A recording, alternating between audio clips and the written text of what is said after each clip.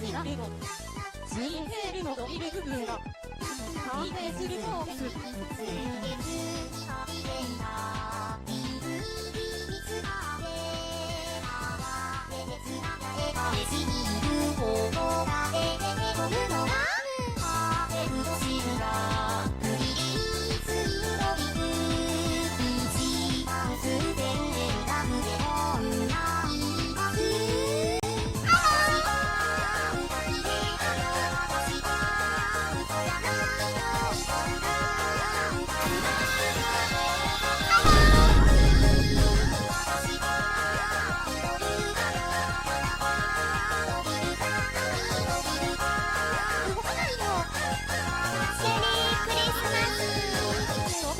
この娘、どうも、とんでも愛されてると思います。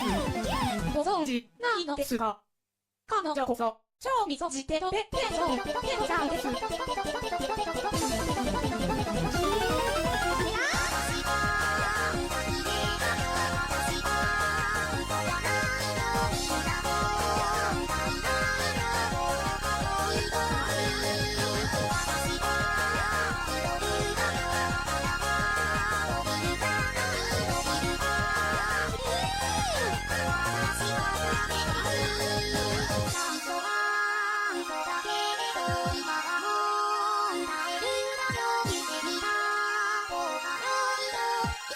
なれるよね。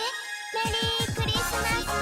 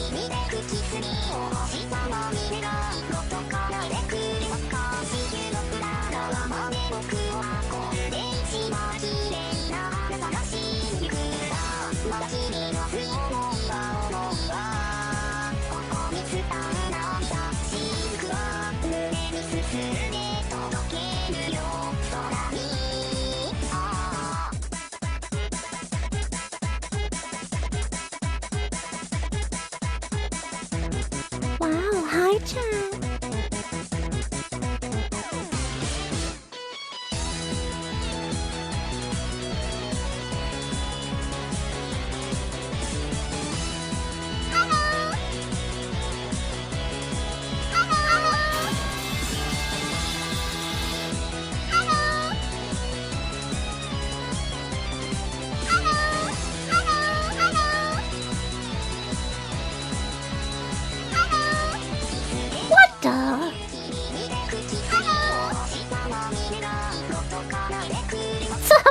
intros.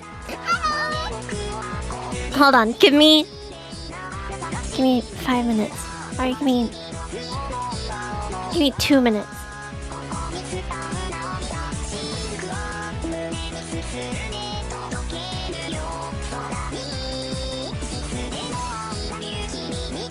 It's not Tuesday. It's Thursday.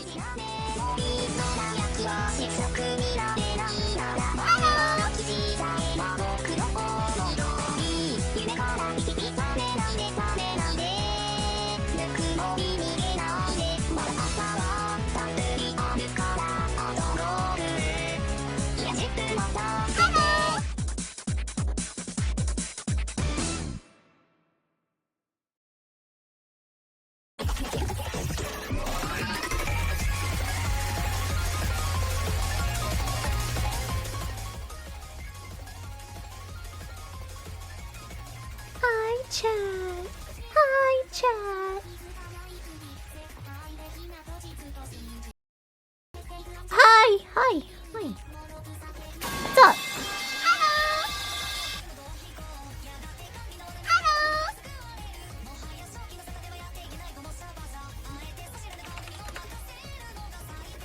What is this voice? I don't know. I'm just saying words, man. Hold on, Factoria's still opening.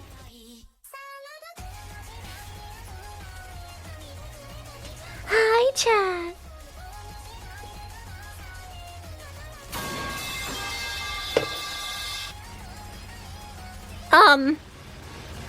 How do the reviews for Avowed look? They're out today, right? I will wait. Very Evil Shadow, thank you for the 9 months. Have you turned on the cached sprite setting since Space Age came out? Oh my god. What is happening in my background?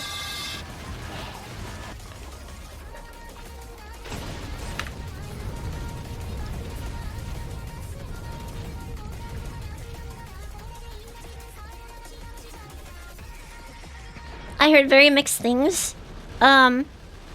Should we read some reviews?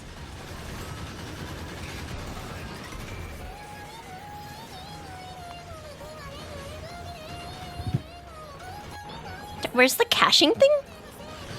Graphics, probably. Enable arachnophobia mode.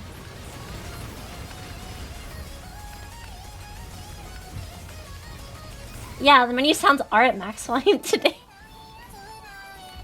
What confessionals are you looking for? Relationships or anything? Anything.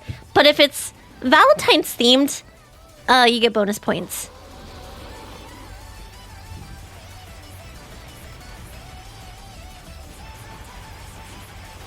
So it shows an option called the rest. What? Oh, wait. Hold on, let me scroll up.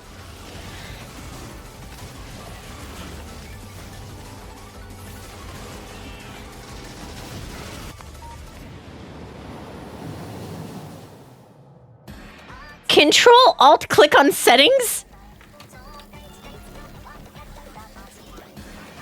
Okay.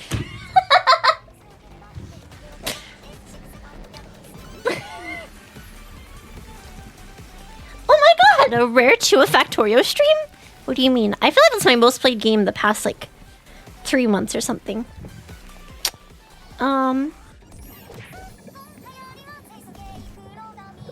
Search for Sprite. Cache Sprite Atlas. Can you stand back? Hi, chat. Okay, which one is it? Cache Sprites. That makes the game launch 10 times faster. Okay.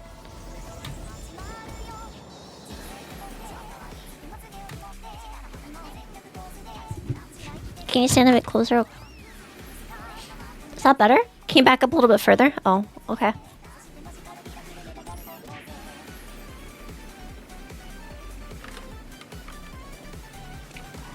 Choose a new Factorial player. I kind of unironically am.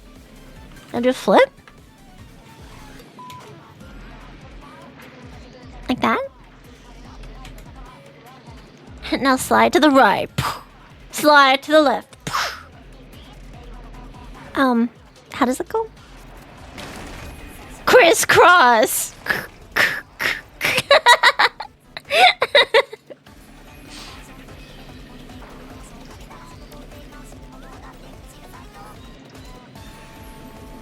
A little bit further, 2 steps to the left. Do a backflip. Latch onto the ceiling. And start crying?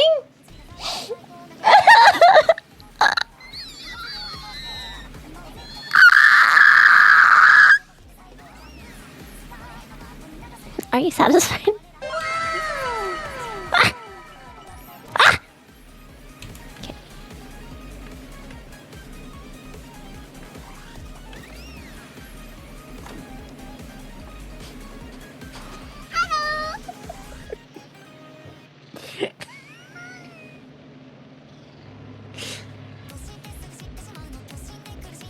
That's no crying, that's a screech of some bird thing. What the fuck?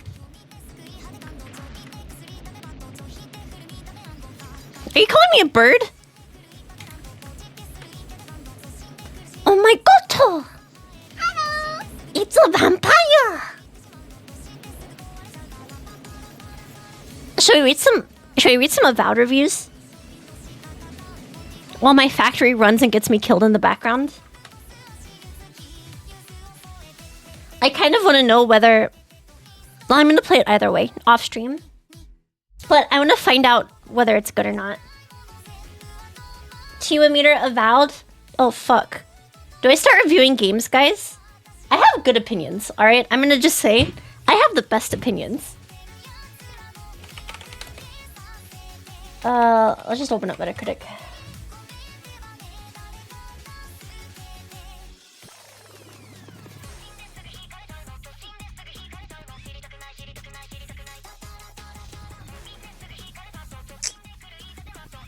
Ooh. Ooh. Ooh. Wanna know it's not looking too hot, guys? Where's...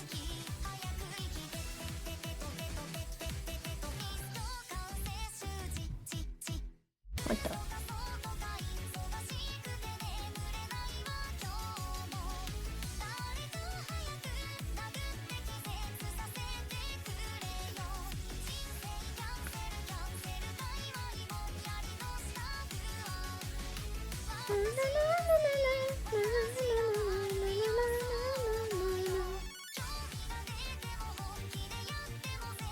This isn't looking too hot, guys.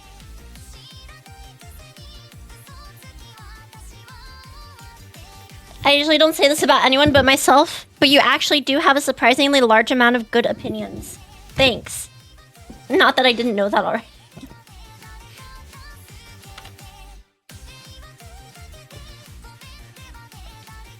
Make sure to review all the smut on your alt too.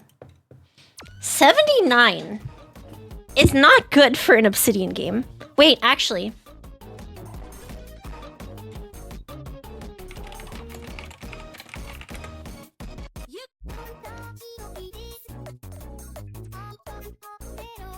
I guess it's not that different. Obsidian games have always been appreciated later in life.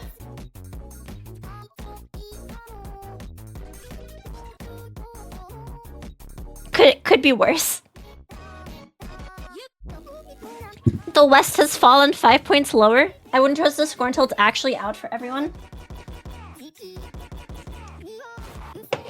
Do we start with the good reviews or the bad reviews, guys? Outer Worlds is Obsidian, yes. That's like new Obsidian.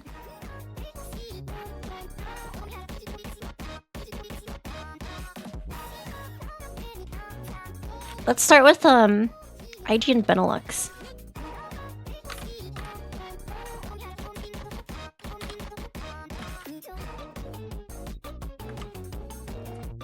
Oh wait, it's in Dutch. Netherlands? Deutschland? Catter, I think you might like this game. Why are all of the reviews in Dutch? Or German? God fucking damn.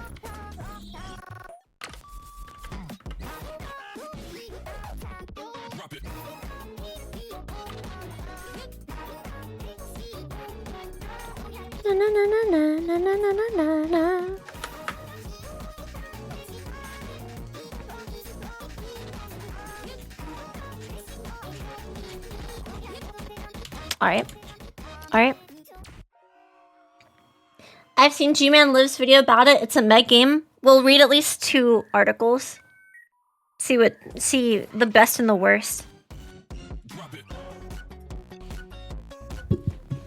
For RPG fans, the past couple of years have been like riding a roller coaster. The precipitous highs have been matched by nauseating lows. For every Baldur's Gate 3, there's been a rebooted Dragon Age, Dragon's Dogma 2, or some other equally disappointing release. I liked Dragon's Dogma 2. It's no wonder that players who venerate Obsidian's CRPG Pillars of Eternity, me, they're talking about me! Franchise have been fretting over the transition to the first-person action genre. But they should unclench and breathe a sigh of relief. Avowed is excellent in all the ways Pillars of Eternity has been, and more. While direct comparisons between games aren't usually fruitful, in this case it can be instructive. Both 2024's Dragon Age and Avowed carry forward established lore. Both are so-called open zone games, with real-time action that can be paused and rotating a cast of companions.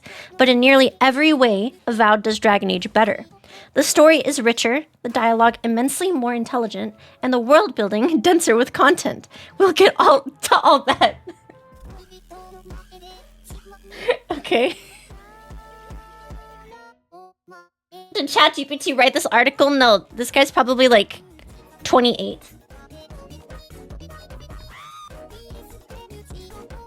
Building on the best. 2015's Pillars of Eternity built the foundation of what developed into an incredibly rich world and depth of lore.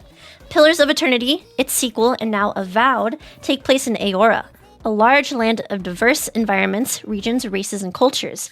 The first game dove deep into Aora's complex spirituality. It cast the player as a watcher, a sort of go-between for the living and the souls awaiting reincarnation. Adra! Pillars of Eternity 2 was a seafaring tale that broadened the narrative to include faction conflict and political strife. Avowed brings together all those elements. Pretty sure most stuff nowadays is written by AI. That's grim. For purposes of brevity and avoiding spoilers, I'll keep the narrative summary brief. This is just how I don't think it's AI, guys. I don't think it's AI. This just felt like a shitty paper that I wrote in college.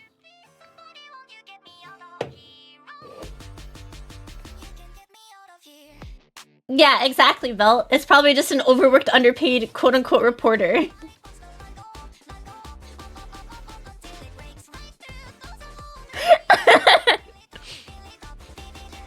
You play as an envoy from the Adder Empire, sent to a large island called the Living Lands to investigate the Dream Scourge.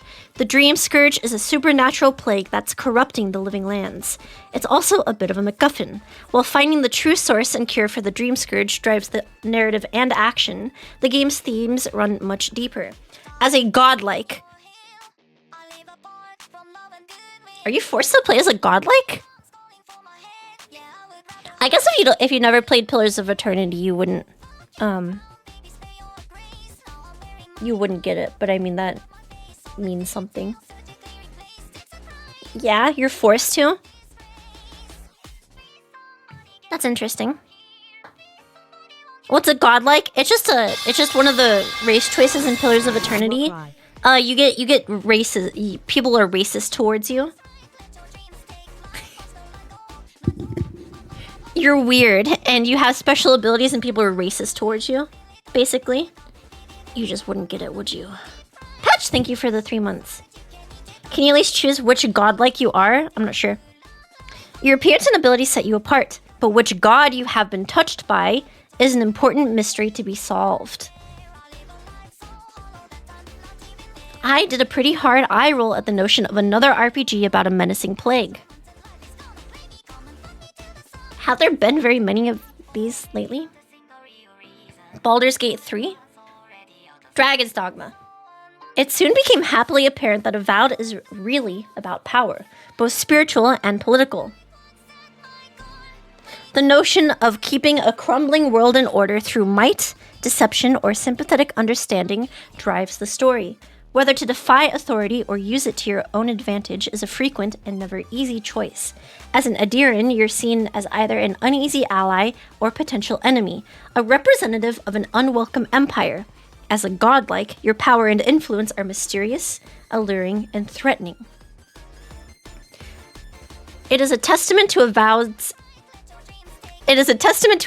excellent writing that the game is both comprehensible to newcomers and satisfying to players invested in the lore. There's a comprehensive in-game wiki, but I rarely found myself diving into it. This was in part from having played the CRPGs, but largely it was because the narrative and dialogue did a remarkable job of filling in the details in a way that rarely felt like an exposition dump.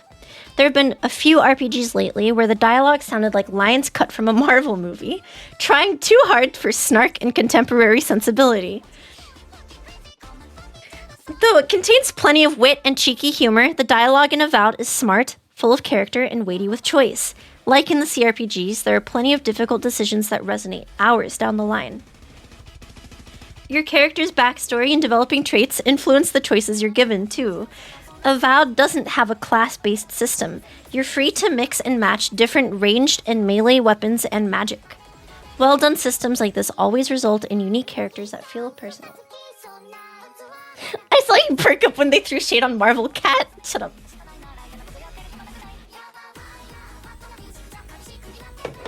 This sounds like it was written by someone who wants to keep getting set review copies. Yeah, that's me. Giga glazing. He is kind of glazing. I mean, what? Veilguard was full of like the snarky one-liners as like character responses, right? I think it's a little bit cringe, but I get it.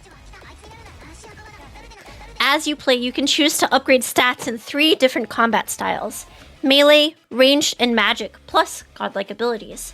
This is in addition to 6 typical RPG stats like dexterity, intelligence, and strength.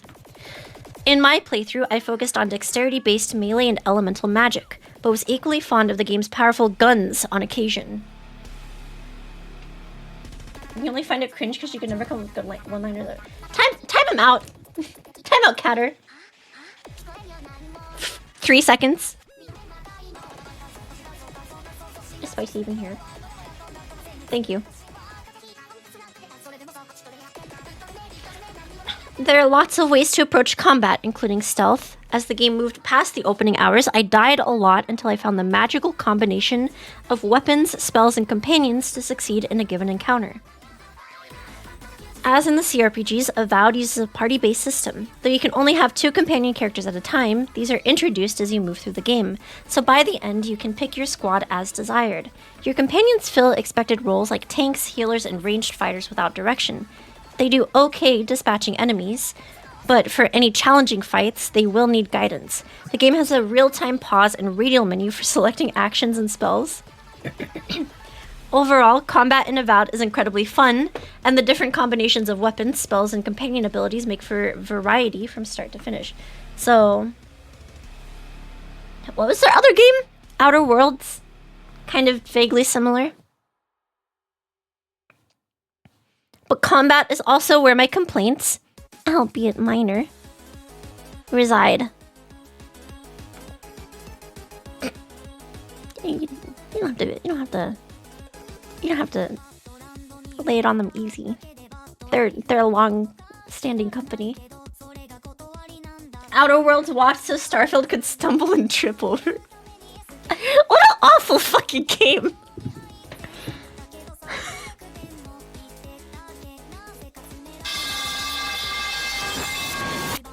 Arimon, thank you for the Prime sub. Starfield was dog shit. I still put in 40 hours into it. It's impressively shit. I'm just surprised how the voice acting sounds even worse. The voice acting and writing is even worse than Fallout 4. I don't know what happened there.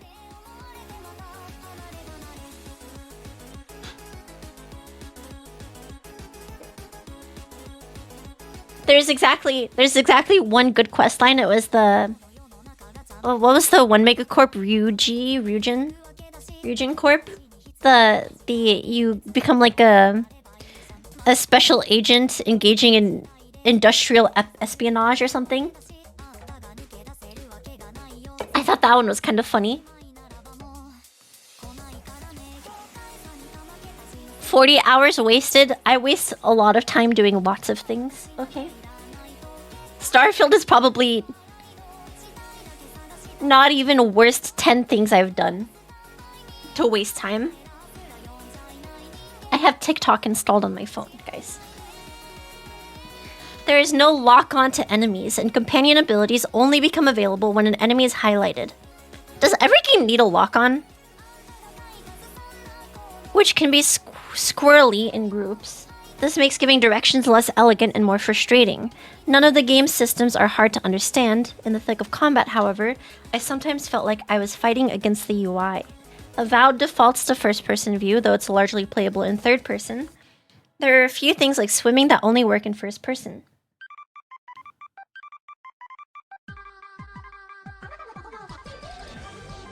The companions themselves are well written, engaging, and worth getting to know. Though there are, and many will find this disappointing, no romance options with your companions. Sorry guys, you can't have gay sex. You can still develop relationships, either congenial or less so. They have interesting backstories and very specific, consistent personalities. The game's voice acting is at an absolute high standard. All the more amazing considering how many characters and lines of dialogue went into the game.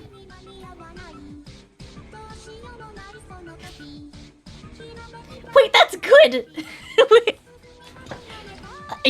Are you telling me you didn't fuck Garrus in Mass Effect 2? Be honest with yourself for a moment.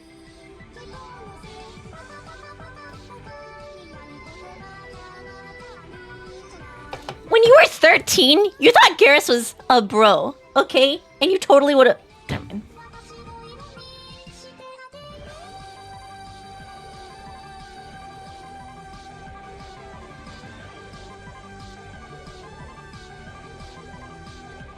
Joker was the true bro in Mass Effect 2, unfortunately. I don't know if he can... I'm not... never mind. I fucked Holly. Did you take her helmet off and get her killed?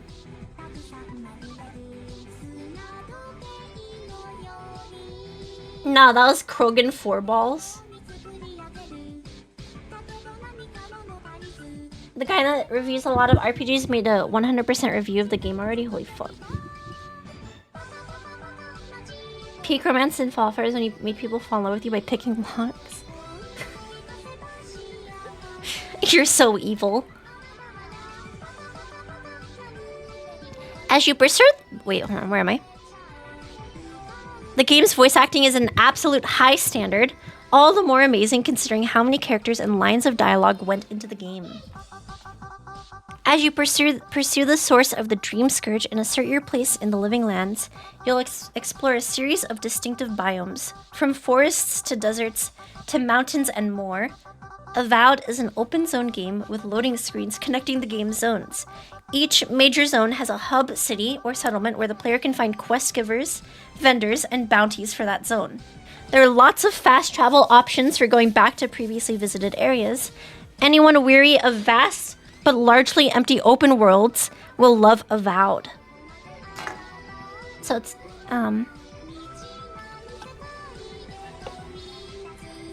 well, if it's too small, that's like uncomfortable. The zones aren't sprawling, but they're dense with content, loot, and lore to discover organically or via quests. The critical narrative path takes the player through each zone in sequence, but engaging in exploration and at least some side quests is important. For one, character progression and upgrades relying solely on the main quest is very slow. Bounties, which often yield special weapons, and side quests help fill in the lore and speed progression. Still, compared to many RPGs, it takes a good long while to feel competently powerful. Legion and Grunt were peak party members. Could you fuck Legion in 3?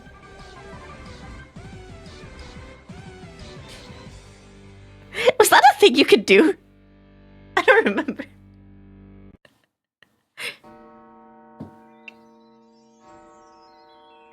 No? But he has like, he's like a robot. You think in 20 is it 2500s, the 25th century? Yeah, missed opportunity. We have sex robots today. Why can't they have them 400 years in the future? 20 seconds, 100 years in the future.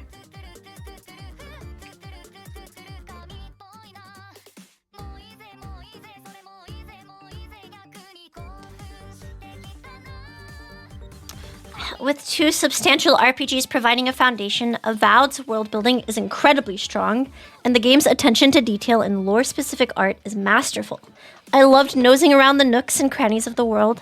Avowed does a great job of hiding secrets and loot behind and within the environment, and figuring out ways to use spells and abilities to unlock the path to them was always fun. Overall, Avowed looks great, and aside from very occasional pop-in, was technically a smooth experience. In 4K with everything set to Ultra, it ran at a very consistent 60 frames per second. Special props must be given to Venus Theory's musical score, which combines subtle electronics and acoustic instruments very effectively. Okay? I know you're lonely, but robot fucker? Shut up.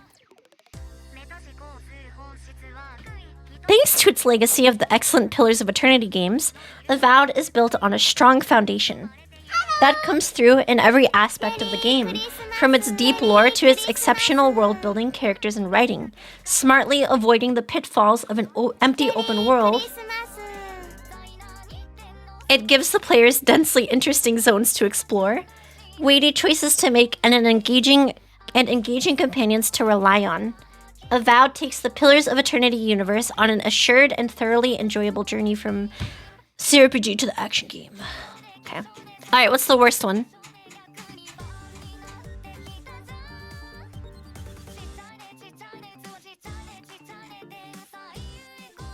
Cool.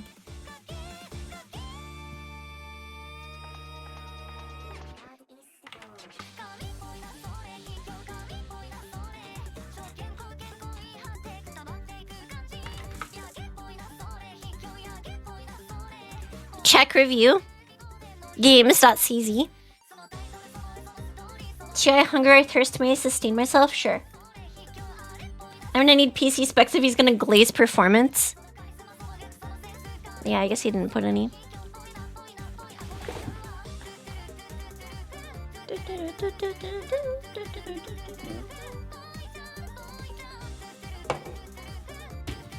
Alright, here's a bad review.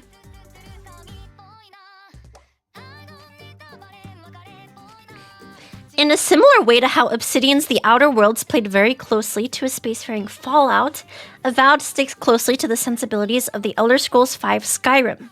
Its fantasy world isn't as expansive and seamlessly stitched together, but you'd be forgiven for confusing the two at a glance, especially when you're engaged in its first-person combat. Avowed lifts some of the best aspects of the seminal Factorial pause, yes.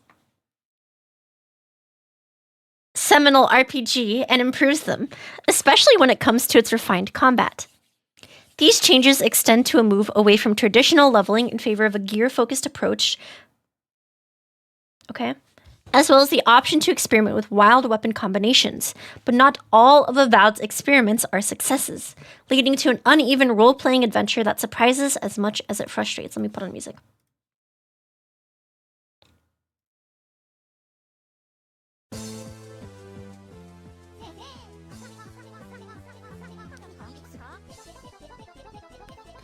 Skyrim is still peak. Is it? I feel like KCD was just so much better than Skyrim in every way. I am not playing a Seaman RPG. Unbelievable. Unbelievable. You'll come on an anime figure, but you won't even play a semen RPG?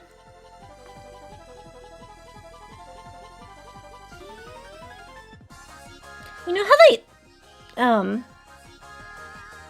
you know how they like write things on artillery shells or write things on bullets or whatever?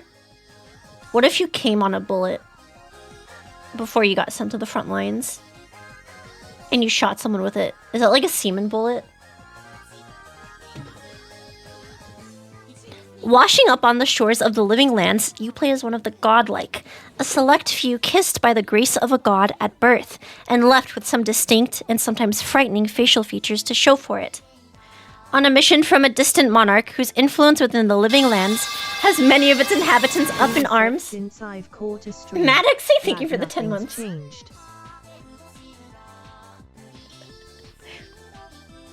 Your job is to track down the source of a plague that's turning the land's people into mindless, bloodthirsty creatures.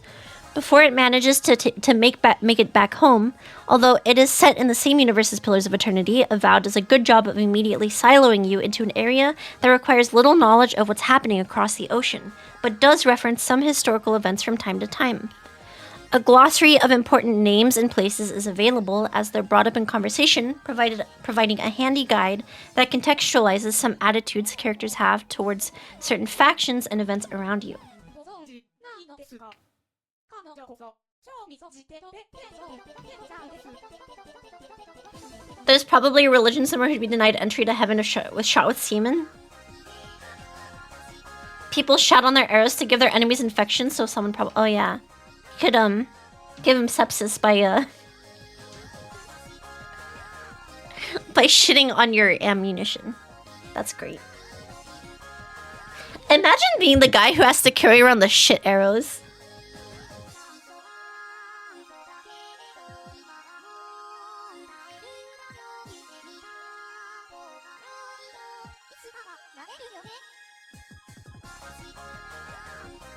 Imagine how stinky you'd be. Fucking gross. She's reading. We need to give her the push back to Rogue Trader.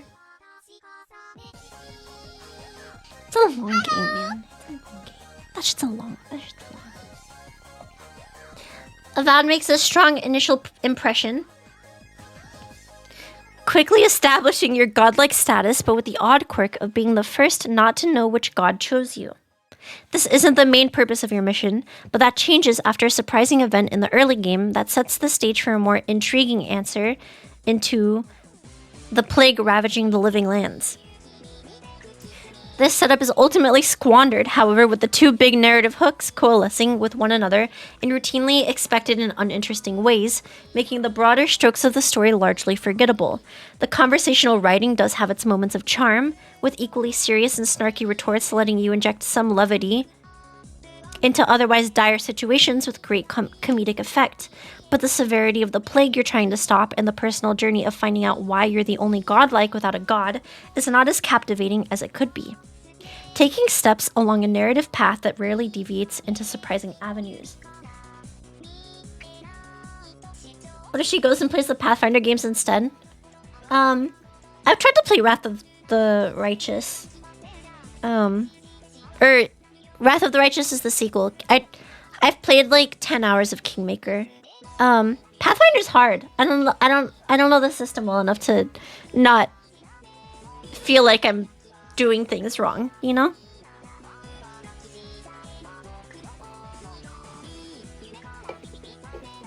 Pathfinder's easy if you're autistic enough. I can just look up a build, but that's soulless. It is hard, I'll give you that. That's the benefit of like an easy system like 5e is like you're not gimping yourself by not knowing what you get like 10 levels later, right?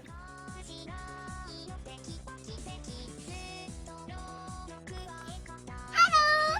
5e is so generic though, it is. But I mean, people homebrew. Homebrew is fun.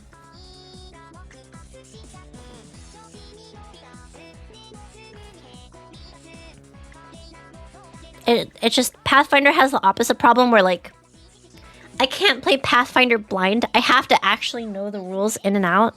Or like the character builds in and out, or else I'm picking all the wrong traits. And I'm fucked after like 10 sessions. I'm like, oh shit. Like 10 sessions ago when I leveled up, I should have picked this instead of this. God, I hate it.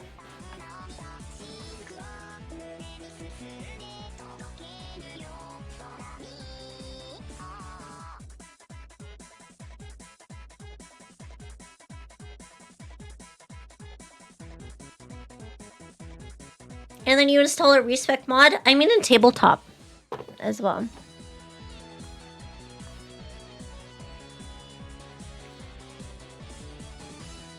Game design is always a balance between simplicity and complexity. You can't have too much of either for it to work. Then you annoy the GM to let you make a new character. Rock Solid, hi. Rock Solid, have you read the Avowed reviews yet? That's what we're doing right now. We're trying to find out whether it's good or slop. I'm currently reading a bad review.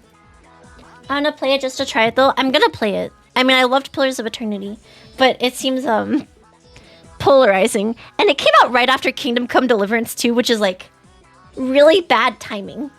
Because KCD2 is just a really good game. It's on Game Pass, oh shit. Watch gameplay, you get a better impression if you have trouble with written reviews. I've always been a lore person when it comes to Obsidian stuff.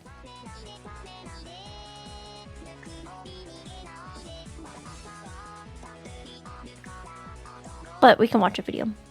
And then I'll go back to Factorio. I could have sworn Pathfinder games had respec. I'm pretty sure Kingmaker has a respec. If I finish KCD2 before Monhunt comes out, I'll probably buy Game Pass and check out Avowed.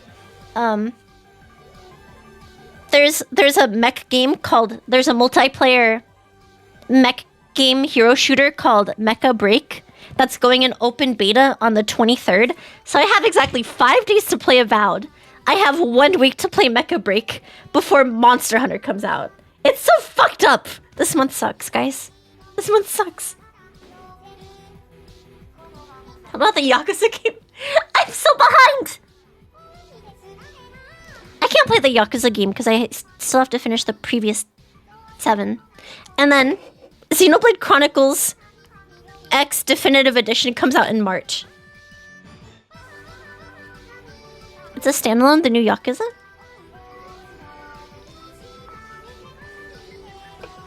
I had withdrawals after the Mecha Break playtest. Me too. That was like one of the best multiplayer games I played in a while. Mecha Break is probably my favorite multiplayer game I played, like even above Deadlock. And I enjoyed Deadlock a lot.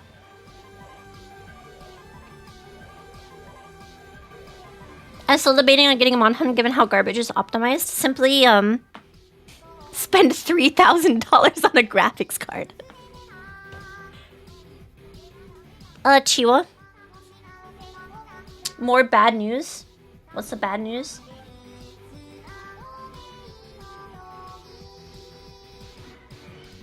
There's a new Trails game tomorrow. I know, Trails into Daybreak 2.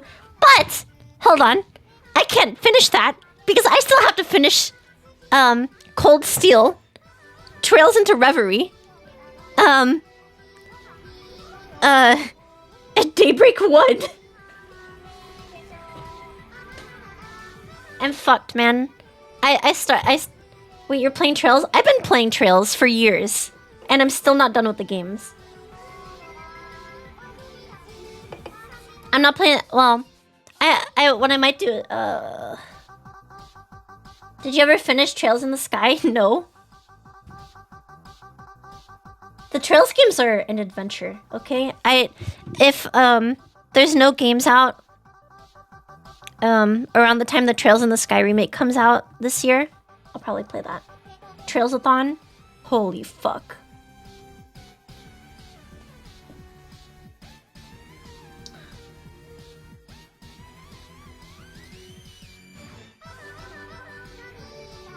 Trails Subathon. Or I can't go to sleep unless I finish the Trails games. No sleeping for 150 hours straight. 300 hours straight. How many days is that? It's like 2 weeks.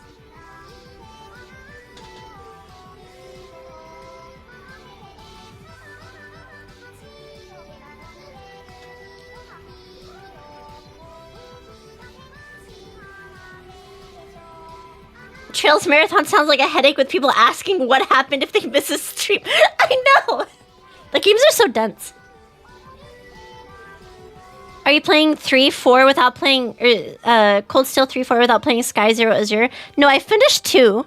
Alright, and I know that I have to play Sky and I know I have to play the previous arcs before I do 3. I haven't started 3 yet.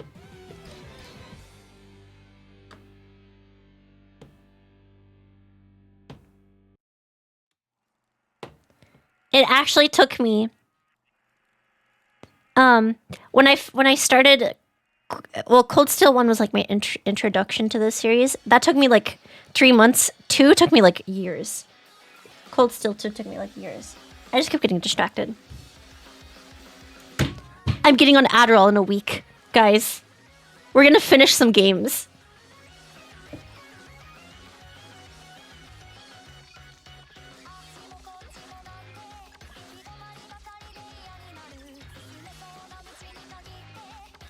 A new era descends. A new era. Alright. I was reading this. Avowed makes a strong... Oh wait, I read this already. Your choices shape parts of the world around you and dictate some direction the story goes. And these do manifest in some interesting ways. A character I saved from a cell in the first hour of the game reappeared hours later to help me complete another side quest without having to pay a large sum of money or resort to violence. The reappearance was surprising, but natural, slotting a character into a pack of bandits that would have otherwise been a problem if not for me showing some compassion hours earlier.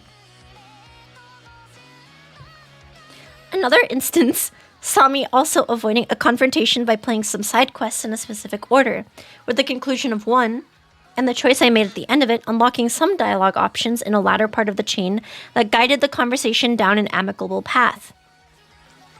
These moments stand out particularly because of how naturally they occur, giving your actions a sense of place in the world without having too much signpost instances where your choices may or may not matter. This applies to the main quest too, albeit with more distinct black and white choices. These are clear forks in the road that determine reactions from the characters around you, but their binary nature makes them less elegant and thus less interesting. Core to some of Avowed's narrative failings are its uninteresting... This is how you know it's not written by AI. Are its uninteresting companions. Kai, the first you encounter in the game's opening hour, joins your plight after little more than an introductory conversation, and very quickly is devoted to the cause without enough time to establish why. Others, like the Animator Giada and quirky Meiji Yatsui, have more recognizable motivations when joining your party, but none of the 4 in total stand out as particularly interesting or complex. They're far more exciting in what they bring to the experience in terms of combat and abilities, but never manage to drum up the same interest in their backstories and evolving relationships with your character. Avowed moves you between a handful of hubs throughout its narrative, which are all visually varied and stunning to look at. The inviting forestry and idyllic coasts of Dawnshore contrast the desolate deserts of Shatterscarp, with eye-catching pops of color and warm lighting inviting you to take in the sights around you. These areas act as large hubs that you can explore freely once unlocked, each with their own faction-aligned city to explore, side quests to undertake, and secrets to uncover. Getting around in Avowed is surprisingly satisfying thanks to a keen sense of verticality to exploration. It leverages a simple yet effective platforming system that lets you reliably make daring jumps and last-ditch lunges towards an inviting ledge to mantle up onto. This is emphasized by some straightforward but nonetheless fun platforming puzzles strewn around the map, often with either interesting loot or great views at the end. Avowed eschews the janky platforming of its influences with something that feels more purposeful, and its world is designed incredibly well to support it. This sense of refinement translates to Avowed's combat, which again feels like an improvement over its clear influences. You're offered a variety of options when building your offensive arsenal, from standard swords and shields to dual-wielding magical grimoires and elemental muskets. This is a bad review, yes. Avowed entices experimentation with numerous weapons by offering 2 loadouts that can be swapped between at any time, letting you switch from an up-and-close slashes to ranged spellcasting with the press of a button. Action feels crunchy and impactful too. An axe feels like it's burying itself into the enemies at the unfortunate end of your swings, while magical explosions shower the screen with eye-catching effects that emphasize their power. Slight pauses when executing powerful finishers, once you've whittled down an enemy's stamina bar, lets you revel in the violence. Even if other actions such as parrying don't feel tightly animated and satisfying to consistently pull off, combining your unlockable abilities with the varied ones companions bring to the table gives combat a layer of complexity that is satisfying to engage with. Crunchy. Crunchy.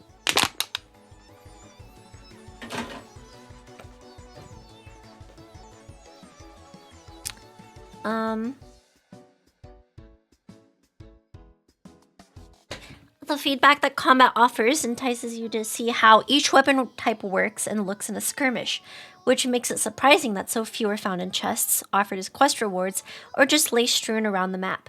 Merchants offer opportunities to purchase new weapons, but at heavily inflated prices, forcing you to use what you're lucky enough to get your hands on. It's fun to make some combinations work. Using a sword and pistol makes for exciting combat that lets you deal lots of damage but forces you to evade a lot too. Bloodborne build? But ability upgrades stifle that, encouraging you to instead prioritize specific weapon types. These upgrades are ones you'd find in a traditional RPG when you're building towards a specific build, rather than ones that encourage you to make weird but interesting combinations work. It's difficult to make some of Avowed's most interesting combinations synergize when it's far more effective to stick to one-handed weapons and buff their damage and critical chances, instead of spreading your limited ability points across multiple types that make you a jack of all trades. Damn, she's locked in? Am I?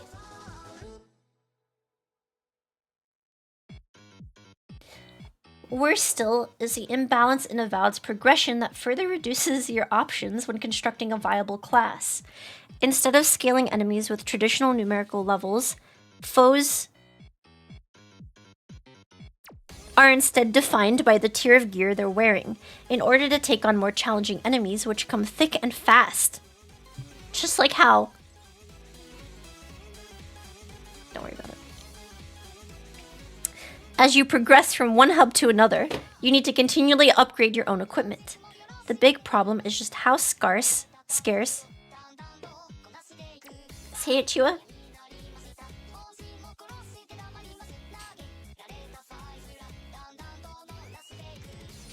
Just how thick and fast I came in your mom. Just how scarce most crafting materials are, making it difficult to keep just one piece of armor and 2 weapons up to date with the enemy scaling around you. Merchants are equally greedy with materials as they are with weapons, giving you few options to continue trying to get your existing equipment to a new, higher tier, or expediting the process with a new weapon entirely. This further pushes you into focusing on just one weapon type and class, to the point where the second loadout became completely irrelevant before I found myself halfway through my journey. Although doing side quests helps with accruing money, quest rewards do little to help with the grind for materials. For the most part, the payouts don't put a dent in the large price tags on the most exclusive offerings from merchants. While equipment rewards rarely fill the gap, finding a weapon with unique attributes is often a bittersweet one.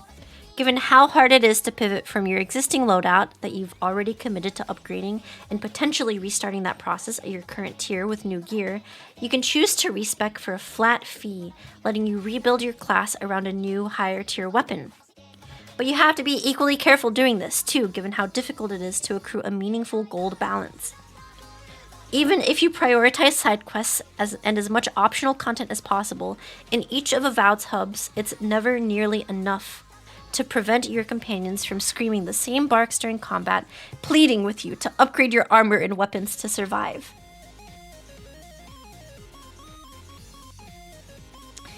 It turns the impactful combat into drawn-out skirmishes, where you're vulnerable to... Did I miss something? No, I didn't. It turns the impactful combat into drawn-out skirmishes where you're vulnerable to a quick flurry of attacks while slowly chipping away at an enemy. Large groups become incredibly dangerous when even just one or two enemies are a few gear levels above your own due to the time it takes to dispatch them and how easily they can flatten you. Just like I flattened your mom into the bed. Got him.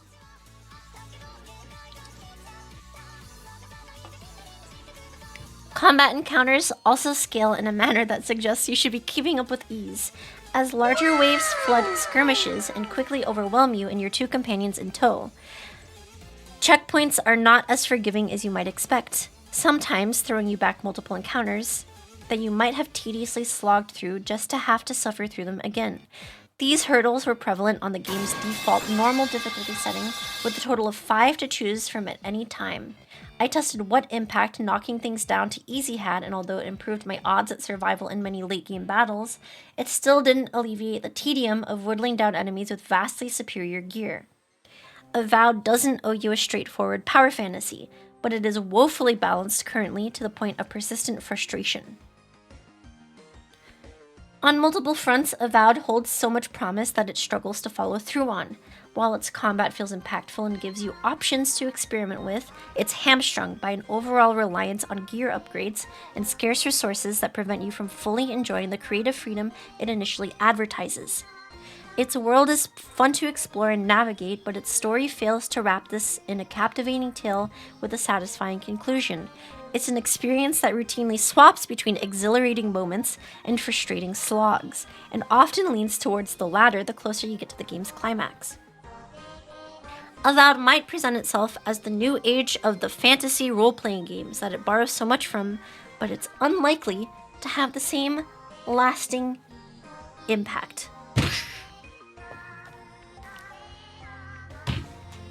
6 out of 10!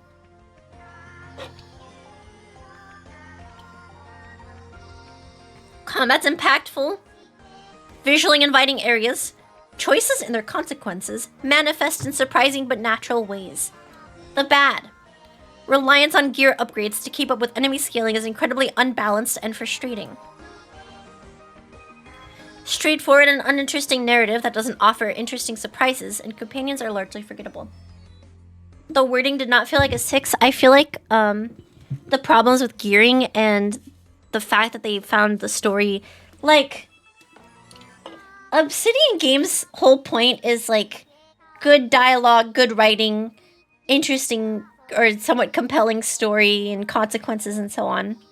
If they don't find the main storyline very compelling and just find it sort of tedious, then I could understand a 6. Despite how much good they say about it. Basically, reviewer doesn't like grinding. I wonder how much, I'm actually kind of curious what the gearing system is like, because that other reviewer had the same sort of complaint, right? About, weapon upgrades or whatever. So, is this like a game criticism website? Have you never heard of a have you never heard of game reviews? It's a single-player game. There should be no grind.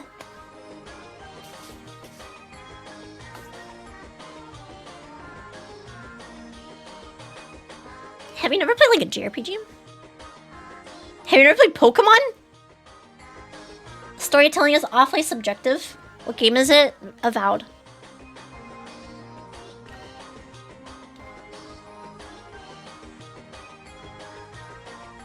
Okay. Well, I don't know if I learned that much.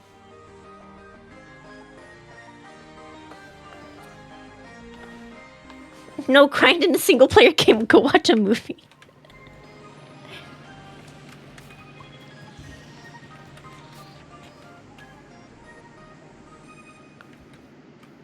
I don't know. When people complain about gearing issues, I have the feeling that they're doing something wrong.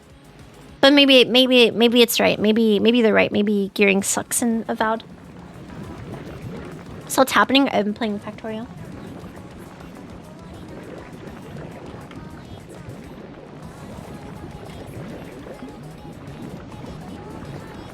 Souls games don't really need grind, even if they say they do. The grind is the boss fights. There's a different kind of grind, which is the learning experience for boss fights.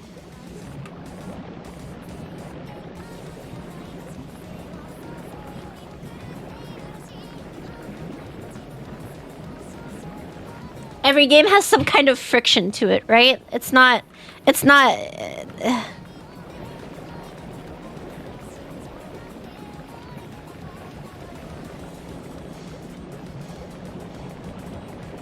You can choose to grind in Souls games as well if you want upgrades levels. There's usually like farming spots, but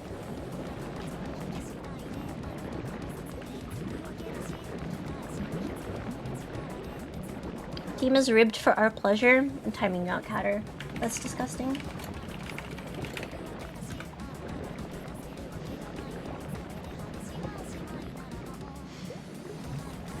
Grinding for a number on your armor just so you can progress isn't fun. It's a waste of time. It's really funny you say that. I play World of Warcraft.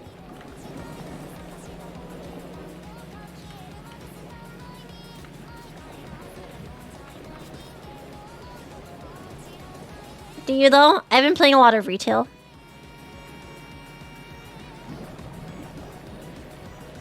Your ailments are irrelevant.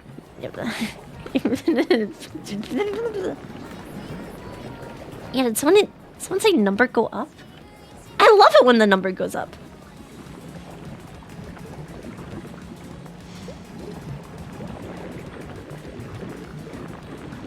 But hold on, we don't even know if it's grindy. We didn't see the complaint that it's grindy. We saw the complaint that gearing is unbalanced.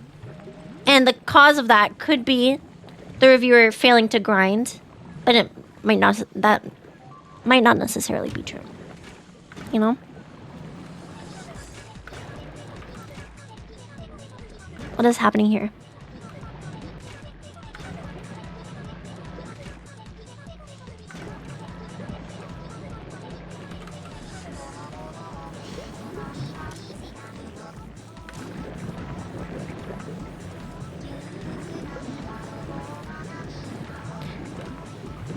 Why did those spoil first? G-Man Liv said the enemies, even on normal, feel like they have bloated HP. Yeah. Yeah, I think he said something about the, or the reviewer that we read said something about enemies' HP being kind of spongy. Yeah, that can be a problem. That could be the problem. Factorio is a single-player grind game. It's true. I mean, we could watch the G-Man Lives video.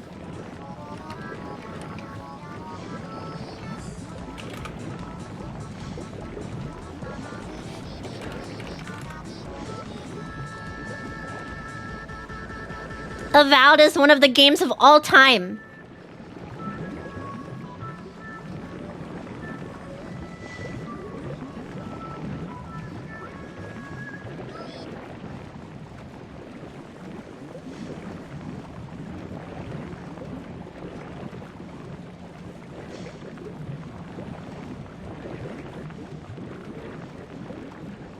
Find anything? I knew you were hiding something. You'd better have an ironclad explanation for this. I don't know anything. So Boti Animation, thank you for the follow. Thanks for the help. Bum, bum, bum, bum, bum, Handle it bum. from here.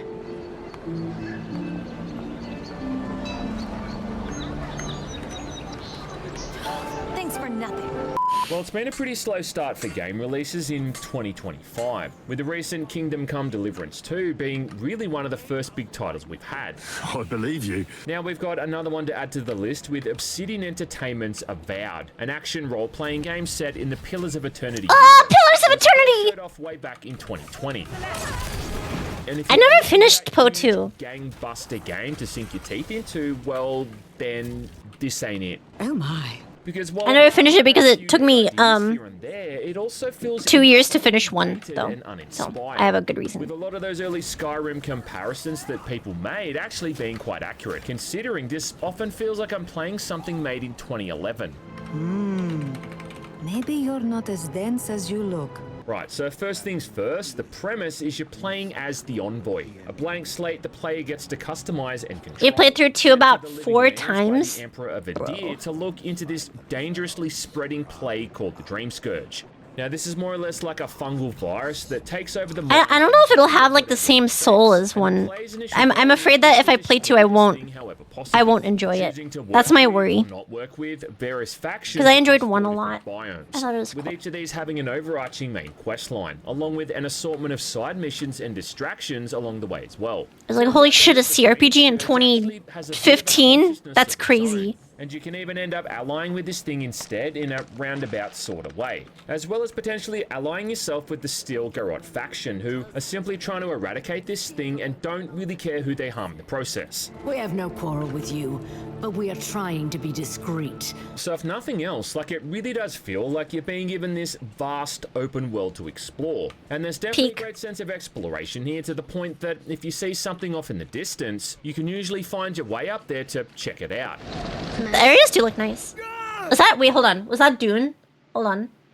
Not the movie, this. World to explore. And There's like a, is that Arrakis?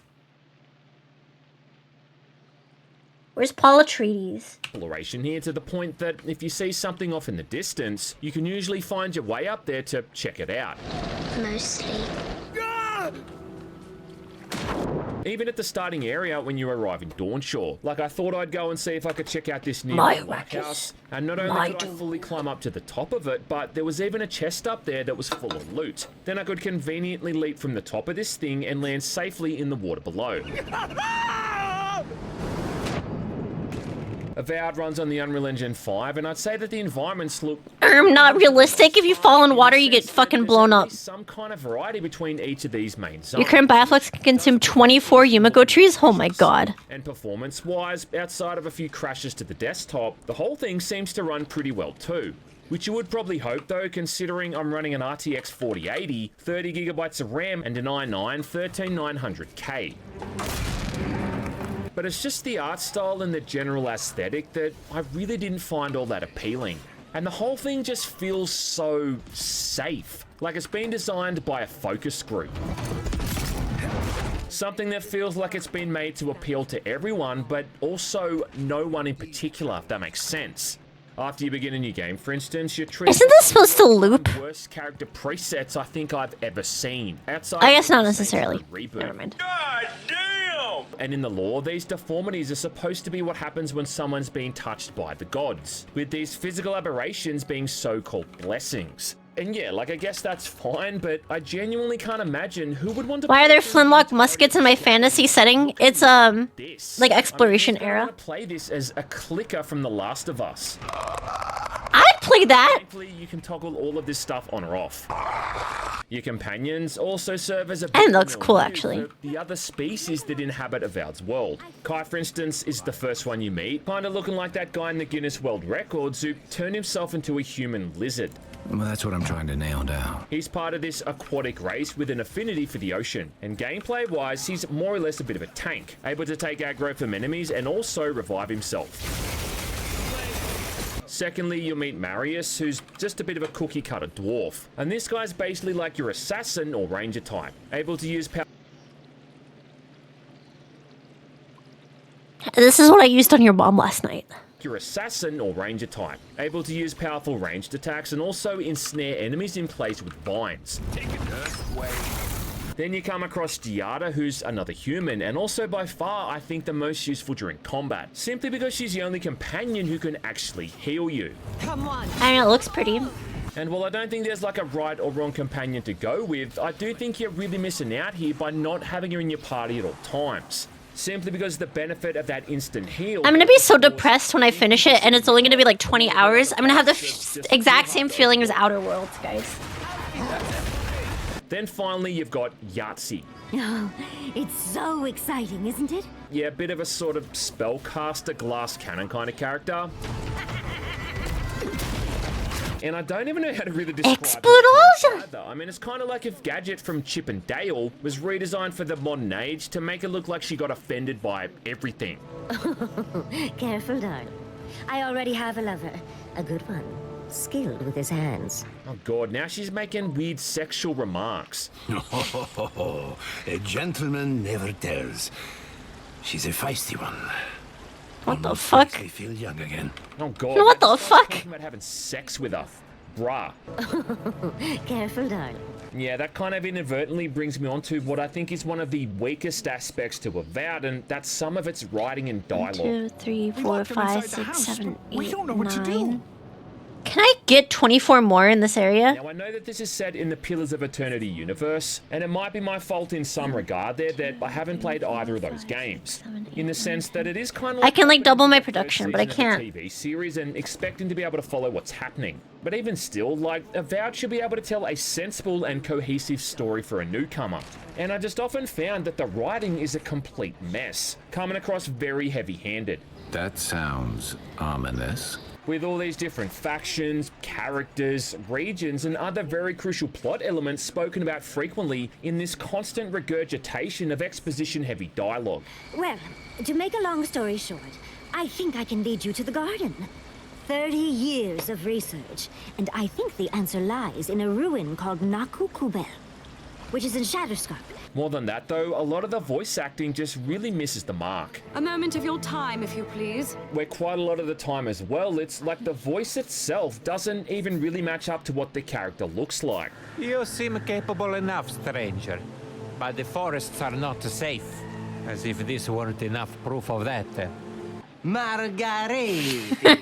As in, it might be like a young... I get it if you had never played Pillars of Eternity 1. It's a little bit weird. Why is he Italian? They're Italians. They're Italians. They're Italians. youngest sounding voice on an older looking NPC or vice versa. One less thing for me to worry about. Yeah, they're literally Italians. Enjoy your skates. One less thing for me to worry about. Thank you. From Earth, no, they're like, they're colonial Italians from Africa. Thank you. Enjoy your skates. They're like from the desert. Weird too how there's almost no profanity for 99% of the game, and then suddenly you hear someone drop an F-bomb or multiple F-bombs where it just really seems out of place. Sorry for the mess, but it can't be helped. Not when a fucking horde of dream thralls screams up the path. Not to mention why the steel garrote attacked my fucking home. Fuck. You can also tell that the dialogue's been recorded separately from each actor, which is fine. I mean, it is kind of unrealistic to expect all the dialogue to be recorded with everyone in the same room. But what this also means is that it just sounds like everyone's having a discussion with themselves, and conversations don't really flow properly, often sounding disjointed. Oh, that's a long story. I know this joke gets thrown around a whole lot, but it really has those early Elder Scrolls games vibes, where it's kind of like two robots talking to each other Sol! to pass themselves off as a human. Sobble! You make the rules. Since I arrived with the big sword. Oh, quite. Wrote this drivel. The facial animations are just outright bizarre as well, looking like things have been dialed up way too much, with certain faces being outright over-animated. Before you ask, I know you're trying to find your supposed killer among the squad. And I No, too, it's reverse Sobble. It's just lazy. It reminds me of my childhood, okay? That means it's Sobble. Botox. I don't owe you any answers. Go away. Every time I see this kind of thing going on with a modern game, it always makes me think back to Vampire the Masquerade Bloodlines, and how a 20-something-year-old game running on an unfinished version of the Source engine somehow more advanced and believable than a game made in 2025. I was just thinking the same thing. A lot I of was just NPCs thinking you the come same across thing. also just look odd. like they've been randomly generated and just thrown in there without a second thought. And check out this guy, for instance, who looks like Jontron. The way NPCs look at each other during conversations also looks weird and inhuman, with their eye lines often being way off as well. And I swear for a couple of the NPCs that they literally just used the exact same face presets and only changed around the outfit, the hair, and the skin color. And try to tell me that this is not the same person. I am indeed. But the cringiest thing by far here is all the various dialogue responses the player has, some of which are hilariously bad, coming across like Tumblr fanfiction. With the Wink. Don't thank the gods. Thank me. Stare at him quizzically. You call this timely? People have died. these odd descriptions in brackets.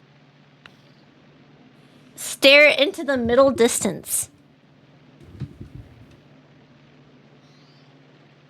Serving in the galleys. Wait, that means... to describe the context of the response itself. Like this one here, put your hand on your weapon and raise your eyebrow. Not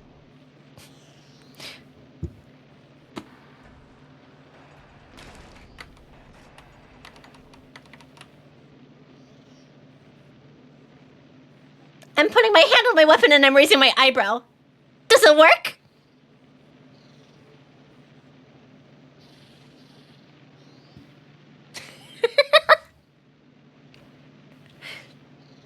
Nod solemnly and close stream.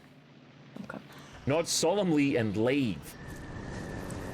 This is so fucking stupid. Start Do it to more. say something. I have to take my glasses off for it to work. I've been practicing reading without my glasses lately.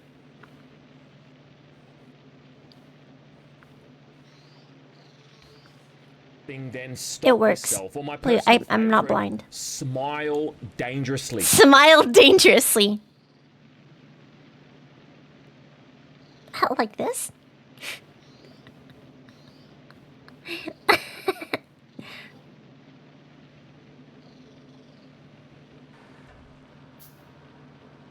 Do I have a light prescription? It's plus 2.5, I think.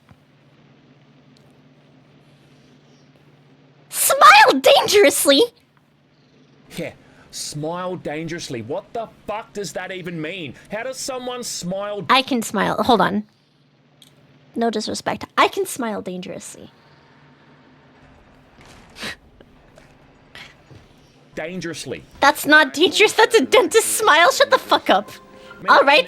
This is the face of someone who would kill your mother and father and And teleports behind you and then says, "Nothing personal, kid." One less thing for me to worry about. Later in the game, I will admit that this stuff does seem to be toned down a bit, and there are some legitimately interesting. You just look insane. Make as well. Stuff Are insane people not dangerous? Killing millions to save billions. There was a point where a random side character I saved during the prologue showed up again later on and actually helped to win a dispute in my favor. Soldis, the envoy saved my life at Northreach.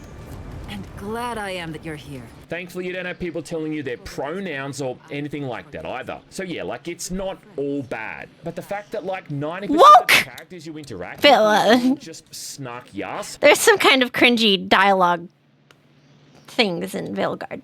Polls who talk down to the player, combined with these utterly embarrassing response options, makes one of the key components to the game, that being its writing, really come across as seeming kind of weak. One less thing for me to worry about. For something that's supposed to be a role-playing game, I was also surprised at just how little role-playing there actually is.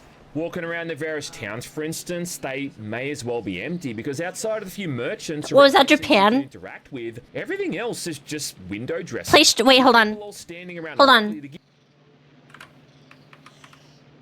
Peak game. It has Japan in it. For instance, they may as well be empty because outside of the few merchants or NPCs you can interact with, everything else is just Japan! Just window dressing. With people all standing around idly to give the illusion of the place actually being bustling. Attack the guards or the other NPCs with your weapons having no effect. You can't break into people's homes, you can't. Hold on.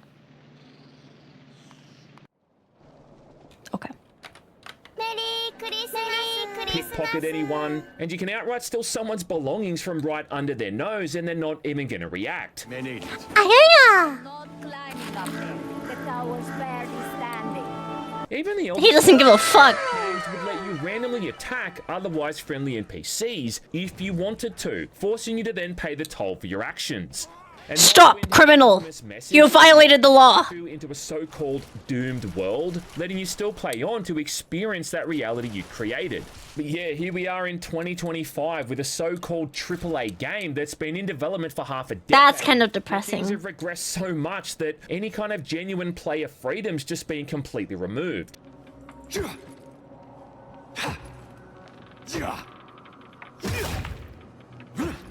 Meanwhile, I mean, even Outer Worlds, you could just kill everybody. That's kind of unfortunate. Even in Outer Worlds, you could just run around and kill everybody. Outer Worlds was good, by the way.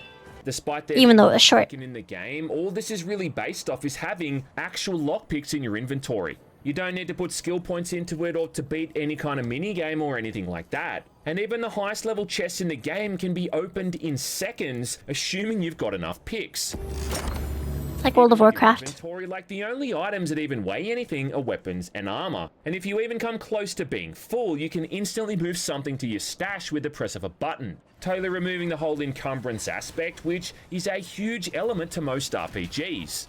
I can't even enjoy any basic puzzles or anything either, because as soon as I find an item I need to use, someone's going to instantly blurt out what I need to do with it.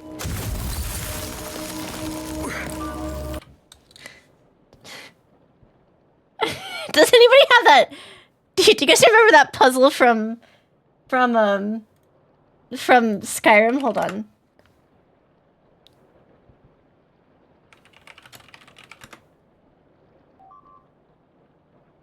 In that first in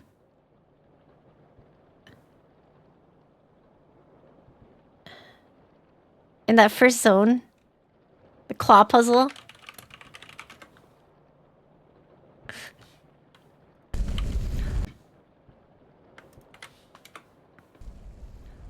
Hey guys, this is Ron from Game Shampoo. Thanks. And today we will be solving the Golden Claw door puzzle.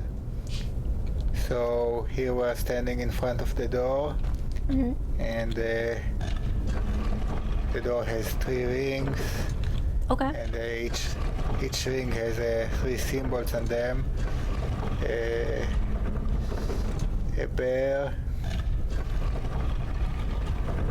a butterfly, and an owl. Okay, so the solution actually is quite easy. It is on the Golden Claw itself. So if you open your inventory, okay, and you inspect the Golden Claw, you will see the order of the rings. So we have the bear on the top, and then we have the butterfly in the middle, and to be fair, for a second I did forget you can spin the items in Skyrim. I don't think he's even spinning the items. on the bottom. You can figure it out without even spinning the item. So now we will set the rings accordingly.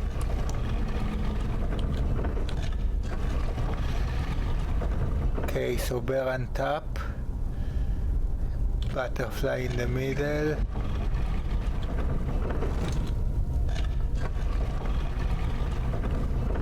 and the owl on the bottom. And now we will activate the keyhole.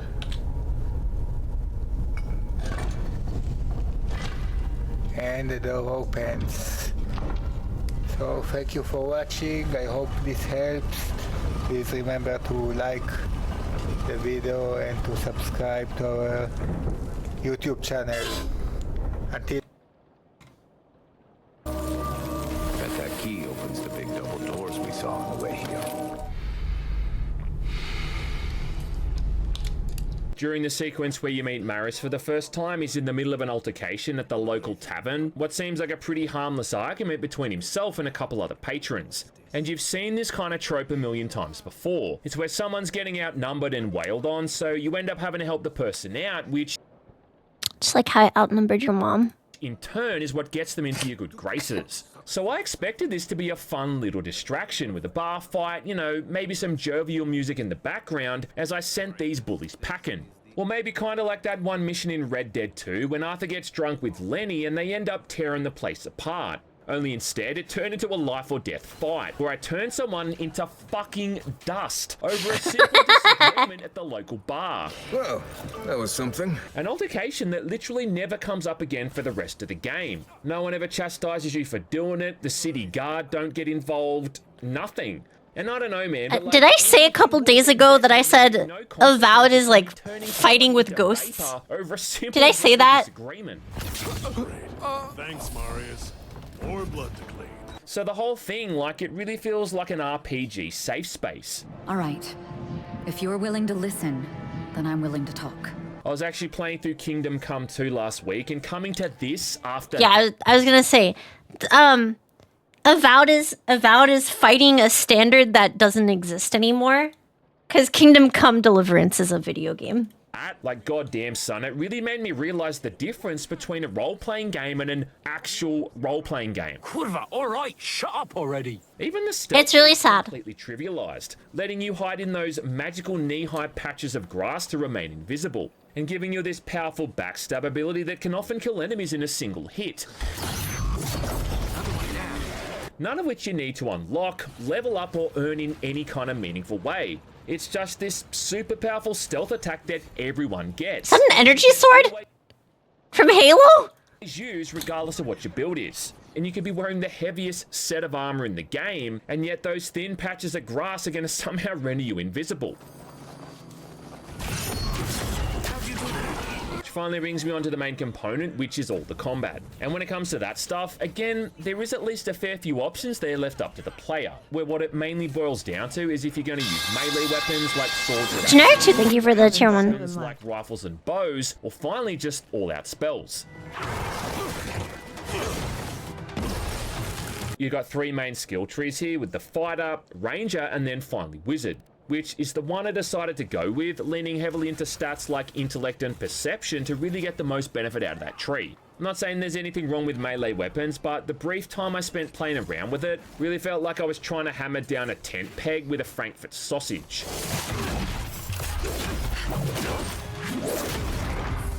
And given the whole fantasy and magic setting and the fact that enemies drop mana essence on death, it just kind of felt to me like the game was leaning you towards spells over everything else. The prologue lets you mess around with all these different builds and weapon types so you can get an idea of the one you might want to stick with, but even then, respecking the skill tree is relatively cheap, costing only a couple of 100 gold coins, which is a drop in the ocean for the tens of thousands. You on the video bigger? Okay.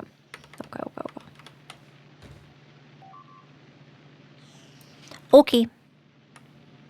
Actual playthrough. Regardless of what you go with, you've got a basic attack and a power attack, which is done by either pressing or holding down the attack button. If an enemy's then a it's gonna be just like Outer Worlds, man. Someone's health is I'm gonna play it, but I'm still gonna play it. Let you pull off this powerful combo move. Timeout counter for 5 seconds for being German.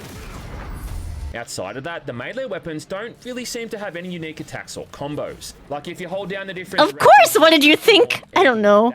It's either just... Man, why can't Obsidian should stick with CRPGs, man. Obsidian should stick with CRPGs. When they make CRPGs, it's good. Weirdly too, the ranged weapons like rifles and bows don't actually use any kind of ammo. Instead, also just draining your stamina. Because I don't know, like I guess it would have been too much effort to add in actual different arrow or bullet types, which, you know, might have added some depth to the ranged combat. Better weapon. On a positive note, there are some neat... Is this an Obsidian game? Yes. How spells can interact with the environment. For instance, you can use fire spells to destroy vines that have blocked areas off, and ice spells or ice grenades can be thrown into the... Have I played Pentiment? No.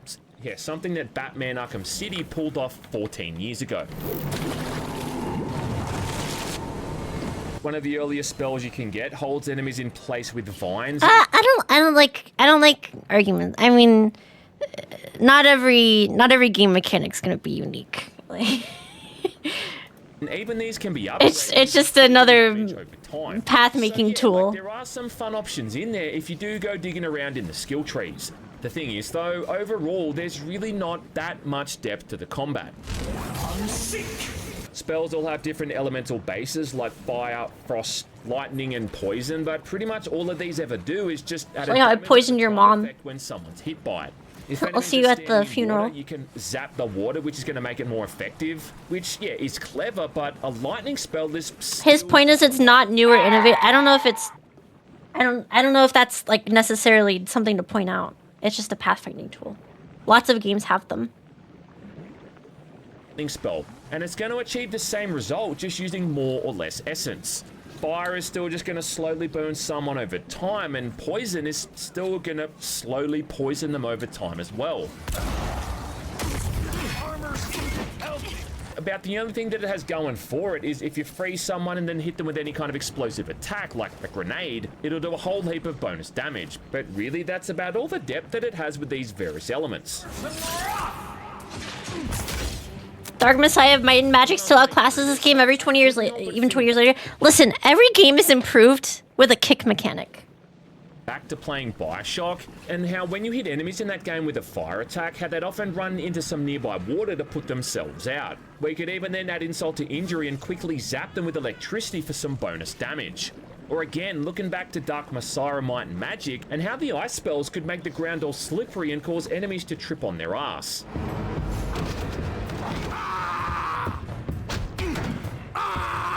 Every game's improved with a kick. That should be a convention in every single game, but it was just another one of those moments that made me realize how creative and innovative games used to be. And now we've got something like this, where you blast someone in the face with a giant fireball and they barely react. What the hell is that? It also just results in this... I love Obsidian Slot. Particle effects, explosions, and all this other visual noise, where you're decimating enemies with every single element known to man over and over. And I actually got flashbacks to playing Suicide Squad in that regard, where it was kind of similar in how they thought that having stuff constantly flashing across the screen would make up for what was otherwise a pretty mundane and repetitive system. I love games where everything feels deadly in combat on both ends. That's like a minority of games, though. Pretty much every single bad guy in the like you get that in what, Kingdom Come? It's like you get that in combat with a couple of Mythics in World of Warcraft. These guys coming at you as well. The most annoying ones in that regard, I think, are the scouts who just hang back from a distance and shoot at you constantly. He just described War Thunder. Shut up, Cat. Time him out for talking about War Thunder. You often won't even realize you're in the fight until you notice someone's health bar suddenly getting instantly refilled. The enemy variety I didn't find all that interesting. Yeah, that's frustrating. Like, it's just a whole lot of bandits, spiders, lizard men, and bears. Yeah, seriously, there are so many fucking bears in this game. It's like every single enemy faction in the Living Lands has found a way to domesticate these things. We gotta be approaching the 50th timeout. I'm pretty sure we've already hit 50. Oh, yeah, and of course, all these different... I'm sorry, Cat. No, don't time out Catter. Don't time out Catter. Rarely do they actually infight or focus on one another because, yeah, that would have actually been interesting. I'm sorry, Catter. I'll stop bullying you. I would have never thought that this was an Obsidian game. They wanted something to compete with... They want something to compete with Skyrim or like these third-person games, right? They have a good universe with Pillars of Eternity. The problem is just they're not good at making third-person games or third-person or first-person mechanics. They're good at making CRPGs. Pillars of Eternity was good, okay? They should have kept with CRPGs. Obsidian's a coin flip of quality. I don't know. I've liked every CRPG they've made, I think. Did you guys ever play Tyranny? She make my pillar go to eternity? What does that mean? I know of Tyranny. It's short, but it's sweet. I want to do spoiled first.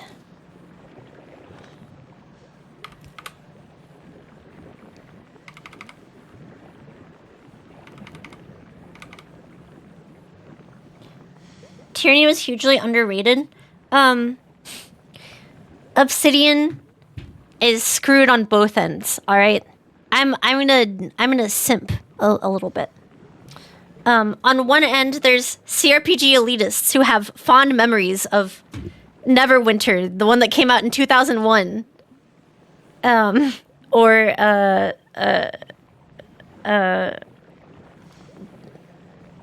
don't fucking know, Baldur's Gate 1. And then on the other end, you have people who like Obsidian for like Fallout, New Vegas, or whatever. So they have to also compete with Skyrim or Bethesda games. Planescape Torment. Neverwinter Nights was janky as fuck. I liked it. I don't know. They have two different audiences, I think. And they're kind of fucked because of it. What really brings my piss to a boil is how certain... Because like they can't make like a deep game in this style, because then it's gonna filter like a casual audience who's looking for like a Skyrim clone. All right, or like certain things that they think people want out of Skyrim. But Kingdom Come Deliverance, or KCD 2, has solved its issues where it's like it solved its like frustrating issues. I played like the first hour of it, by the way, off stream. I was kind of fiending a little bit. I'm sorry. I was gonna play it blind on stream, but I really wanted to play it.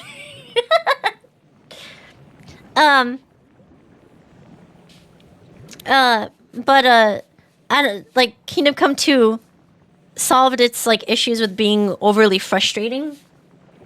So it hits the mark, right? The standards changed. You're supposed to play it with us. You want me to play it today? I'll play it today. Enemies for you to contend with. We can do that intro. Enough for you to be able to fight one at a time, and it seems every single mini boss, or named NPC forces you to deal with another 10 ads at the same time.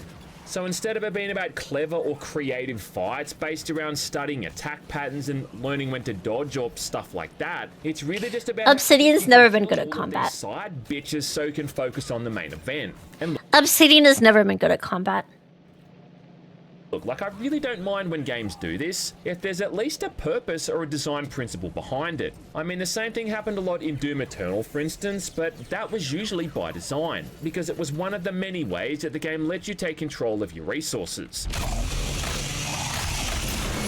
But if it's just done here as a lame way to increase the illusion of genuine challenge, then it just comes across as tedious and frustrating. It's kind of like they figured, well, the players got 2 AI buddies to help them out the entire time, so yeah, why not throw as many enemies as we want at them? This is where it does at least seem like your companions can make or break how well you do. Coming back to what I said before, how having Giada in your party really is a must. Marius, I also thought, was at least... Can't have another game as good as Morrowind. Sorry, no games allowed. Those magical vines, which, if nothing else, gave me some much-needed breathing room. Especially when I was taking on more dudes at once than Lily Phillips. Am I missing your nutrients? But even still, like with or without Giada, your primary method to staying alive, is to be constantly guzzling down health and essence potions. Just like how your mom guzzles gasoline. Initially pausing the game, well, to chomp down on an entire farmer's market's worth of food and drink. And none of which can be combined to make more powerful variants. Because yeah, like it's not like alchemy or cooking has ever been a mechanic in a fantasy game, has it? Have you grounded? Good. Fights can also be quite lengthy in a... Kingdom Come Deliverance is not a fantasy game. ...out as well. Simply it seems because of how spongy that's my nitpick. If he nitpicks, I can nitpick. Scale to the level of the player, which means there are areas and enemies you're going to be outright underleveled for.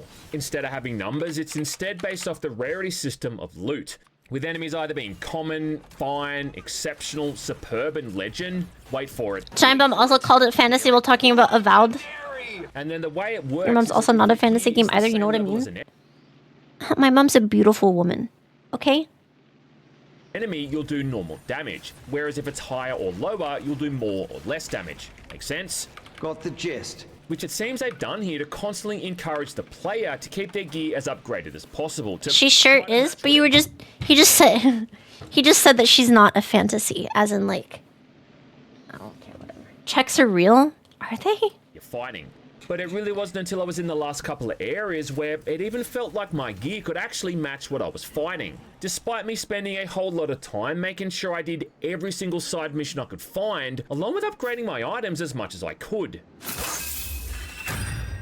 Even by the end game area, where I'd more or less maxed out. It's like Valorstone grinding. As much as possible, some of the fights still went on and on, as enemies just soaked up all of my. Yeah, okay, that seems like a common criticism among everybody. Playing on the normal difficulty, which, as far as I can tell, only seems to affect how much health everything else has. Considering there doesn't seem to be any benefit to playing on hard mode, in the sense that you're not getting better loot or more XP, along with there being no achievements for it either, it really just seems like a completely pointless option.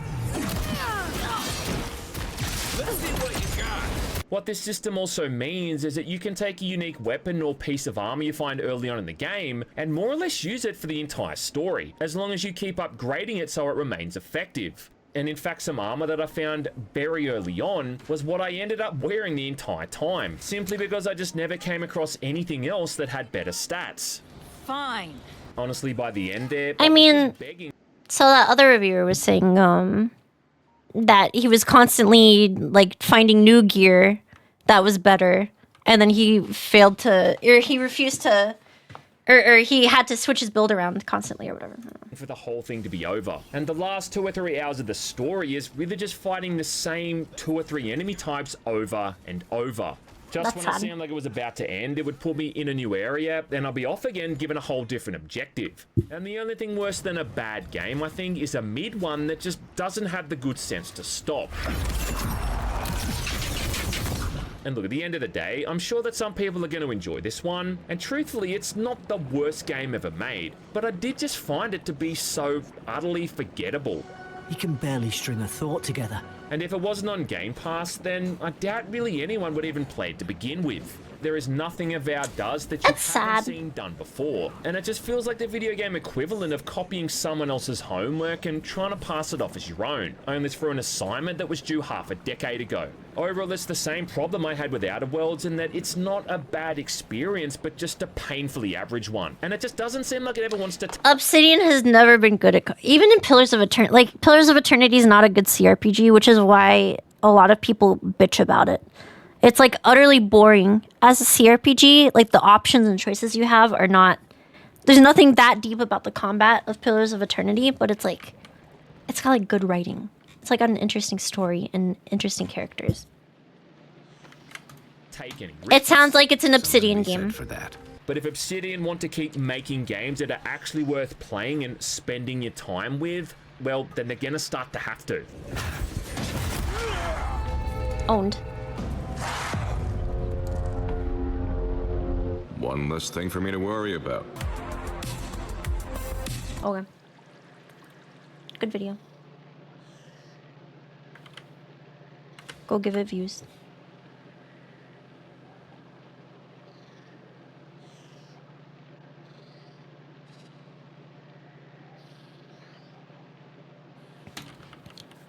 Okay, it sounds like an Obsidian game. That's what I expected. What's the final verdict? It's gonna be about as good as Outer Worlds.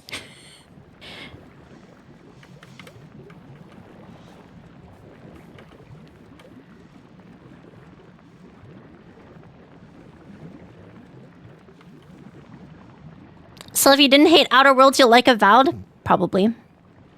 Which, I mean, for me, that's not that bad. I enjoyed Outer Worlds.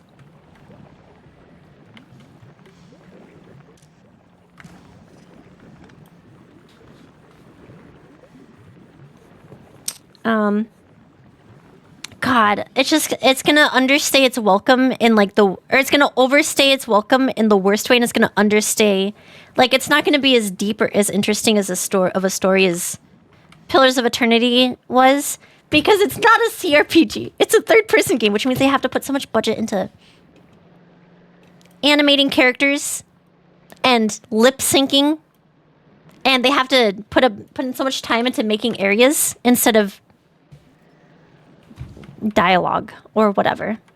Sounds like it's not really worth getting. Yeah, I mean, if you're not a Pillars of Eternity fan, you probably won't like it, or you'll find it to be mid.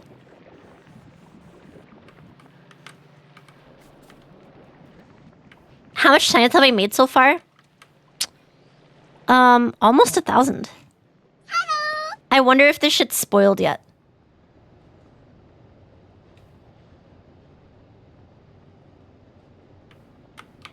A stack has spoiled. A stack of science has spoiled. I might have to send up 200 at a time.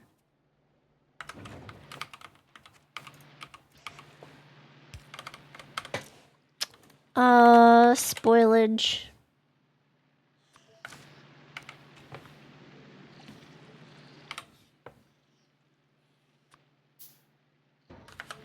Man, it does just make me want to play Kingdom Come Deliverance, though. Get a decent amount of time in Kingdom Come Deliverance before, before I play Avowed and then I'm disappointed.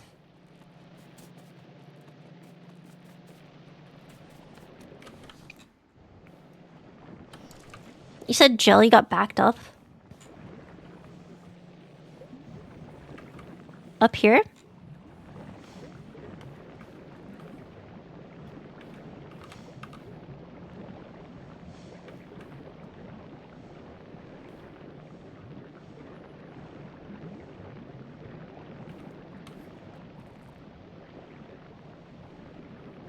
Wait until Val's out, play it, get disappointed, and then play KCD2?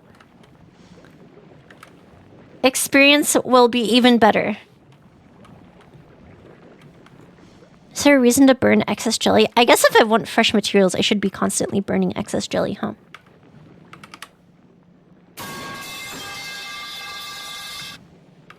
Galaxy brain.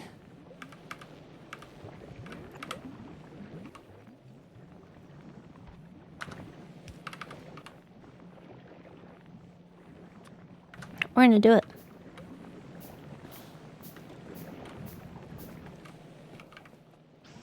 It's fresh jelly time. Because, I mean, we want the fresh bioflux for the science. Or else it's gonna spoil in like an hour.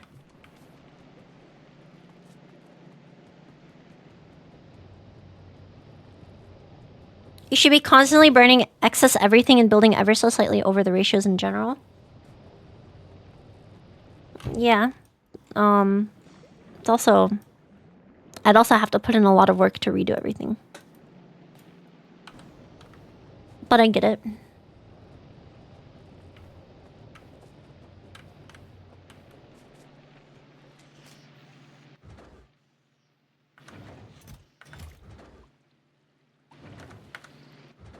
Yeah, I think I might just send 200 at a time. You can only burn when it's less than 50% spoiled or something. That could be worth doing. Wait, how do I do that? I can't read. I can do spoiled priority first, right? But I can't read the actual spoilage number on the item. Can I?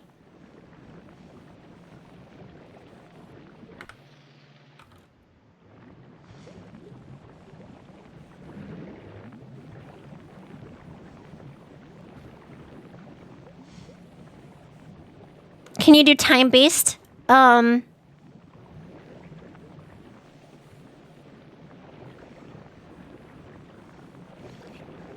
of. I mean, if these are producing at the same rate, then yes. But if one of these lines gets backed up and this, or if this gets backed up or something, then things will get out of sync. Yeah, it's overkill. It's probably just better to burn it.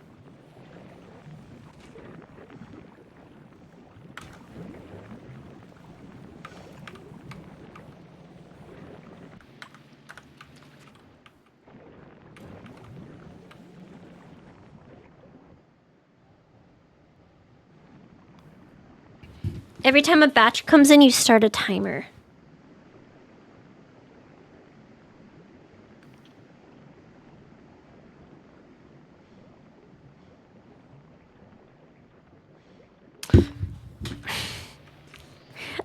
It's sort of overkill. I mean, so what you could do...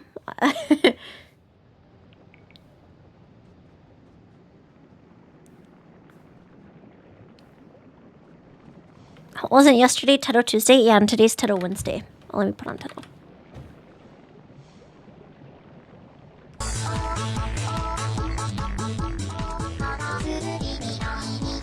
If you wanted to do something really stupid, you make a chest and you can read how many items are in the chest. Oh god, what would I need for this?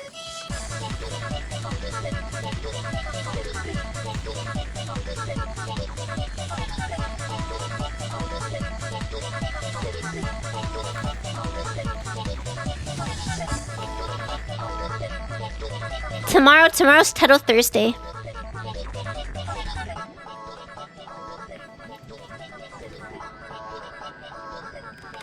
You can like keep a tally of how many items are in the chest.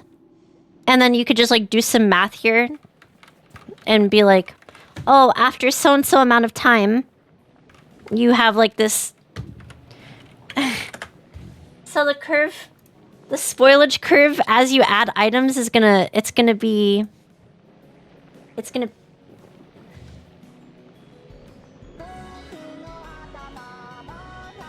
where's paint?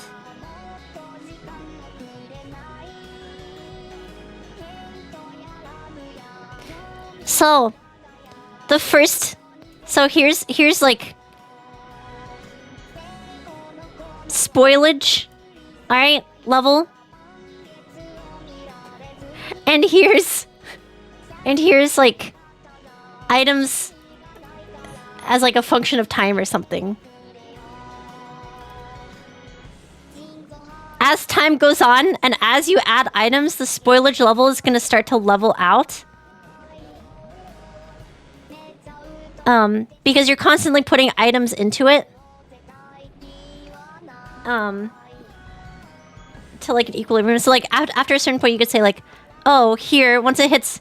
Wait, there's an equation for this probably, depending on the amount of items that are in the box. You can say at this point, I want to take items out and burn them. Until I hit this equilibrium or whatever. But that's so much work. So much work.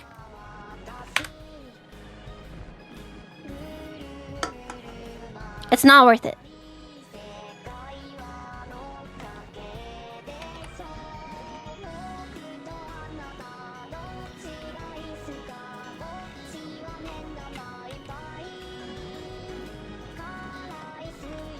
I just burn everything.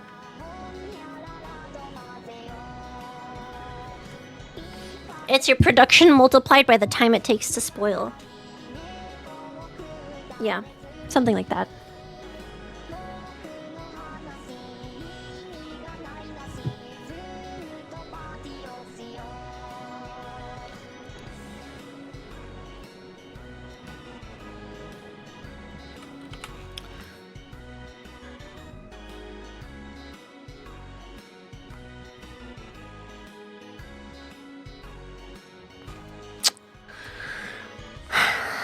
Okay, I'm gonna set it to send up 200 at a time.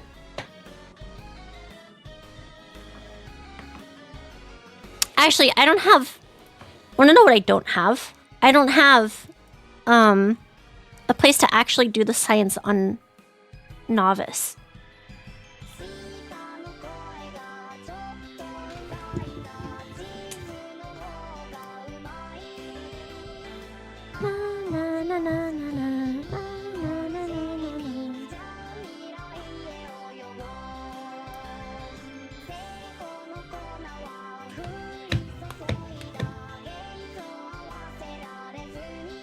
What I want to focus on? Tree seeding might be good. Rocket fuel productivity. Yeah, you can replant trees. What's like the cheapest? 2,000, 1,300, 100, 500. I need carbon fiber for rockets and then Spidertron. So I'll go carbon fiber. This is the output. This is for white science, right? But it should also be for... Okay. If I set these two to be white science and these two to be gleba, then it matches. It's one belt. I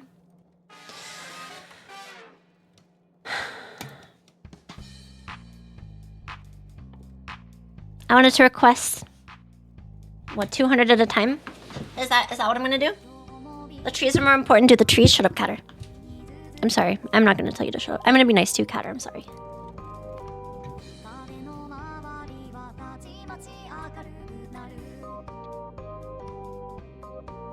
Trees have fallen. They literally have fallen.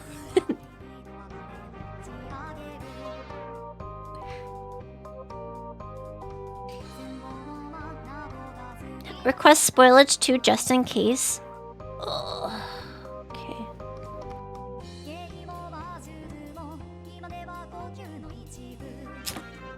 Where's this at?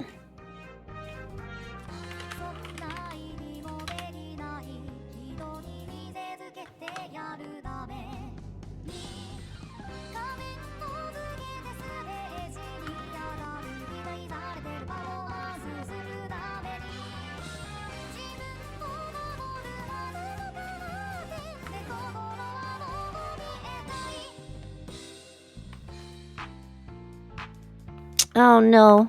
Oh, I'm gonna have to put these in a box. Fuck.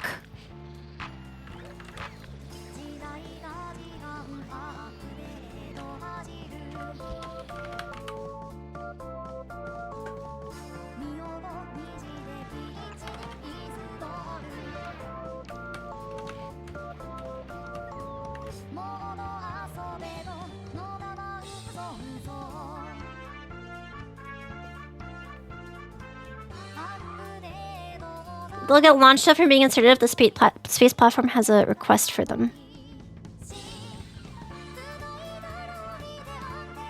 It's at Gleba.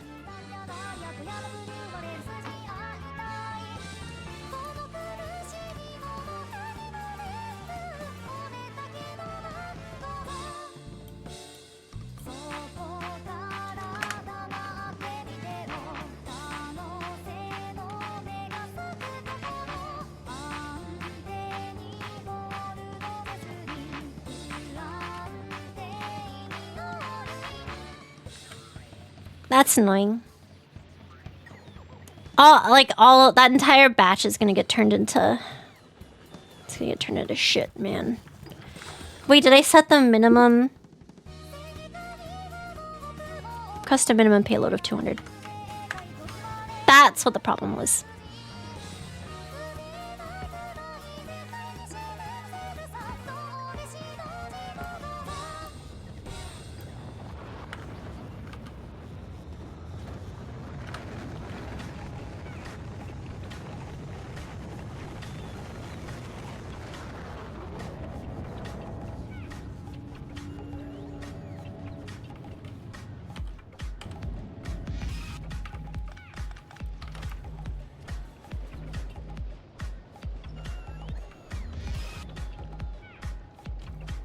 I think we can do the logistics this way. We'll just put them in a box. No reason to have a belt here. I can just put them in a red box.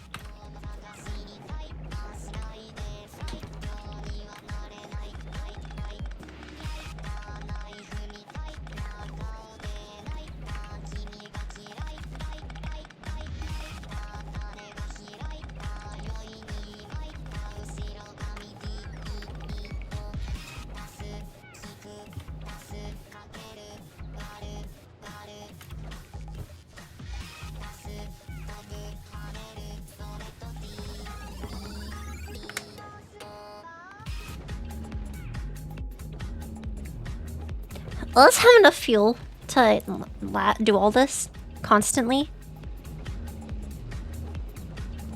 Or should I have it go slower?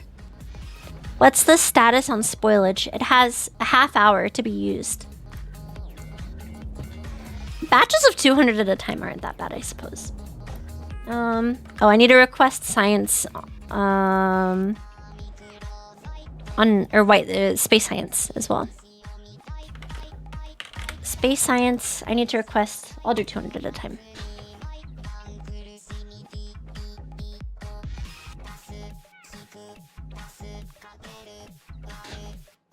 It'll slow down to the natural efficiency of the thrusters. Even at mid-fuel production, it goes like 20% speed. Okay.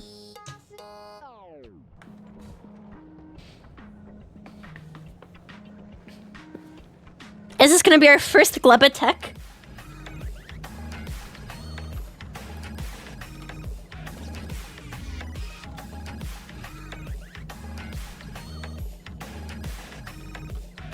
Have I officially partially... Oh no.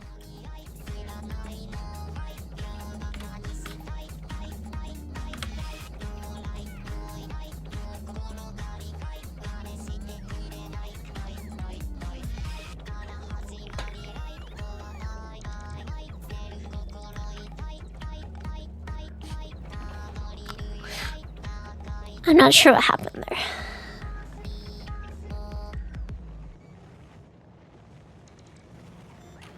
The science is escaping!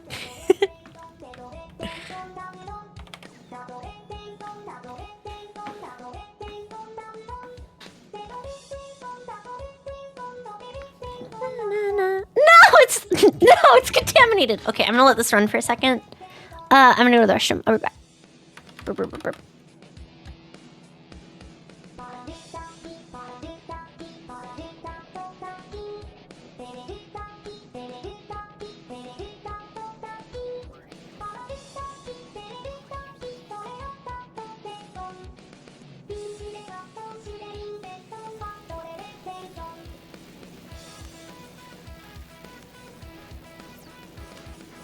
Tanto Pepenino si offre a far da guida per la città.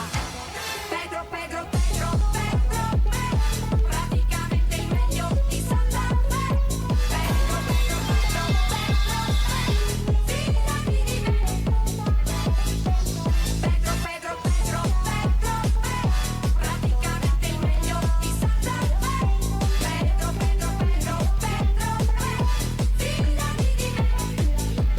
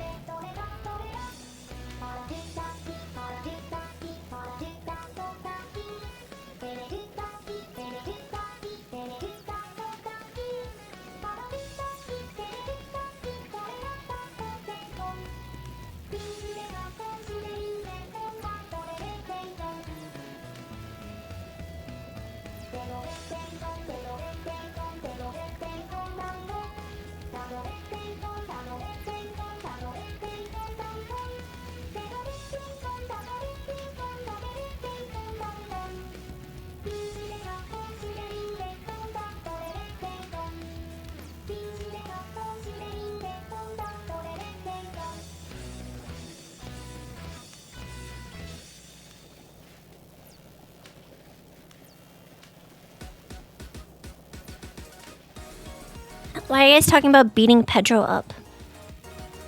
What the fuck?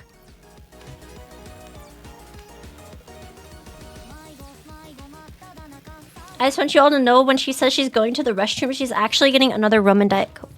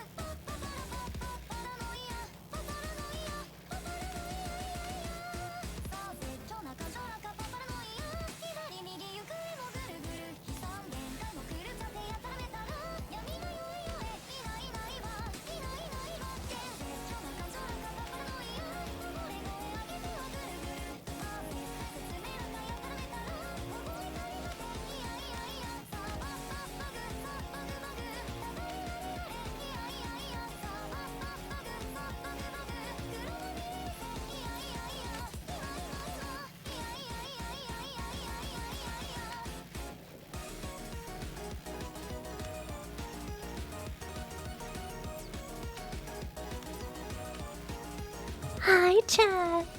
What's up? We need to turn Friday into an intervention? No. Hello. Say, what is this, Noghorn?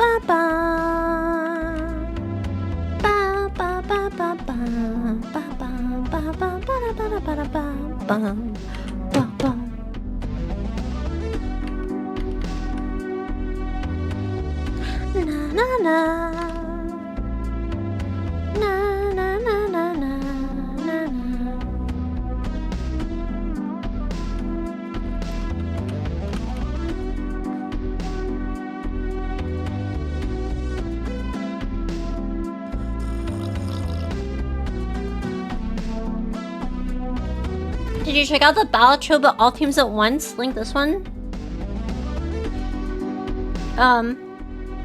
Nogcorn just linked it. Na na na na na na.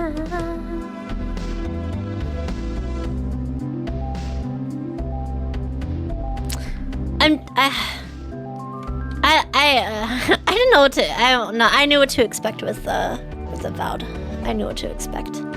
It's just sad that Obsidian is a small independent company, and apparently they don't know how to make. They still don't know how to make good gameplay. They were forced. They were forced to use Gamebryo once, and now they're screwed, guys. It's so sad. And then all their talent left. All their good talent left. Rip Sawyer. Rip Avalone. Independent. It's a joke.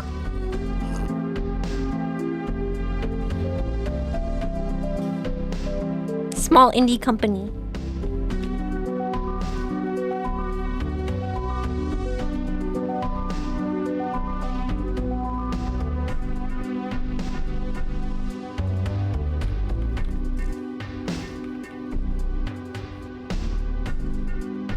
They should play to their strengths. Yeah, they should stick to CRPGs. Like, they're actually really good at making interesting worlds with interesting narratives, exploring interesting themes. So they shouldn't try and do everything at once. Like they can't do like super interesting combat, but they can definitely make an interesting world. I love Pillars of Eternity.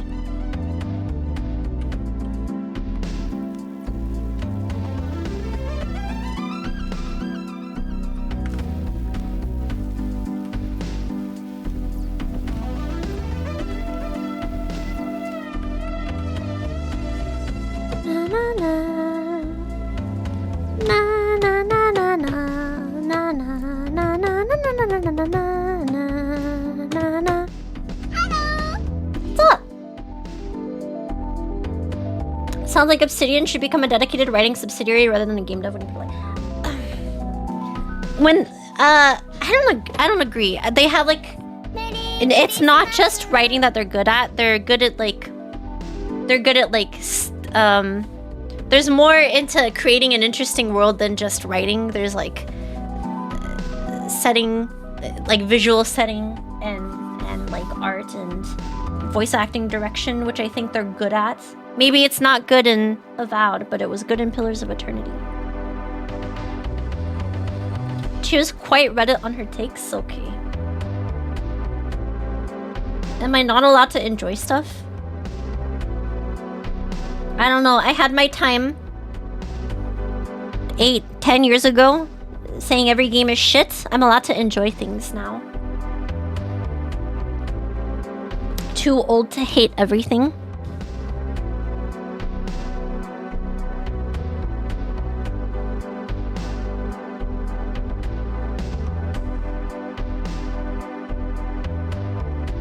I know, Freightonman, you're like 22. Okay, you're like 21.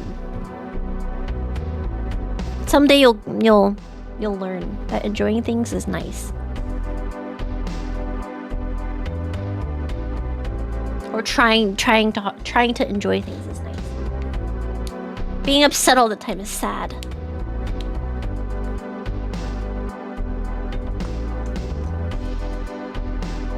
Younglings, yeah, younglings.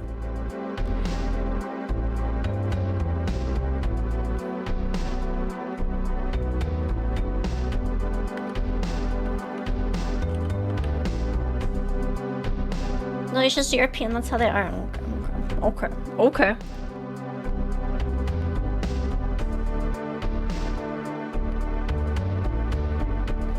Yeah, you get more out of life by attempting to enjoy things.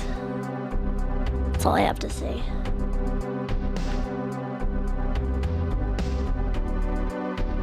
Increasing Gleba science might be smart because of the round trip it takes to... Maybe. The problem was I didn't have 3 rockets ready with... Or I was doing more rockets this time than... What the fuck?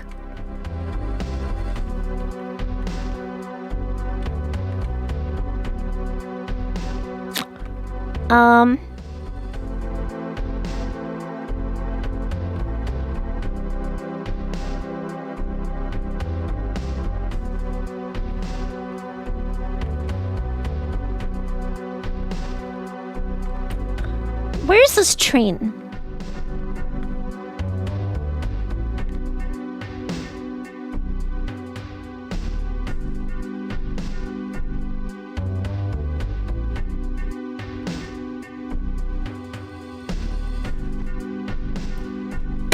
It's happened again. It happened again.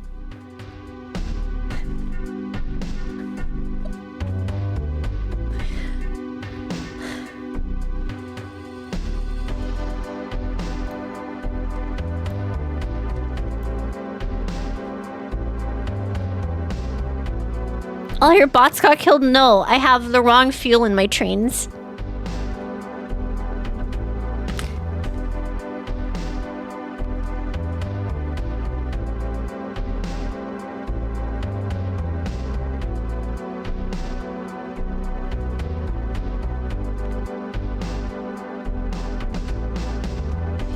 How? Because when I transferred from coal to rocket fuel, there's still some coal in some of the trains.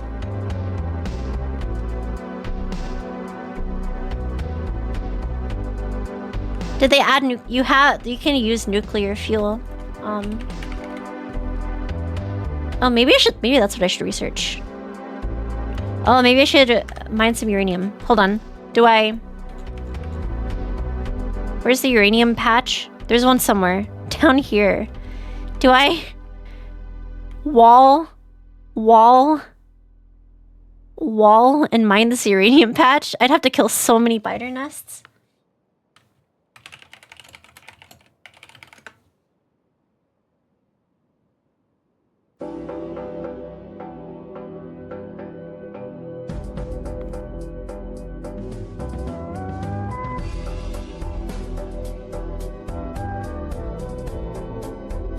There's so many of them settled around your walls, good god. It's because I spent so much time in Gleba. But at least I have this area cleaned out. There's 0 bugs here. Absolutely no fucking bugs.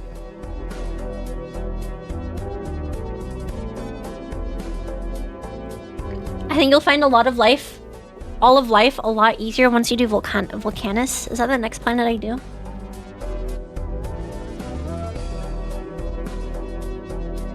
Technically, I could leave Gleba now. It's just I don't have Gleba self-contained yet, right?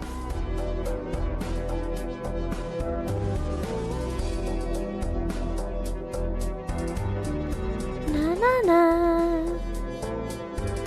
Na na na na na. Na na na na na na na na na.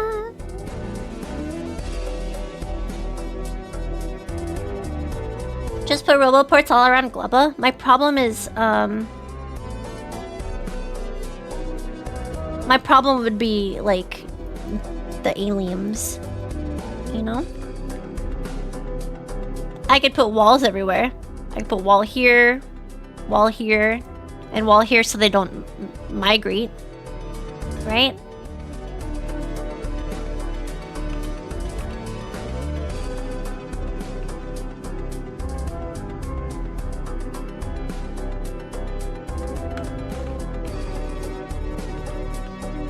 Na na na na na na na na.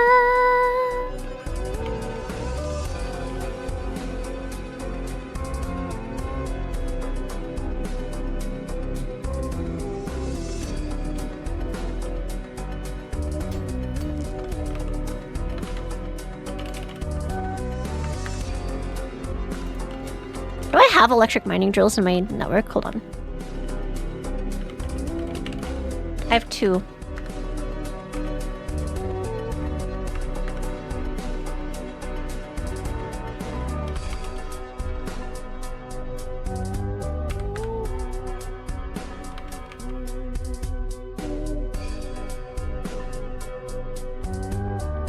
I could have a thing making walls. It's probably not a bad idea. And just throw them into a box.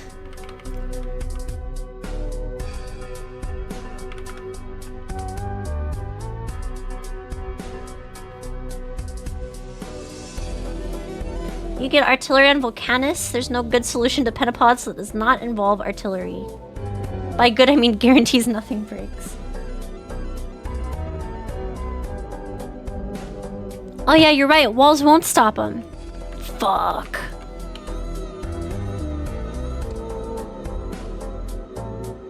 Because they can just walk over the walls, can't they?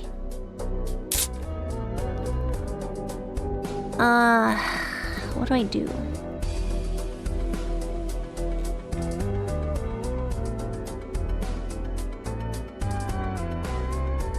I could do... I could set up purple and yellow science and I can grab ammo stuff. I could set up ammo production. So I have these lines. I can set up ammo production. I can make a metric fuck ton of red ammo and just bot feed it. Use requester chests and just bot feed to defend.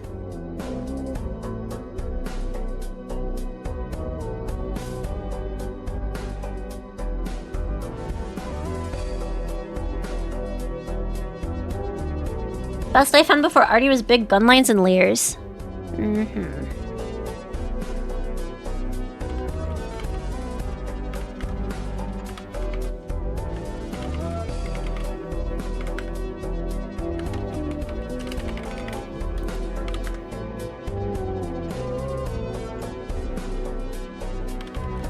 Can't wait to do something like this.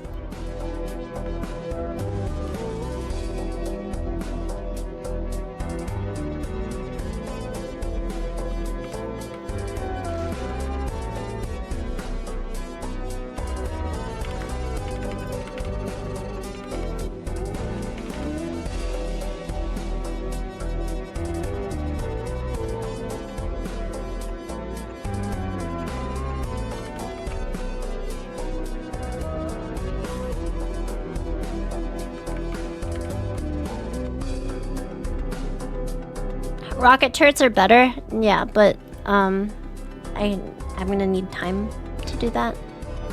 I'm still doing carbon fiber.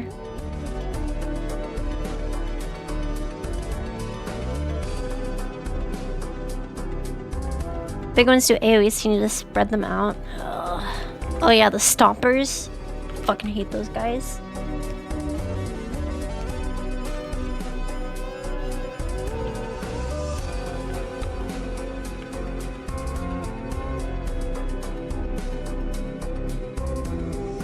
I mean, it's not like this is a bad strategy. It's just not gonna last forever.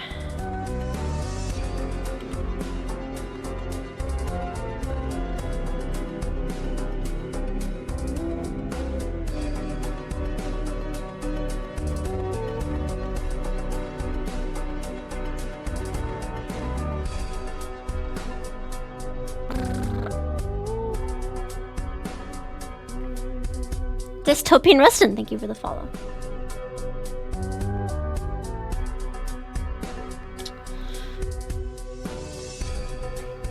Let's see. What are they up to here? I guess I could do 400 at a time. We'll do that.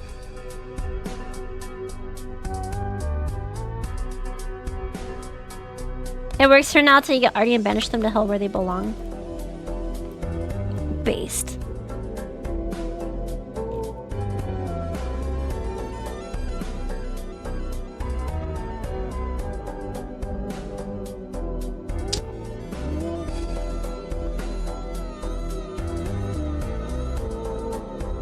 Let's set this to 400 as well.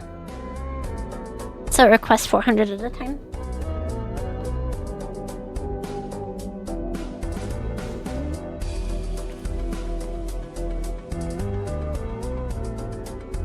$130 are on the way. Ah, I see, they're filling up.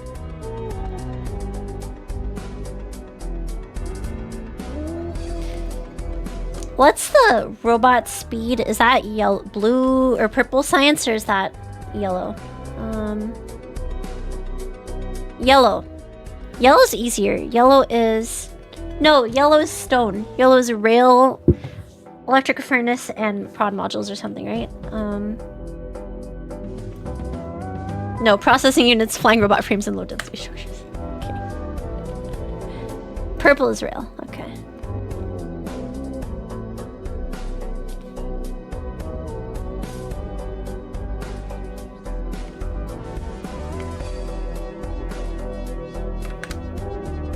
Here, for now, this is what we'll do.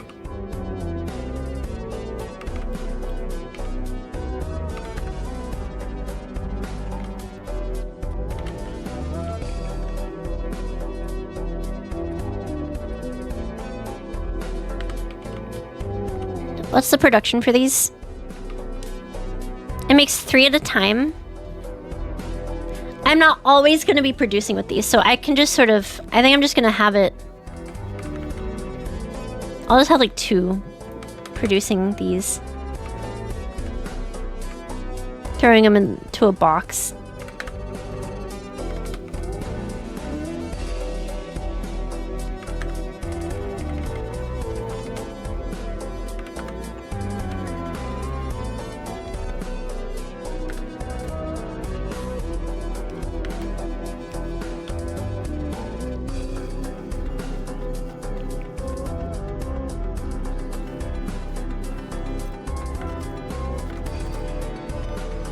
A lot of robots.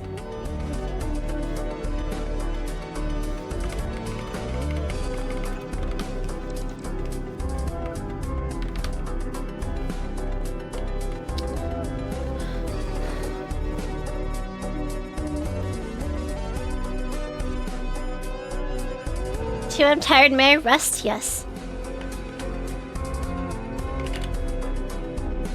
I'm producing rails. Yeah. Purple, what else do I need? Rail, electronic furnace, prod modules. Am I not making those anymore? What the?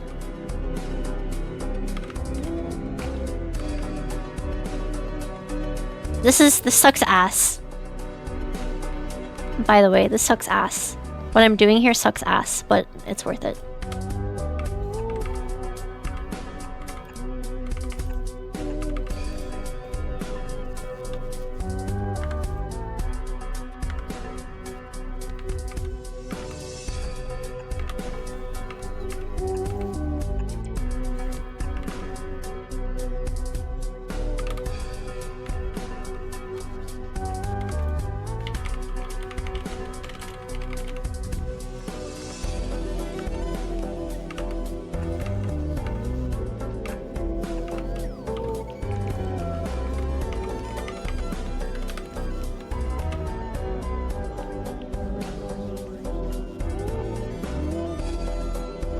Balatro music over Factoria's dopamine maxing.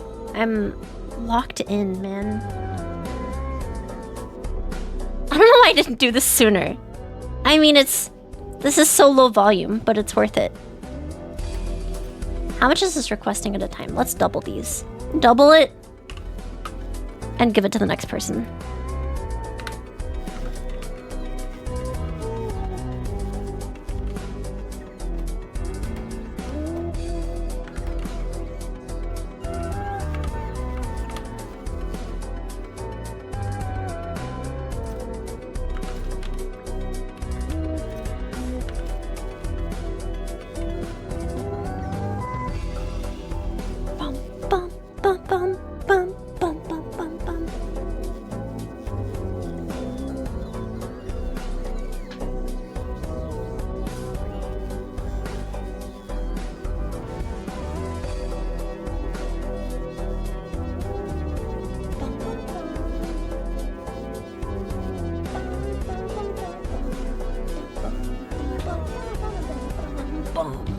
Bum bum.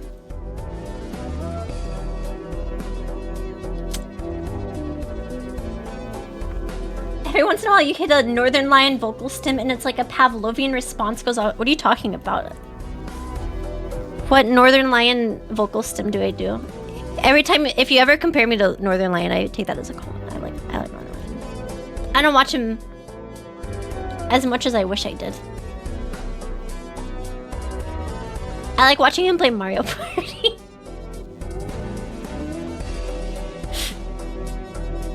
He says double it and give it to the next guy. I like that TikTok meme a lot.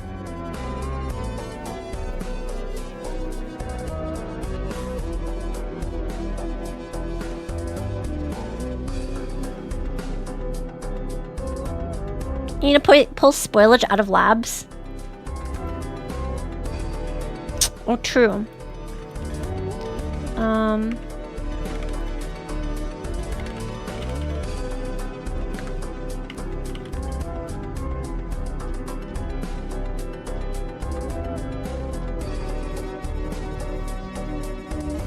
Like that? Does that work?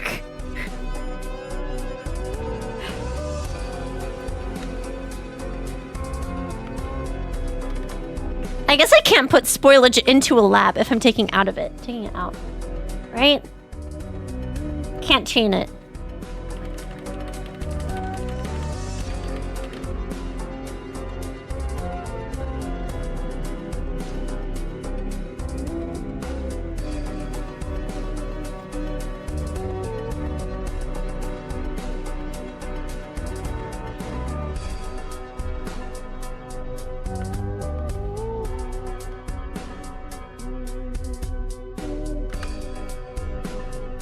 How many Logi robots do I have here?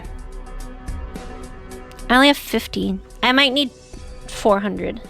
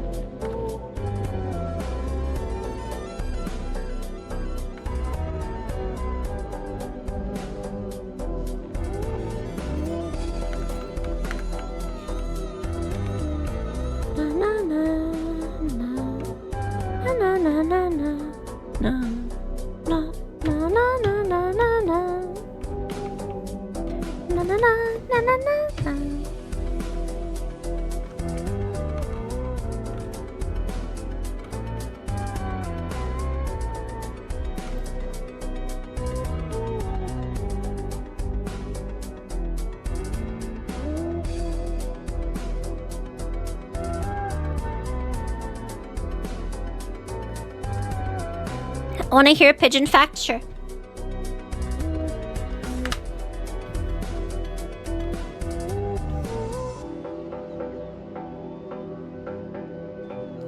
Do you know they smell like shit sometimes? They're also not afraid of anything. I've like pretended to step on a pigeon before and it's just been completely unfazed.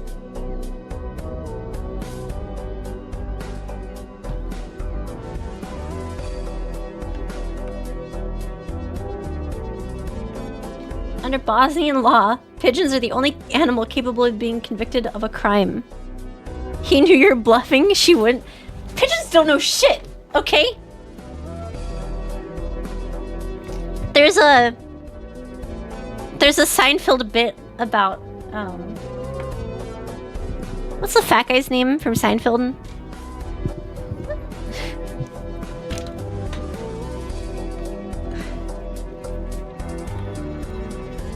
Newman? No, the other fat guy. The other fat guy with the glass. Does he wear glasses? He's balding. George. Is that his name? Yeah, George. There's a Seinfeld bit about George running over pigeons and how they break the social contract because they're supposed to get out of the way when you drive your car towards them. He ran over a bunch of pigeons when a girl was in the car next to him, and he lost a date because of it.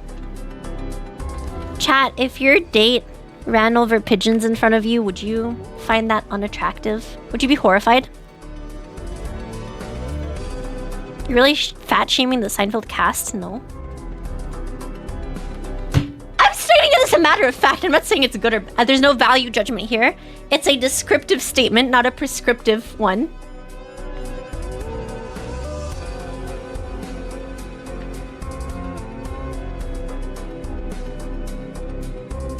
Although I'm just gonna... Cholesterol is bad. And high cholesterol is bad, and insulin resistance is bad. But like... There's funny fat people. I like, a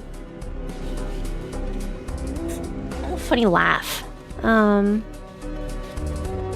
He's a Greek guy who did a podcast. What's his name?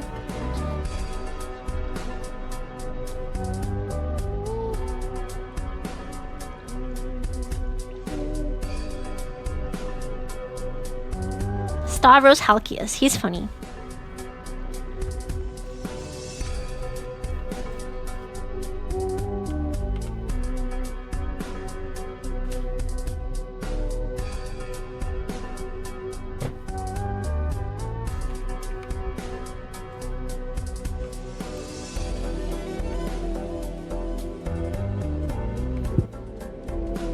It's okay to be fat if you're fun. Yeah, it's true though.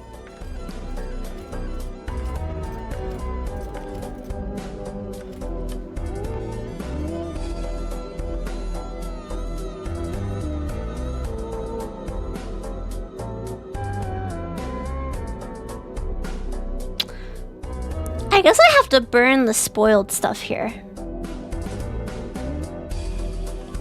I'm gonna have to set up a splitter for spoilage.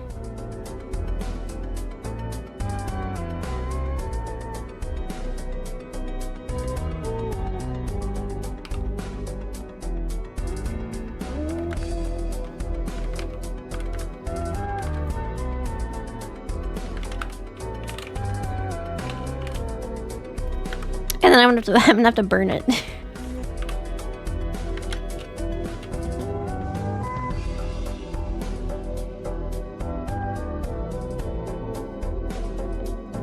That's why it's okay for George from Seinfeld and Stavros Halkias to be fat, is because they're funny. That's how it works. You have to play into the archetype, guys.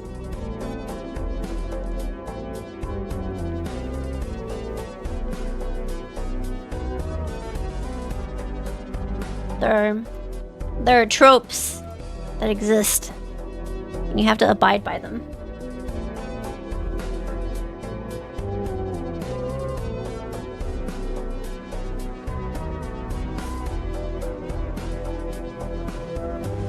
Do I? Yes, you will be shoved into a box.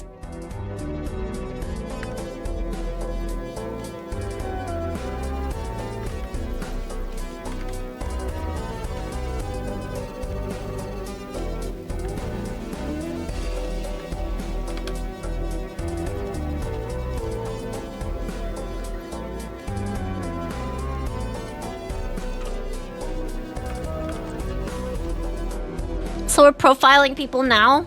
Yeah, based off of their personality.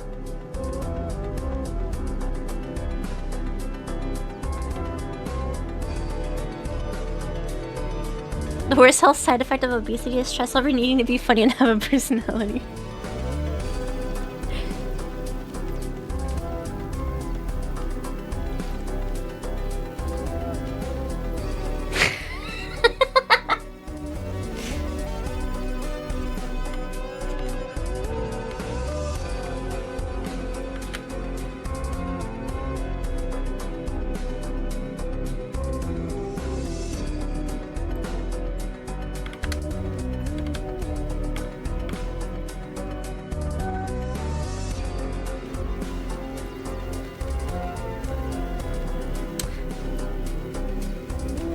Can the stuff at the end here, so once it's passed through the splitter here, will it get stuck as spoilage? Is it possible for this to fail? What if I move this?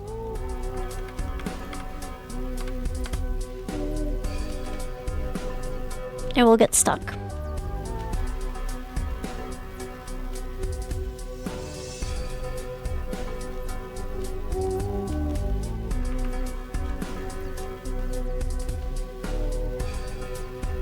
Only the far half of the splitter would be full, then your half would be available for the inserter. Okay.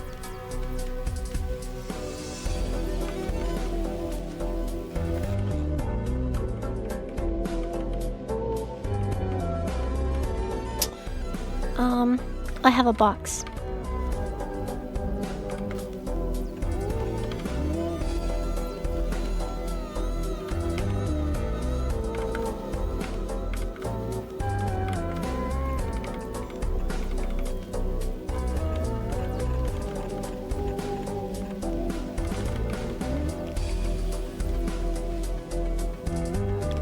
This one's purple. This one's yellow.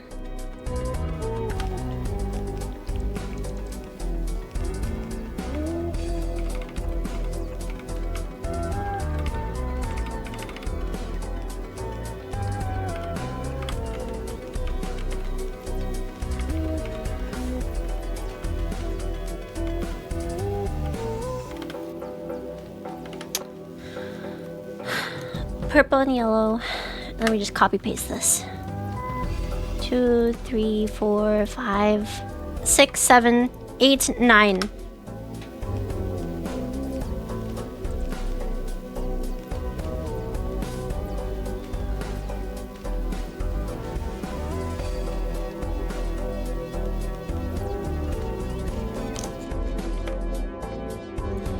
How's the science production over here doing? It's actually working. That's kind of crazy to me. What is this missing? Flying robot frames? Those are always gonna take forever. Maybe I should set up a box.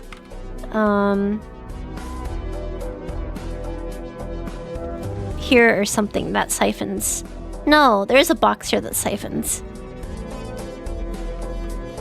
I guess it's using the closest green chip producer for this, right? 598 in this box. How many Logibots do I have?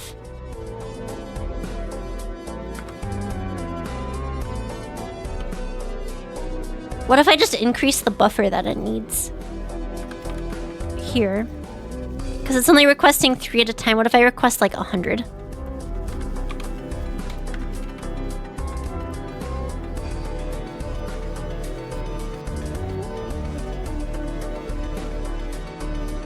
I can't believe I'm late for a Factorio stream. I feel deeply embarrassed. Don't worry. I spent the first hour and a half reading Avowed reviews.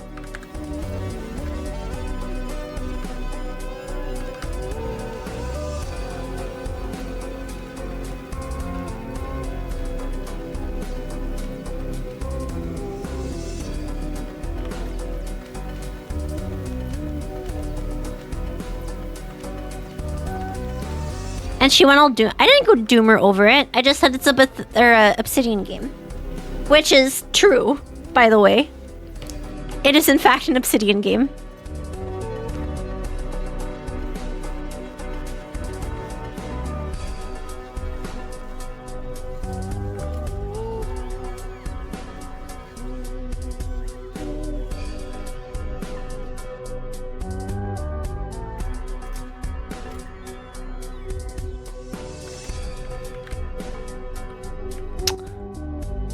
Why is there no aisle? Chiwa, your next research is gonna be trees. I think my next research is gonna be... Actually, maybe. Maybe trees. Because then I can breed fish.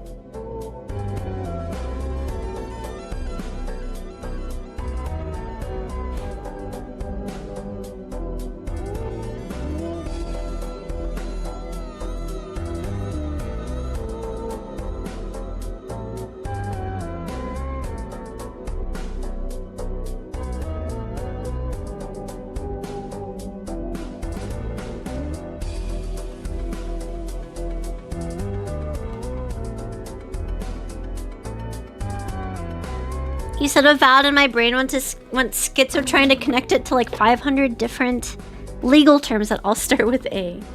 Nice. Law student moment. Arata Raito, thank you for the follow. It's time to take the LSAT, bros.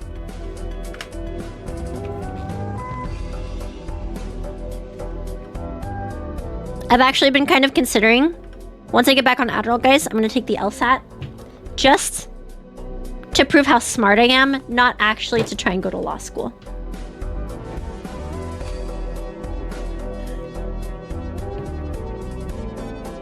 Five gifties if you get a better score on the LSAT than me.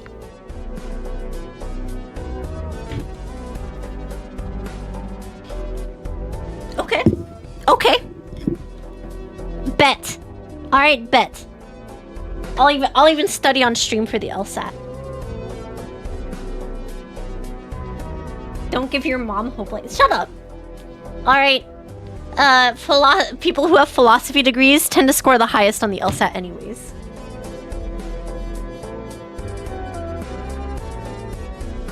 What do you give Nog if you lose?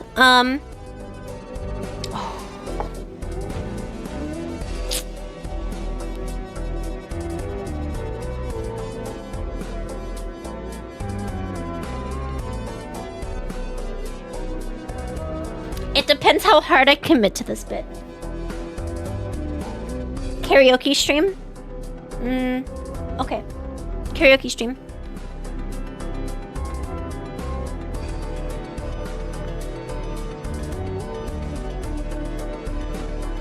Surely people with law degrees have the highest scores on the LSAT. Philosophy, believe it or not, scores higher on the LSAT on average than pre-law.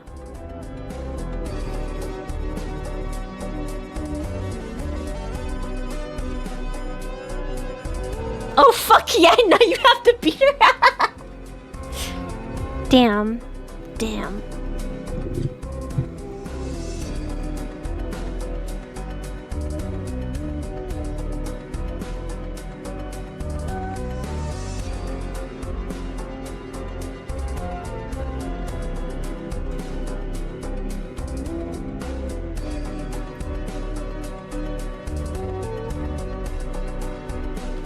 Uh-oh, did something happen to my ship?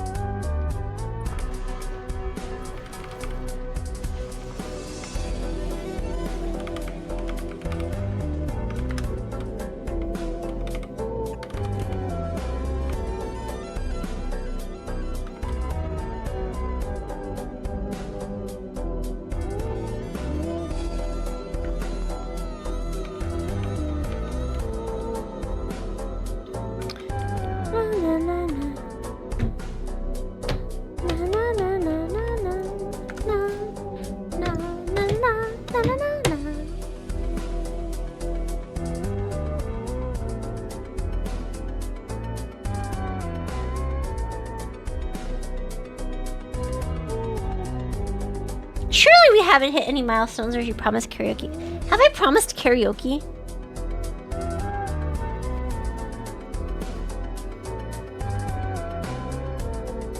Oh, wait. Noghorn. Can I do drunk karaoke? Can it be drunk karaoke? That helps me. Does it have to be sober?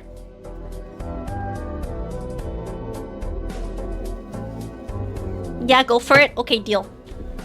Deal. If I don't...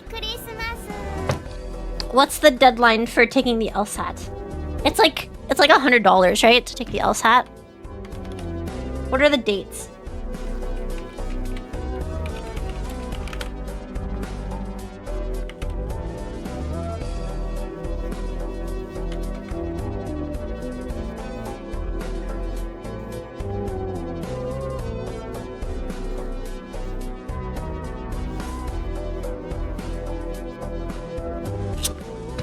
The last one's in June, right?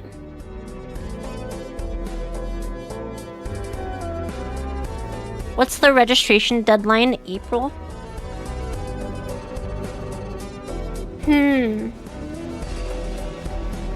Why not just take a practice test? Listen, if I get a perfect score, I'm sure I could find a law firm to pay my way through law school.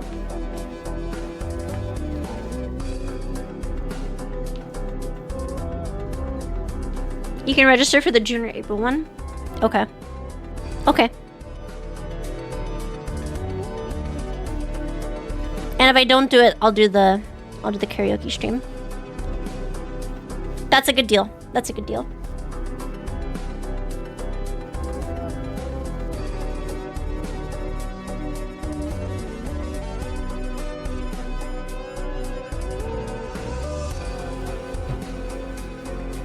And go back to disappointing her mom. I don't disappoint anybody, okay?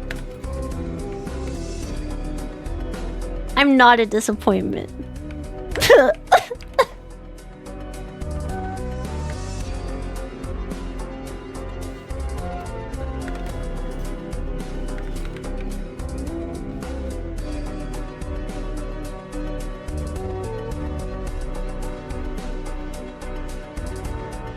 Are you okay? Yes.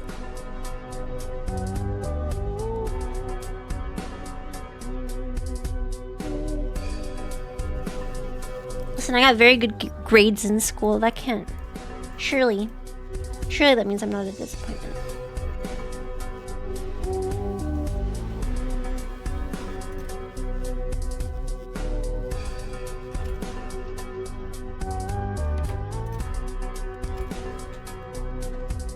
Why isn't it... Oh, it needs to fill up with rocket parts.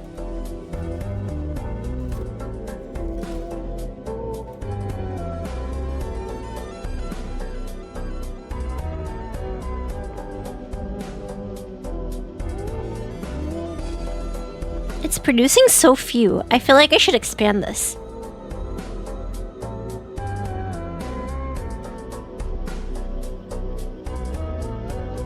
Fluid ingredient. That's awkward. Chiwa takes OSAT, gets a perfect score, gets free law schooling. Quits VTubing.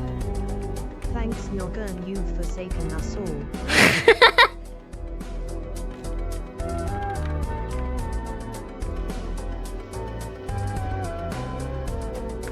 How's a fluid ingredient shortage? Oh my god. These have been turned around the entire fucking time?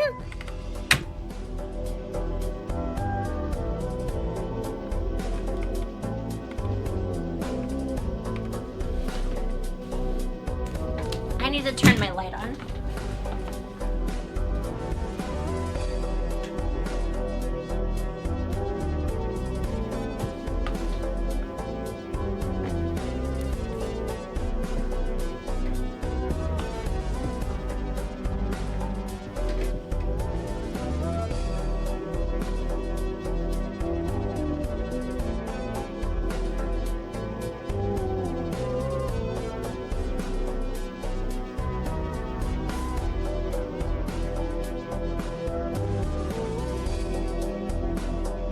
Think of the potential content she could have as a legal VTuber though, an untapped market.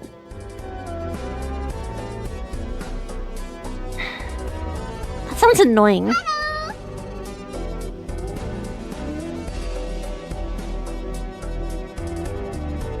I'd rather play video games all day. I'd rather watch YouTube and play video games all day.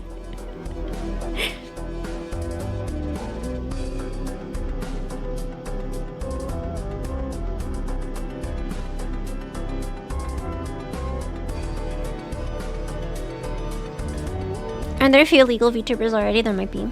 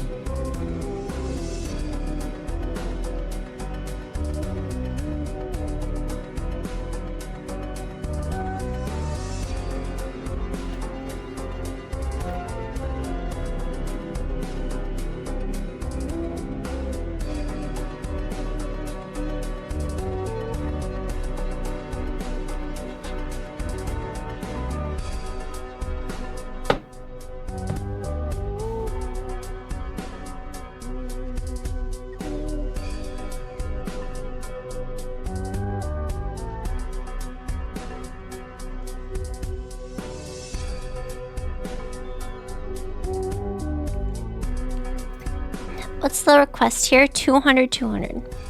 I feel like I'm never gonna hit that though.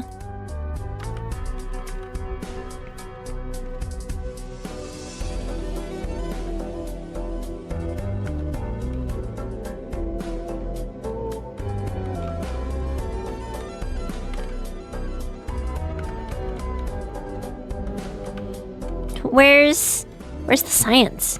Why is it not requesting automatic requests from space platforms? Yeah. Why not enough to fill one rocket? Why is it not requesting the agricultural science?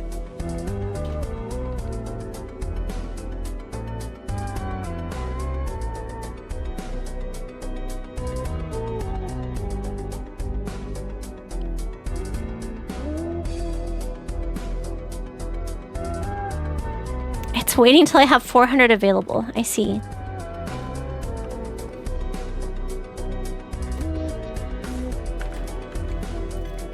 Maybe I ought to do 200 at a time.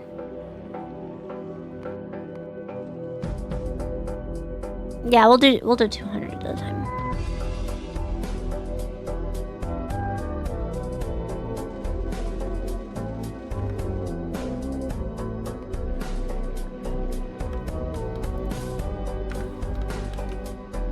That sends 50 of the robots out. Alright, I'm also gonna set a request for... Is that one stack? Yeah.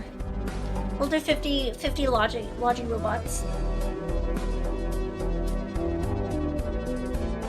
You'd be able to support 400, but it looks like that one loop took longer. Yeah, it was just that one loop because I was requesting materials for Gleba itself. Are we at Gleba? Yeah, okay. There's these things. And the prod modules. And the undergrounds, I think.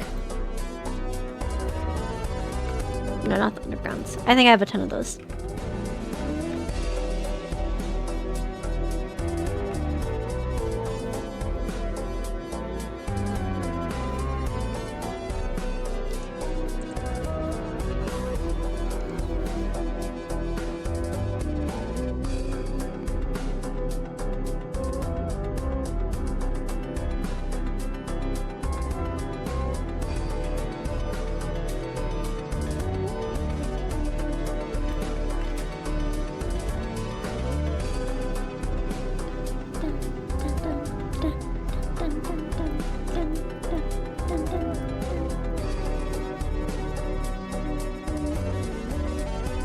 I thought you'd be able to, Fuck, man, I'm so drunk. Oh. Can I read? Yeah, I know I already read that. Don't worry, listen. My brain's not here at the moment. Can I read? I can't read the, what the science requires.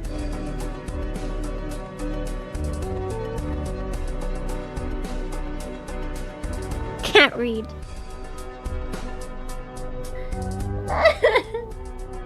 Have I fallen victim to the Nunder lifestyle? No. What is it? I've had one drink a day, okay? And by one drink, I mean a couple drinks a day for the past couple days.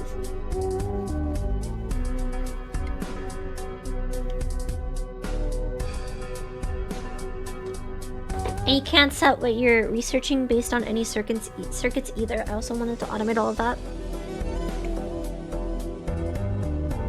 And by a couple of minutes, I don't drink that much.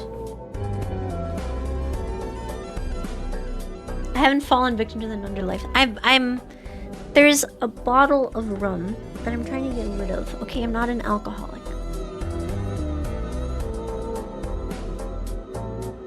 It's a joke, by the way. I need to drink too before I send in my cringe confession. Exactly.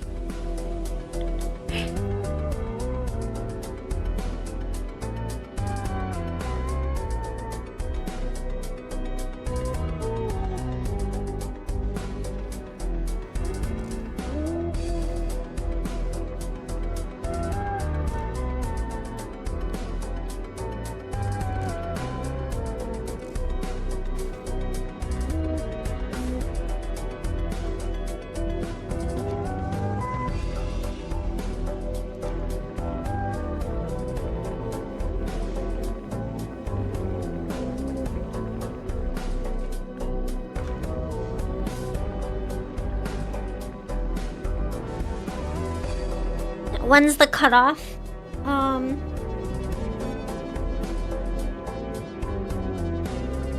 Before stream tomorrow. Or maybe like morning tomorrow. When I wake up. Part of me hopes my confessions don't get chosen for tomorrow. I sent them in, but I regret it. Oh no.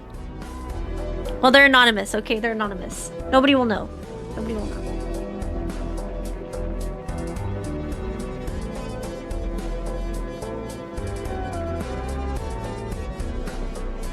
Nobody will know. That's the important part. Unless you sign them. Don't sign them if you don't want people to know.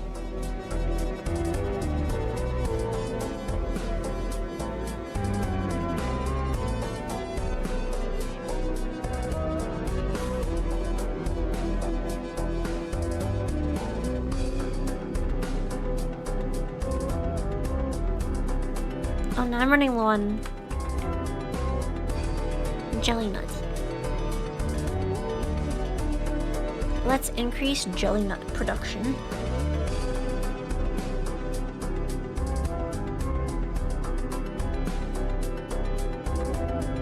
I like how I'm running into the opposite issue now. That's cool. That's so poggers.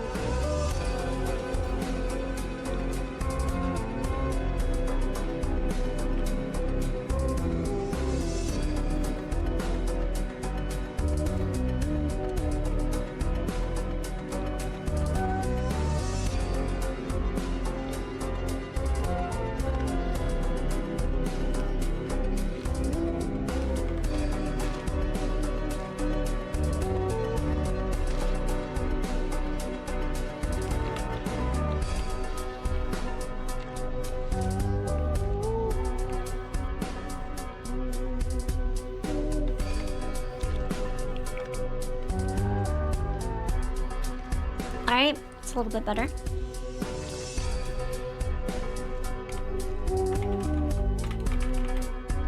I'm assuming I can't make jelly nut. Yeah, I need seeds and landfill.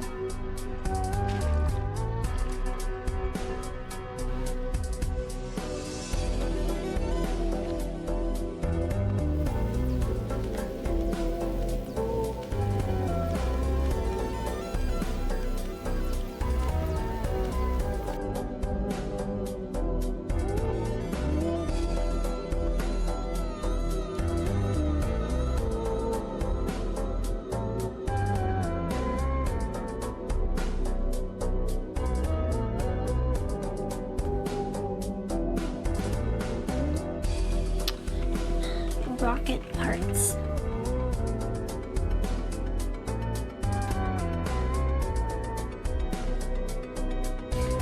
Can I set it to automatically choose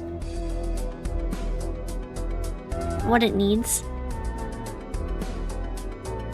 There's no way I can send the contents of the circuit network to the platforms that can be used for weak missions.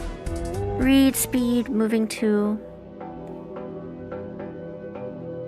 It can't read or write requests, right?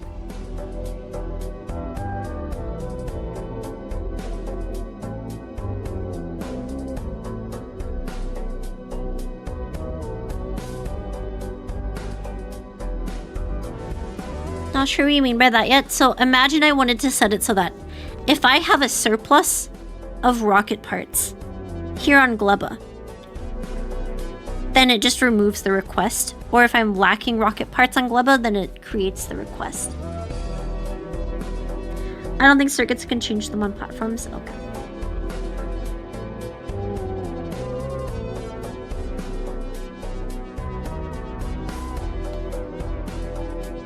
I mean, I could always have a rocket whose job is to deliver rockets. Miwa! Happy Valentine's Day, Miwa. How is your stream?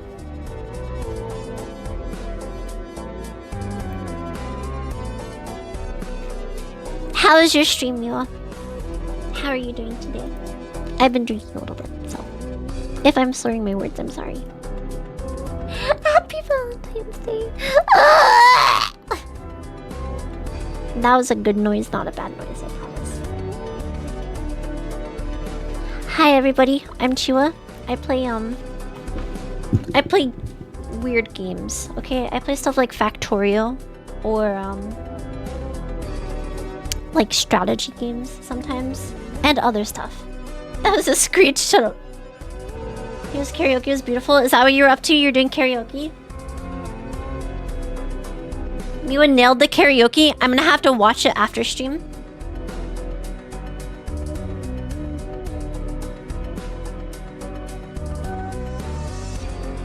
I missed a Miwa karaoke stream. That's so fucked up. I finished carbon fiber. Nice.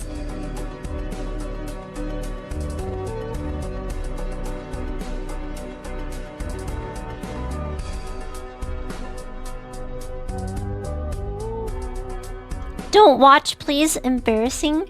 Miwa. Wait, it was archived, right? It's not like unarchived karaoke.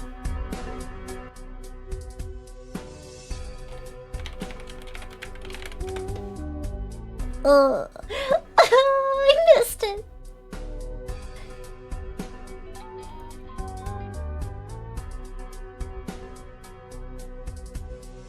Miwa kept the receipts. You better have.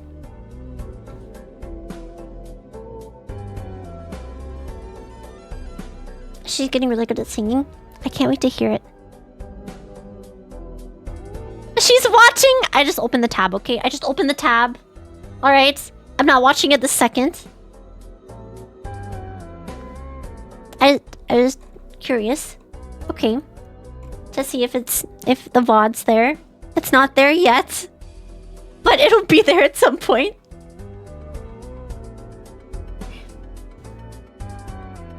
I hope you had fun singing. Time for a watch along. It's on YouTube.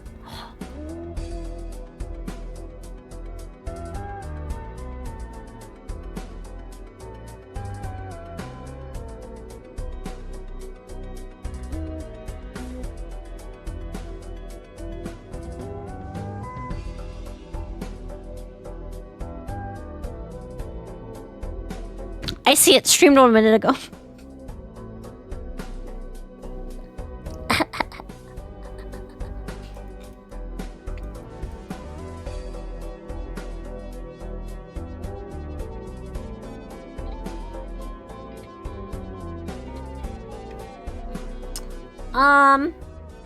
There's like a button here for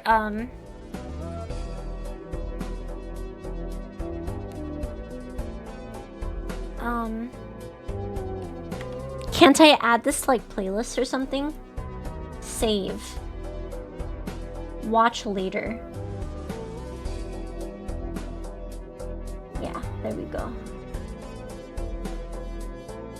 Nice.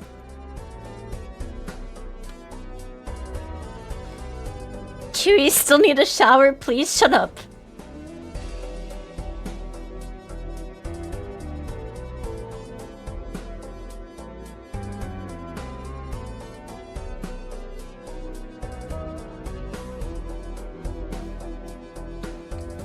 Okay, what was the next tech I was gonna do here?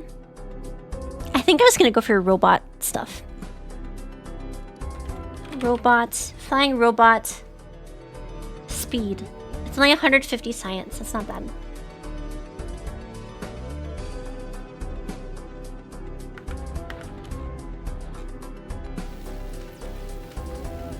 I think I have enough yellow for this.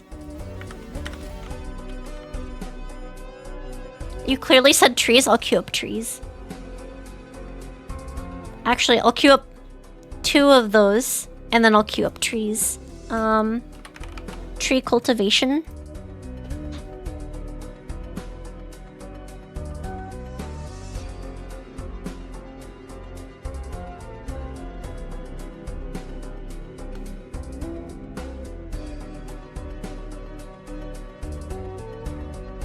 I'll help you with shower after stream, thanks Miwa. Thanks. You like turn the water to the right temperature or something, right?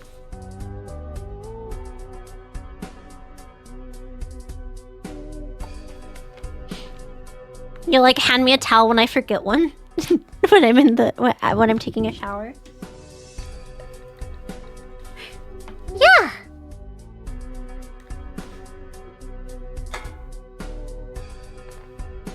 VTuber shower? I think so. At least some of them, like once a year.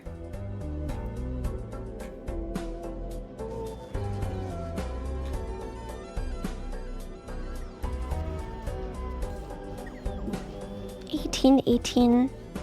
What am I missing here? Electric furnaces? Why aren't these being made? I need stone brick. Am I not putting stone bricks into a box anywhere?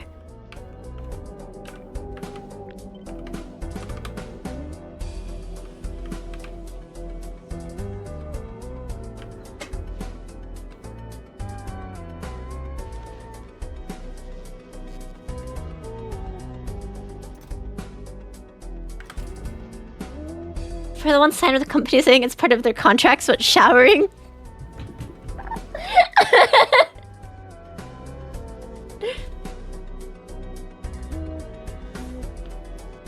Yearly Valentine's shower day scandalous. Yeah, there's exactly 2 days where VTuber shower. It's Valentine's and it's Christmas.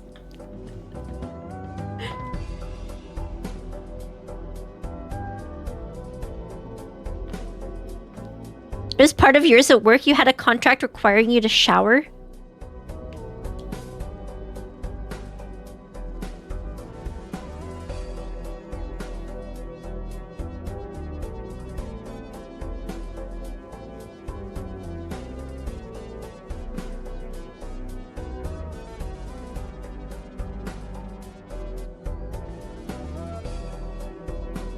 Why would you need a shower? Oh, squid. Oh yeah, squid is an aquatic animal. You're like constantly in the water. Don't...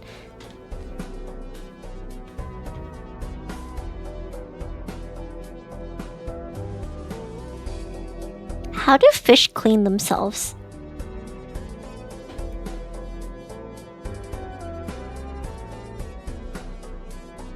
Does anybody have the answer to that?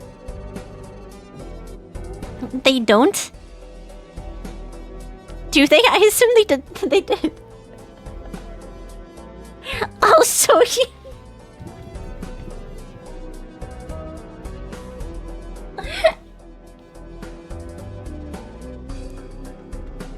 They don't? That's why they're stinky? Are fish stinky? Fish just smell like water. Like seawater.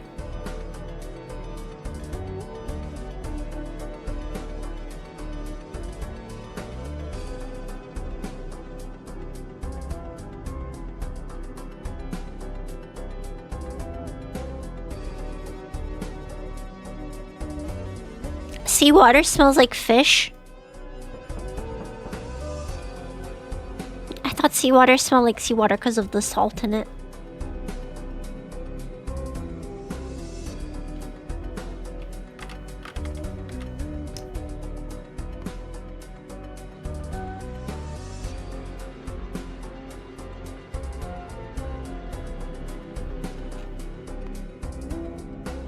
Can you pout close to the camera?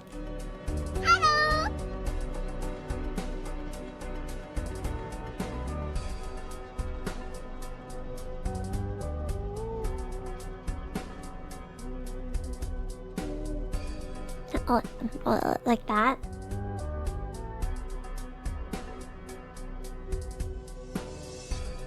Is that what you want? Perfection? Weirdo. What the fuck? You've been I'm not reading that out loud.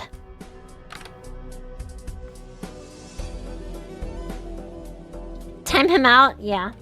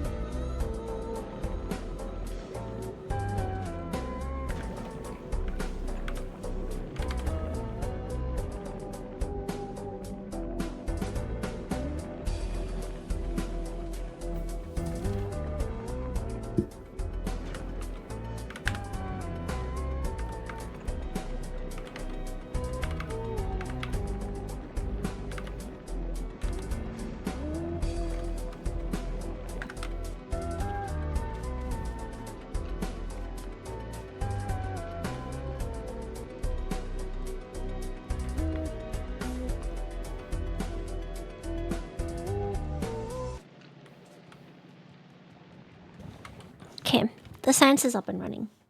Thank God. Wait, technically I can leave Glubba now, can't I? Now that I don't need, now that the science is up and running, I don't really need to be here anymore. Right? You absolutely can. Am I done with this planet? I mean, done with, like, the easy part of this planet? I mean, I could still make this, but... The pots will likely take and eat your farm. Bro. I am free.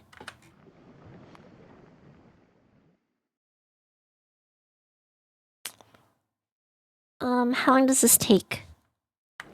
How long is this gonna take? 6 minutes to finish this tech? That's not bad. You don't have Spidertron yet?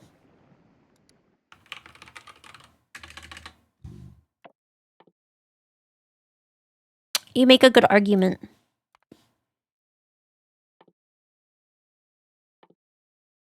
Oh no, I need to mine uranium for this?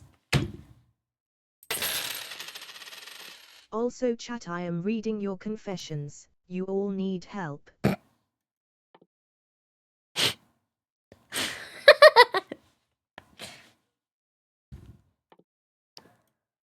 Oh, I feel like tomorrow's gonna be a great day. Tomorrow's gonna be fantastic, guys.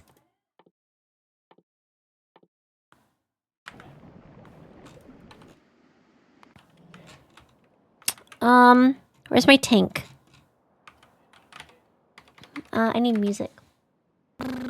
Oh, wanna know what I could listen to, guys? And Harold Hines, thank you for the follow. I could totally listen to Miwa's VOD in the background while we play Factorio.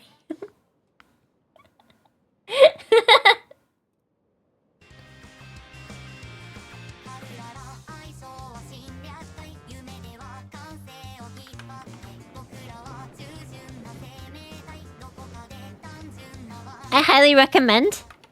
Okay. Okay.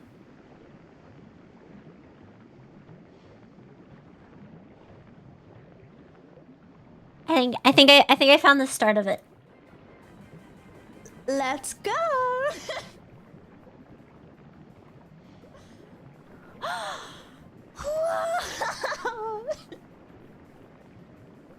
Wow. She's maxing out the content stealing. I'm banning Counter. It's the Valentine's Day stage. I mean, timing him out for 5 seconds. I say, I'm a woman of many skills. That's for sure. Not only can I dance, I can also I can dance, but I can also pull out my microphone. At least put her up in the corner. Okay, we can watch. And now Okay, we you'll can be watch. able to hear me. And now you'll be able to hear me sing. Look at my cute bunny microphone. La la la la la. La la la la la. I was gonna try put on a pink outfit to match the microphone. No, then chat won't watch? Oh, wait. You're right. Guys, here. You have to watch the VOD. You have to open the link and you have to watch all 2 hours and 34 minutes of it in 43 seconds.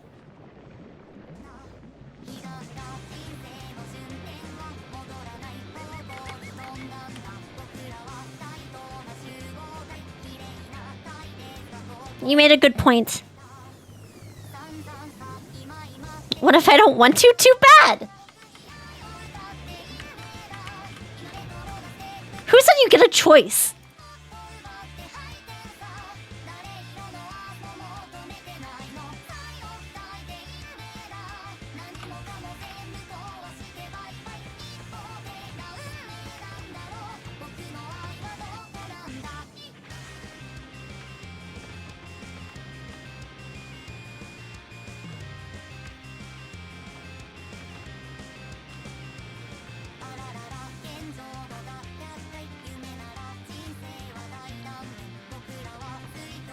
Let's see. Do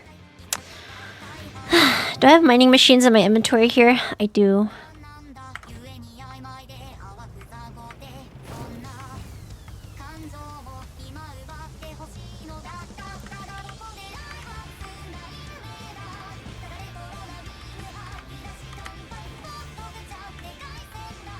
I have construction robots. Wait, do I not have... This tank does not have the gear. Oh, fuck.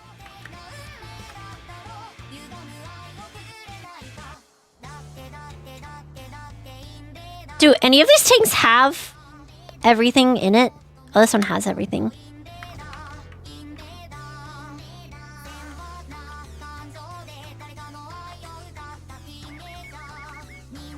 Alright.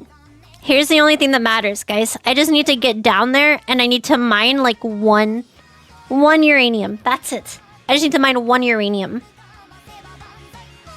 That's all that matters.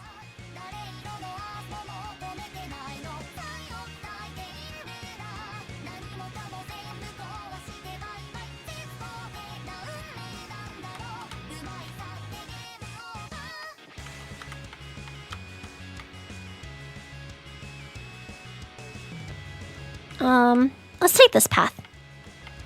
I have to stay in radar range.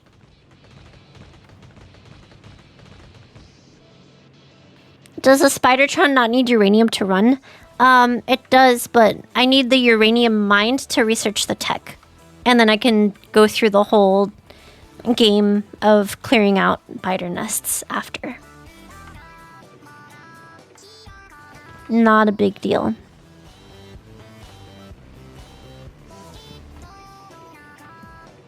Oh god. Oh god, there's so many. Oh, there's a huge one right here. Fuck my life.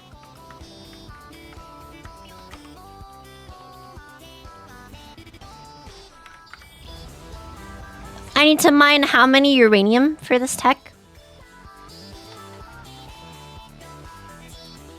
Mine 1 uranium. Oh fuck, I need sulfuric acid! God damn it.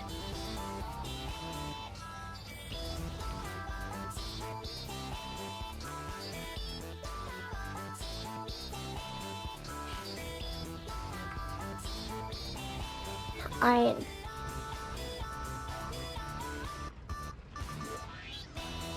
This might be a little bit more involved than I was expecting.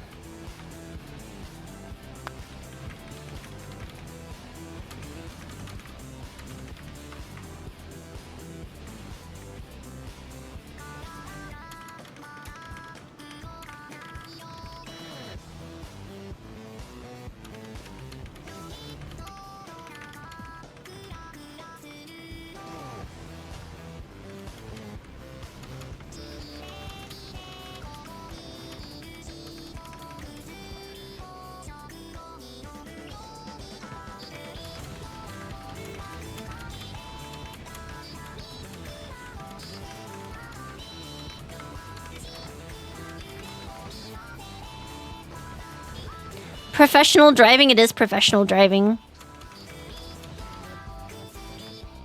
I'm killing so many nests right now, it's unreal.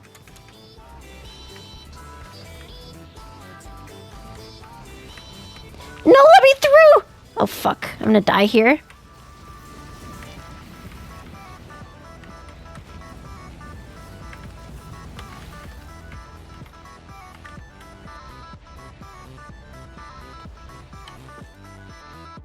Slightly less professional shooting. She took out 2 roboports. Listen, that's not a... I thought it destroyed all the... Fuck, I have to go back out. At least I have gates now.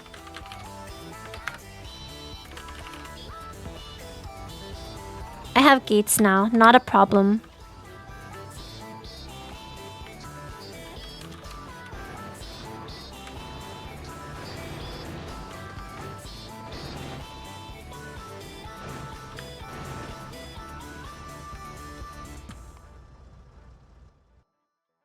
Is this what I want to research? Do I want to research rocket turret? Let's grab instead projectile damage.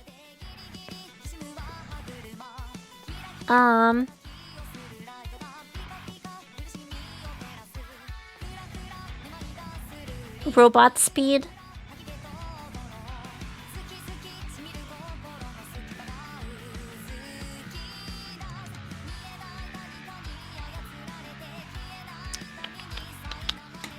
Battery Mark II. Now they have yellow and purple signs, it doesn't matter as much. How fast are these robots now? That's significantly faster. Look how fast they are.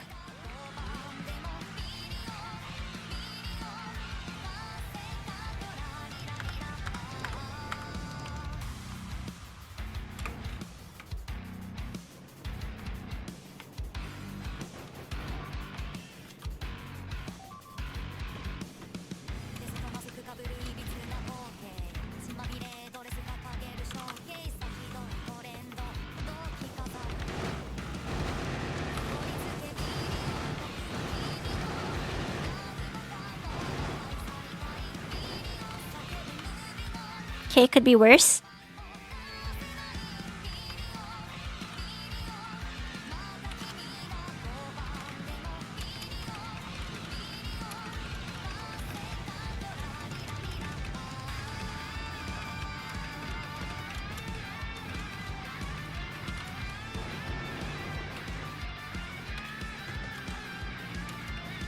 Just a few more nests.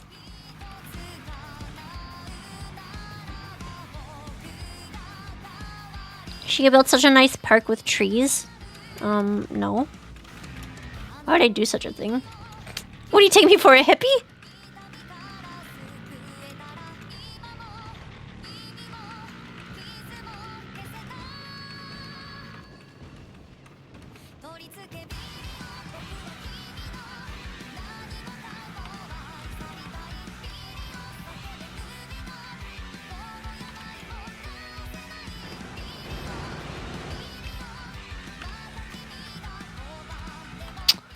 I wonder if I can queue up, where am I producing my shells? Up here? Where are explosives being produced at? Am I out of these? No, I have 250.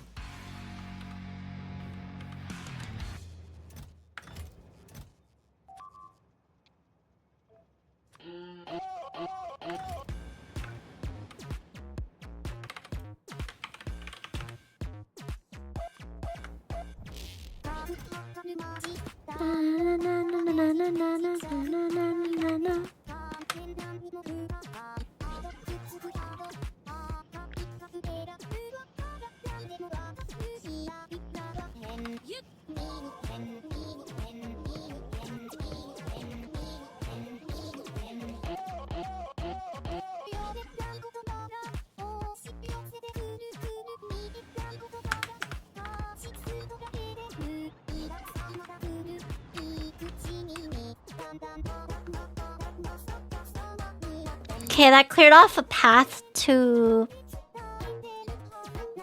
the uranium. I have radars in my inventory, right? Yeah, okay.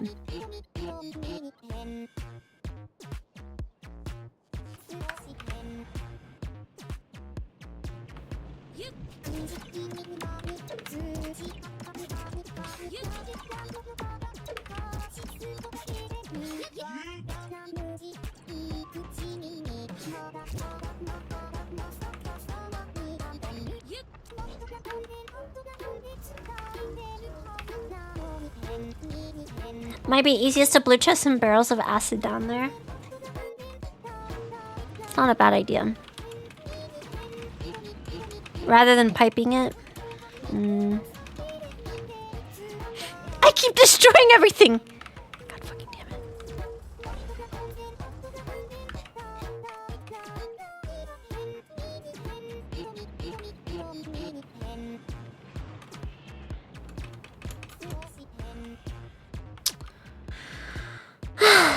Okay, let's clear out this nest and then yeah, we can barrel sulfuric acid down.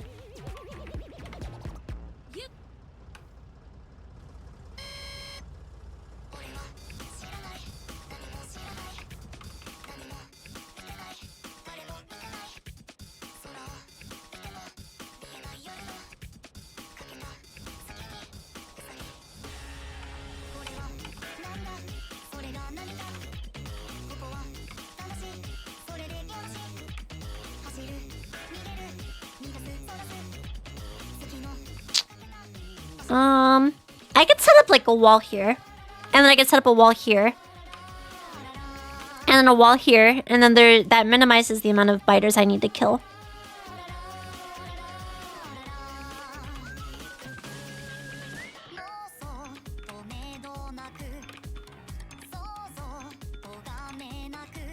Something like that.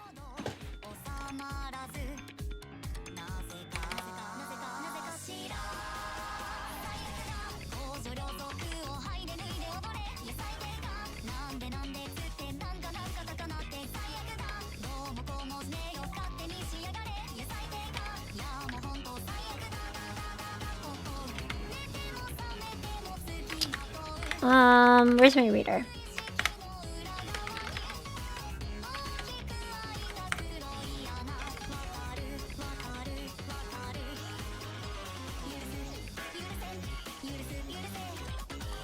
Why are there 16 bad pings?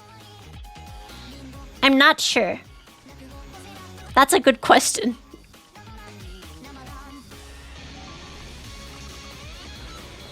Oh my god, they're flying over this nest?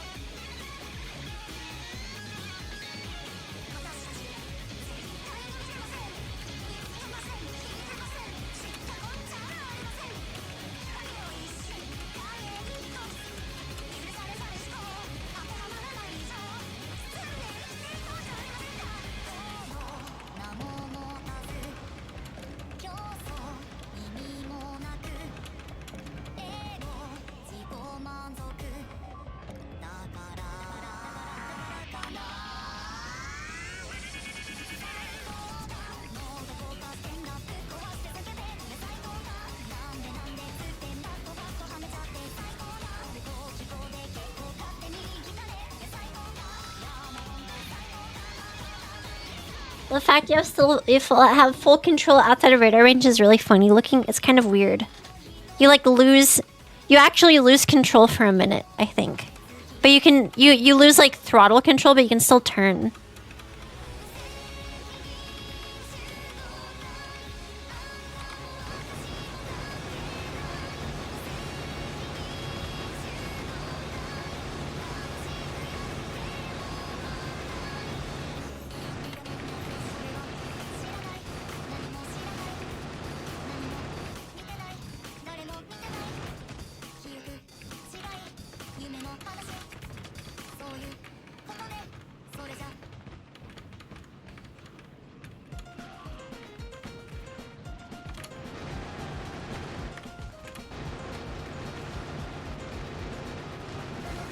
So many bugs. So many goddamn bugs.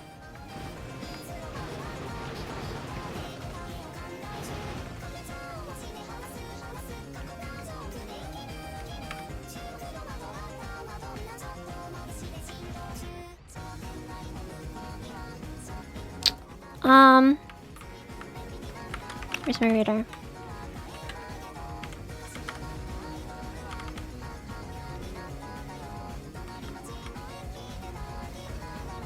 Is it not hooked up to power? There we go.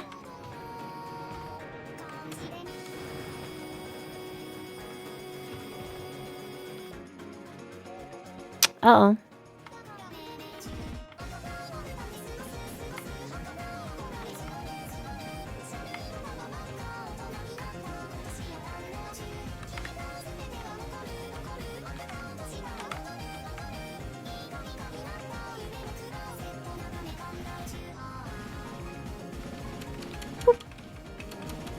Destroyed. Destroyed.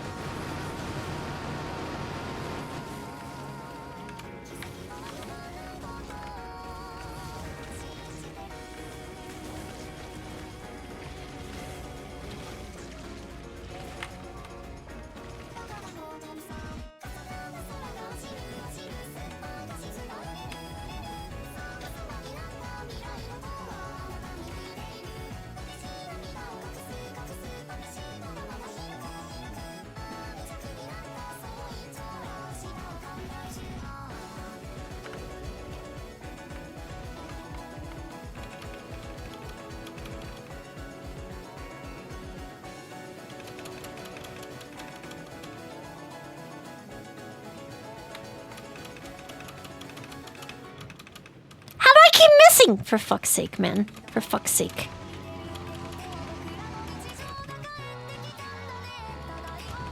Yeah, you lose throttle control for a minute when you're turning around.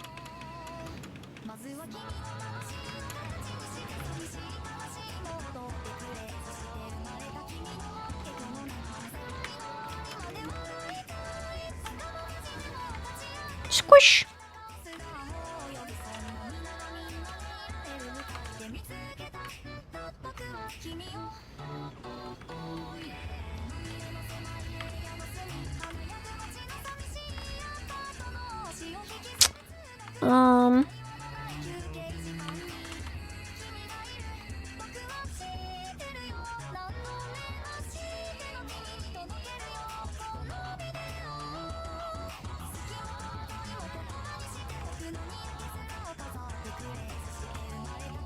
Okay, that cuts off that part. I probably also have to clear out this nest down here. Kind of a big one. I'll wait for ammo. Do I have the protector bots yet? Yeah, but I'm actually on Glubba. So I don't know if I can deploy protector bots from a remote control tank.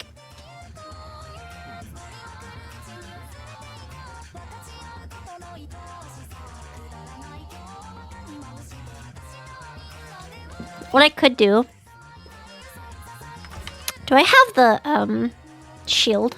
The defense shield? I have the tier 1 energy shield. That could be nice. Yeah, one problem, I'm actually at an entirely different planet. Just a tiny problem.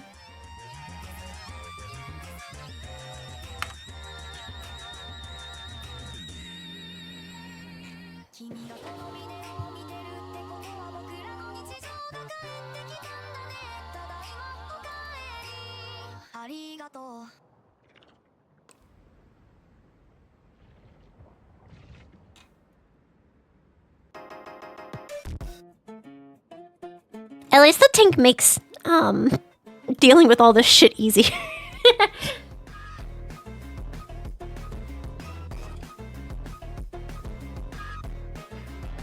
I could do like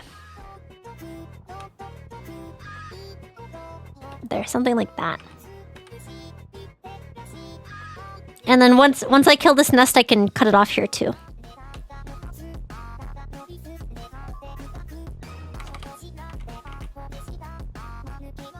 And by tank, you mean the 6 tanks you've scattered around and the 3 you've already lost? It's okay, I've automated it, it doesn't matter.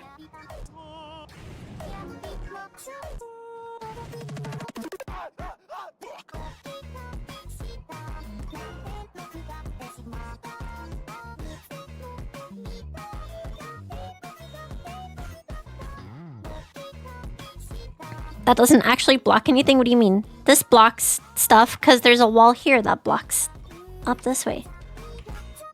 Yeah, it's a cliff.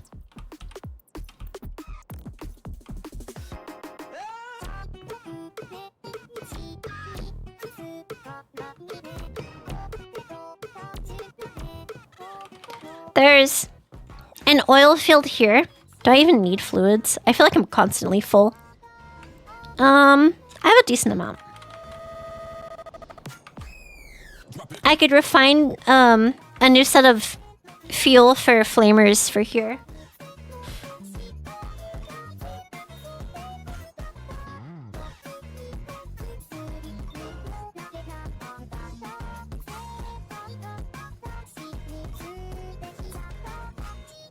Do I have ammo yet?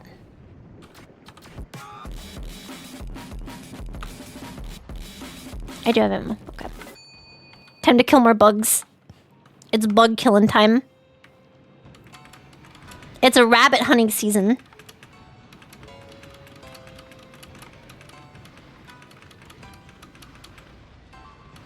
Bug hunting season. Oh no.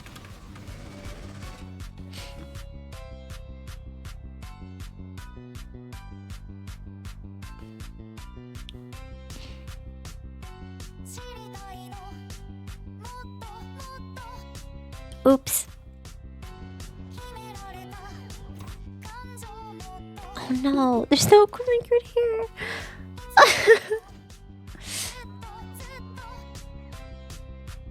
Do I have another tank with an equipment grid? Oh, it's so cooked.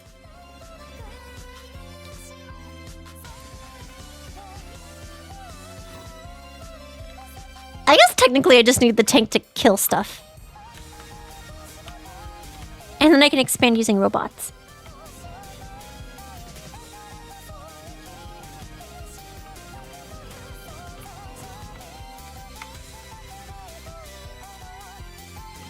It's so slow compared to with the exoskeleton.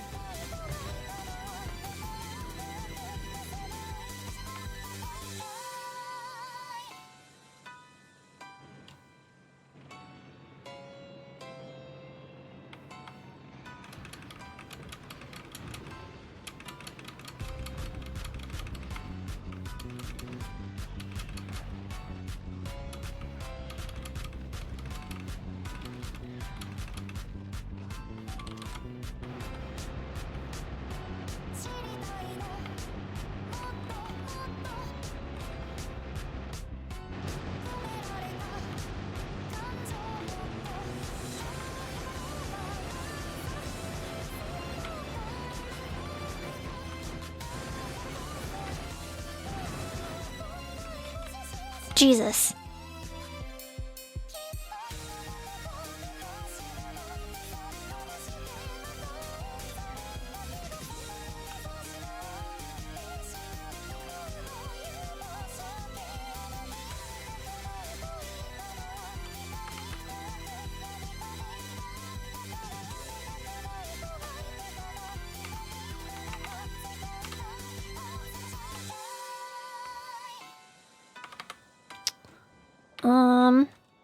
I guess I killed this nest too. Are we winning? We are winning. We are killing bugs.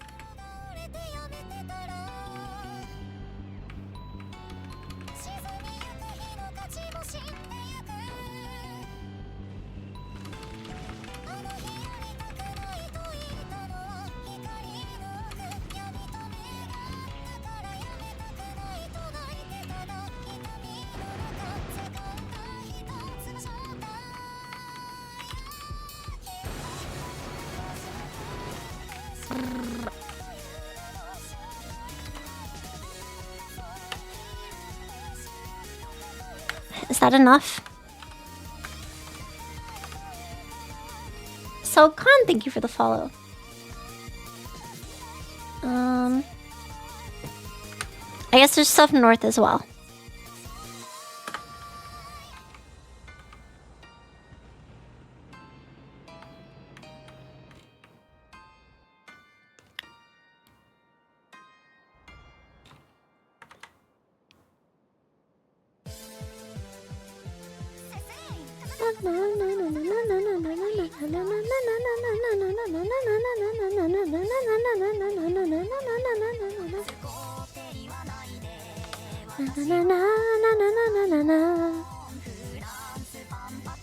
Why are you spamming your spacebar? Because it's fun!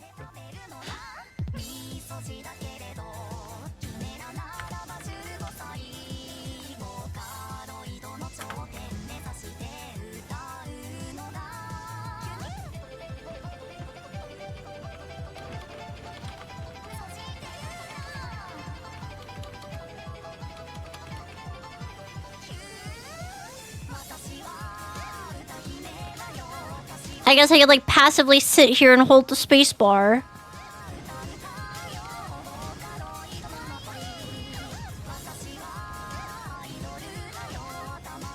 It feels like less like I'm doing something when I do that. I like pressing the button.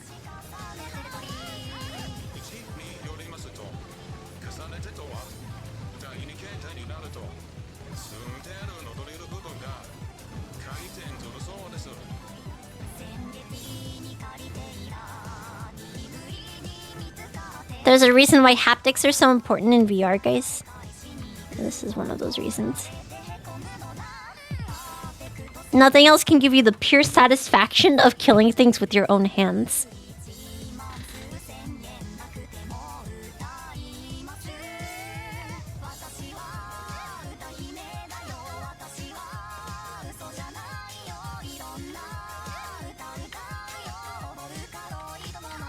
What is happening? Why are there so many robots moving around? Hold on.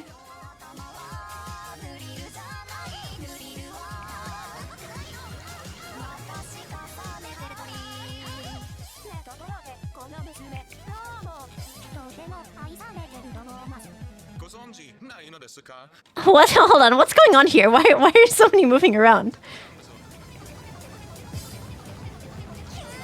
Why are they bringing a rail here?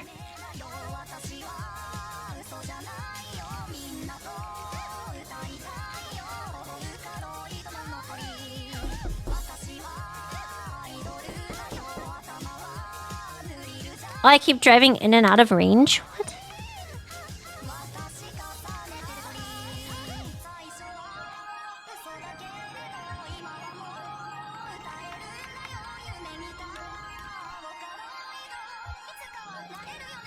What is this doing to my power?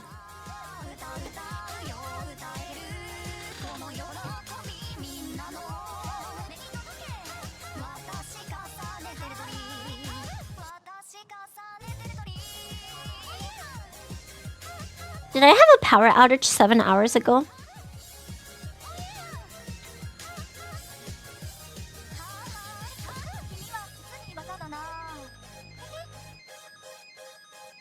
I don't remember this. But it seems like my Steam engines why did you watch the VOD?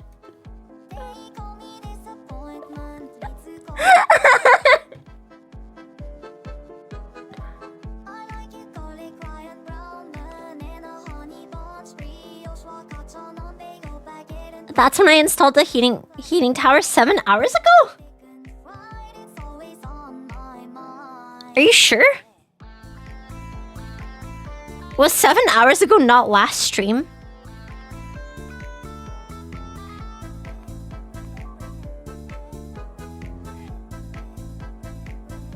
No, here's when I installed the heating towers. 16 hours ago. Maybe that was the blackout? I did have a blackout, that's true.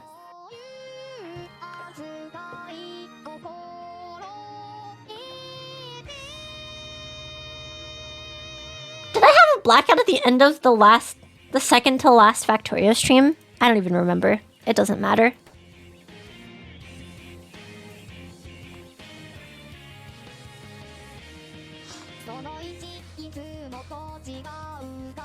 Factorio is a silly game.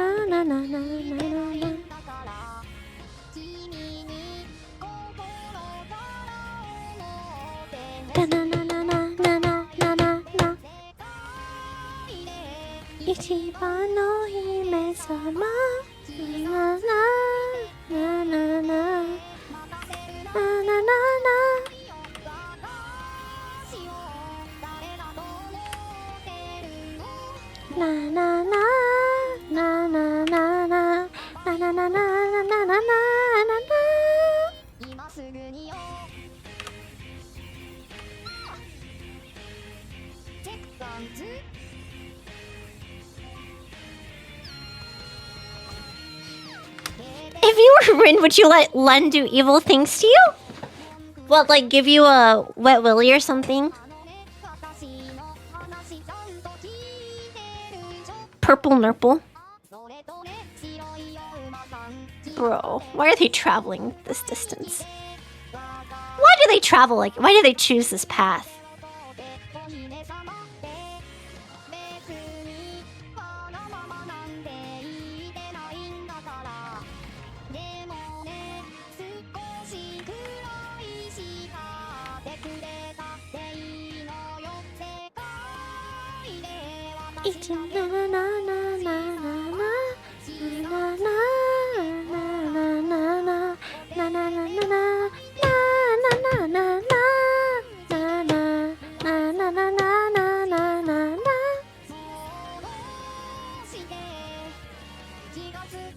At this rate, I'm just gonna have to cut off this part too.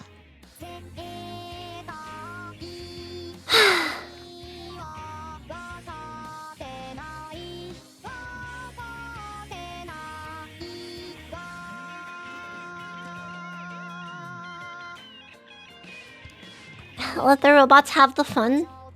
Bro.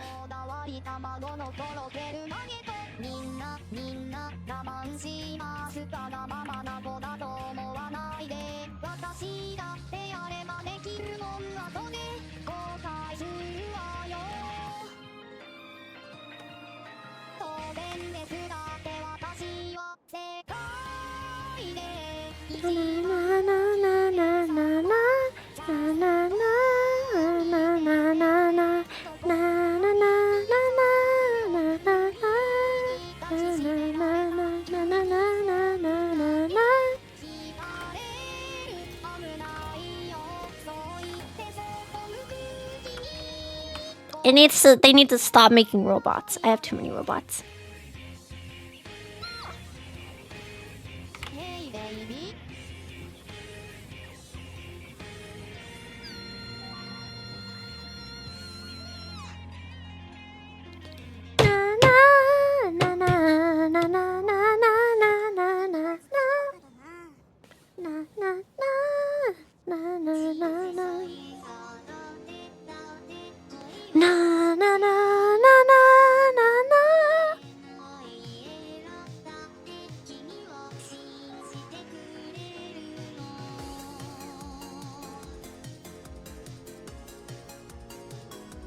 Make a Miwa robot? No, I know what I can do.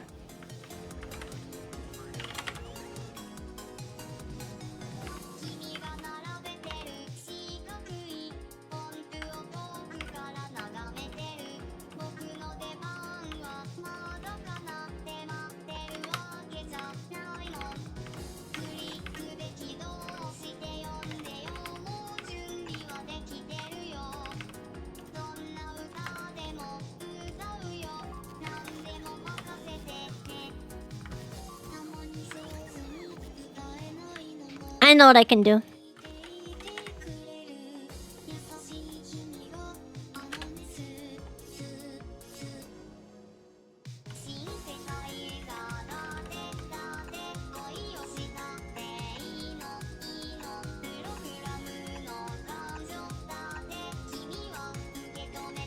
Is that too wide?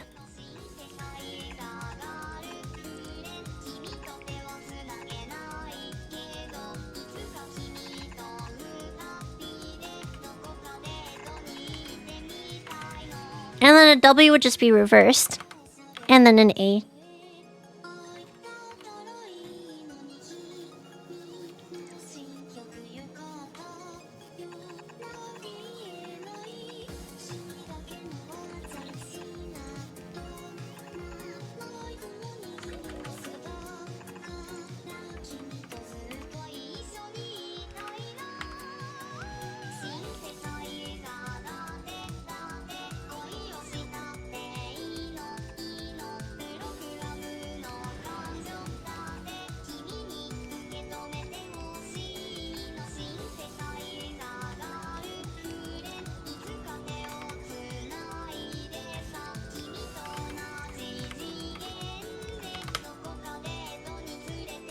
I think substations are justified for this art piece. Don't even have any substations. I'm surprised I haven't automated these yet. Red chips, copper cables. I'm not sure if I have copper cables in a chest. Copper cables in a chest anywhere. But substation.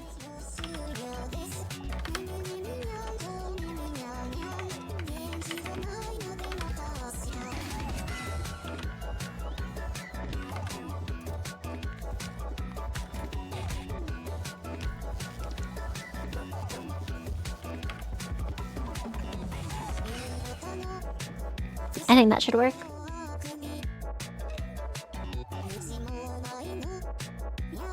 I'm sick of coming back to novice to kill bugs, guys. I hate having to come back here and kill bugs just so I can get 1 or 2 technologies that I may or may not need. Pain. Get Artie. I have to go to a different planet for that.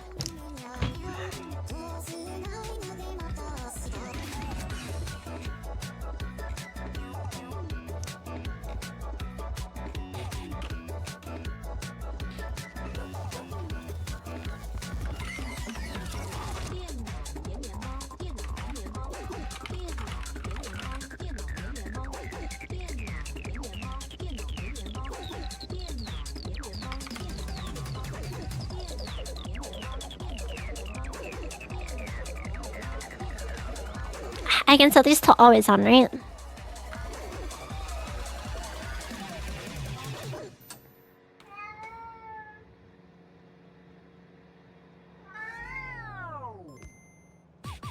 I hope you only get 1 piece of uranium. Tear the mine down in frustration that you had to do it, then need uranium to fuel the Spidertron.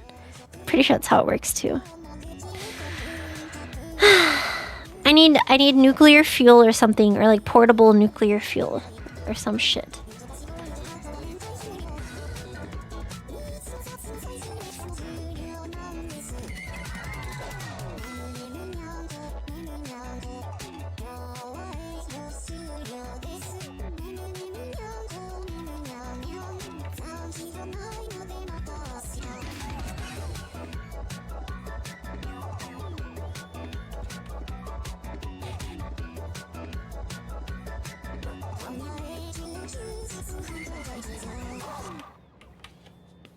There, that looks pretty cute, right? You should make them blink with different colors. Oh god, am I doing this again?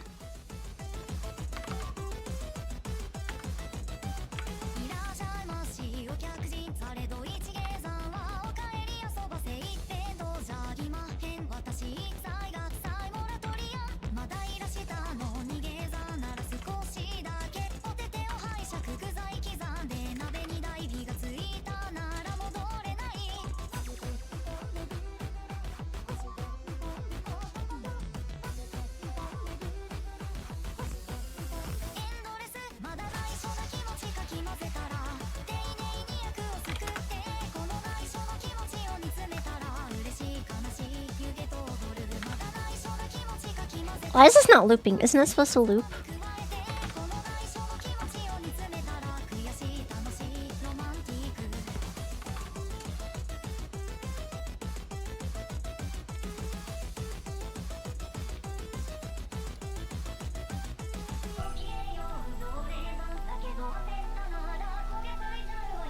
Oh, here we go.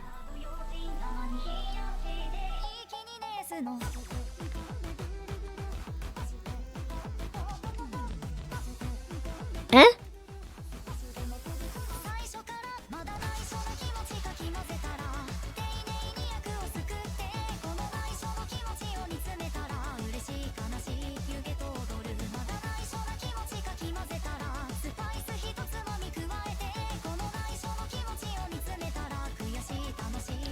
Do I need 2 of them?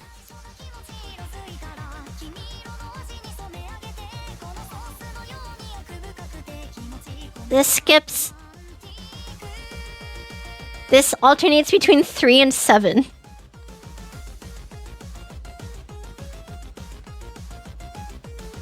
One set to output 1 and the other set to input count was working. It was just resetting at 0. It's skipping. How did I do it on here?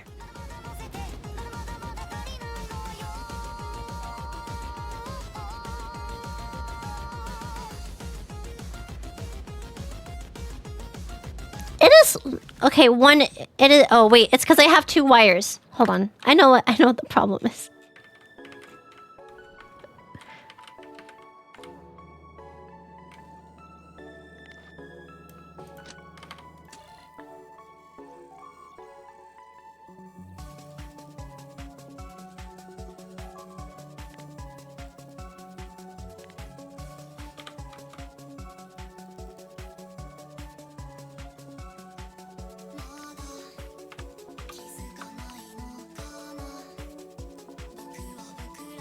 Is that hitting every number? I can't tell.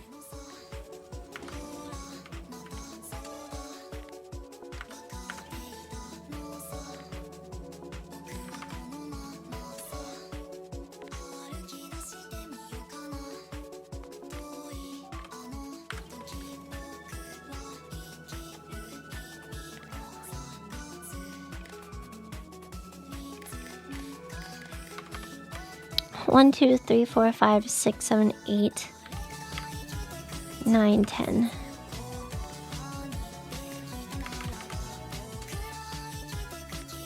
And then we could output a different color every time.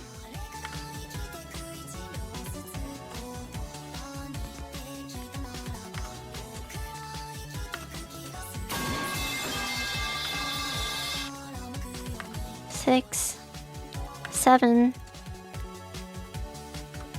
What was this one?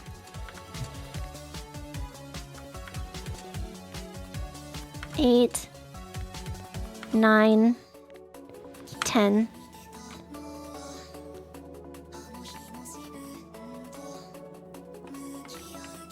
And then we do red on all these outputs. And then we hook these up to the wires. Use colors. Right? Is that how that works?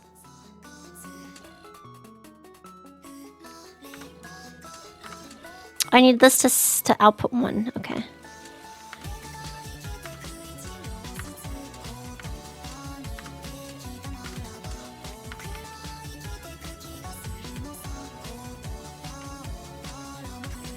I need to set these to different numbers. 2, 3, 4, 5, 6, 7, 8, 9, 10. Peak.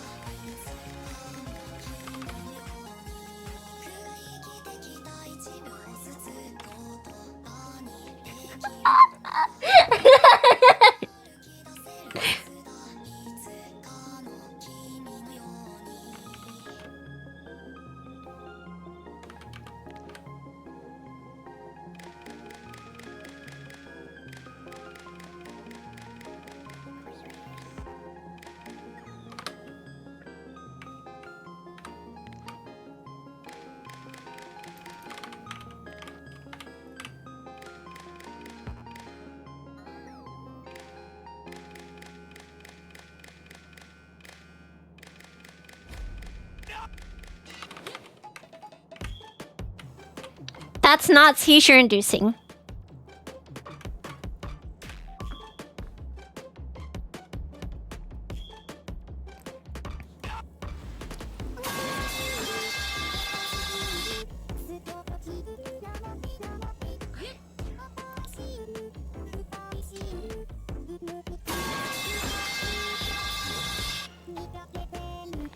You can get them all to flash at different rates so it gives chat an aneurysm. Oh, wait. Okay, 20. And we just do random numbers here. So, like, this is 4. This is 7. 6. 7. 9. 14. 16. What was the number set to? 20. 17. 19.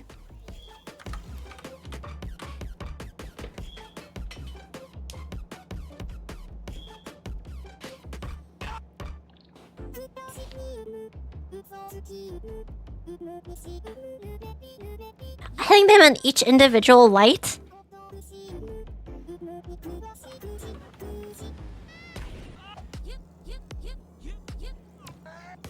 It's got a pulse to it. It's kind of got a pattern, yeah. Okay, bro. Okay, who should I raid? Who should I raid? I should raid someone. I haven't raided in a few days. Amigos VOD? I'm not sure if I can do that.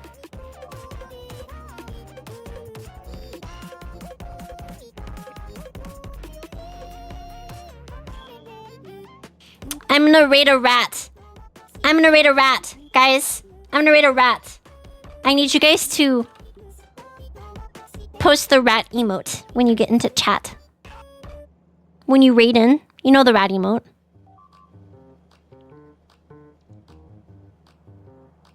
Post the emote right now, so that I know that you know what it is. That one exactly. All right, guys, get ready to spam that shit. We're raiding a mouse.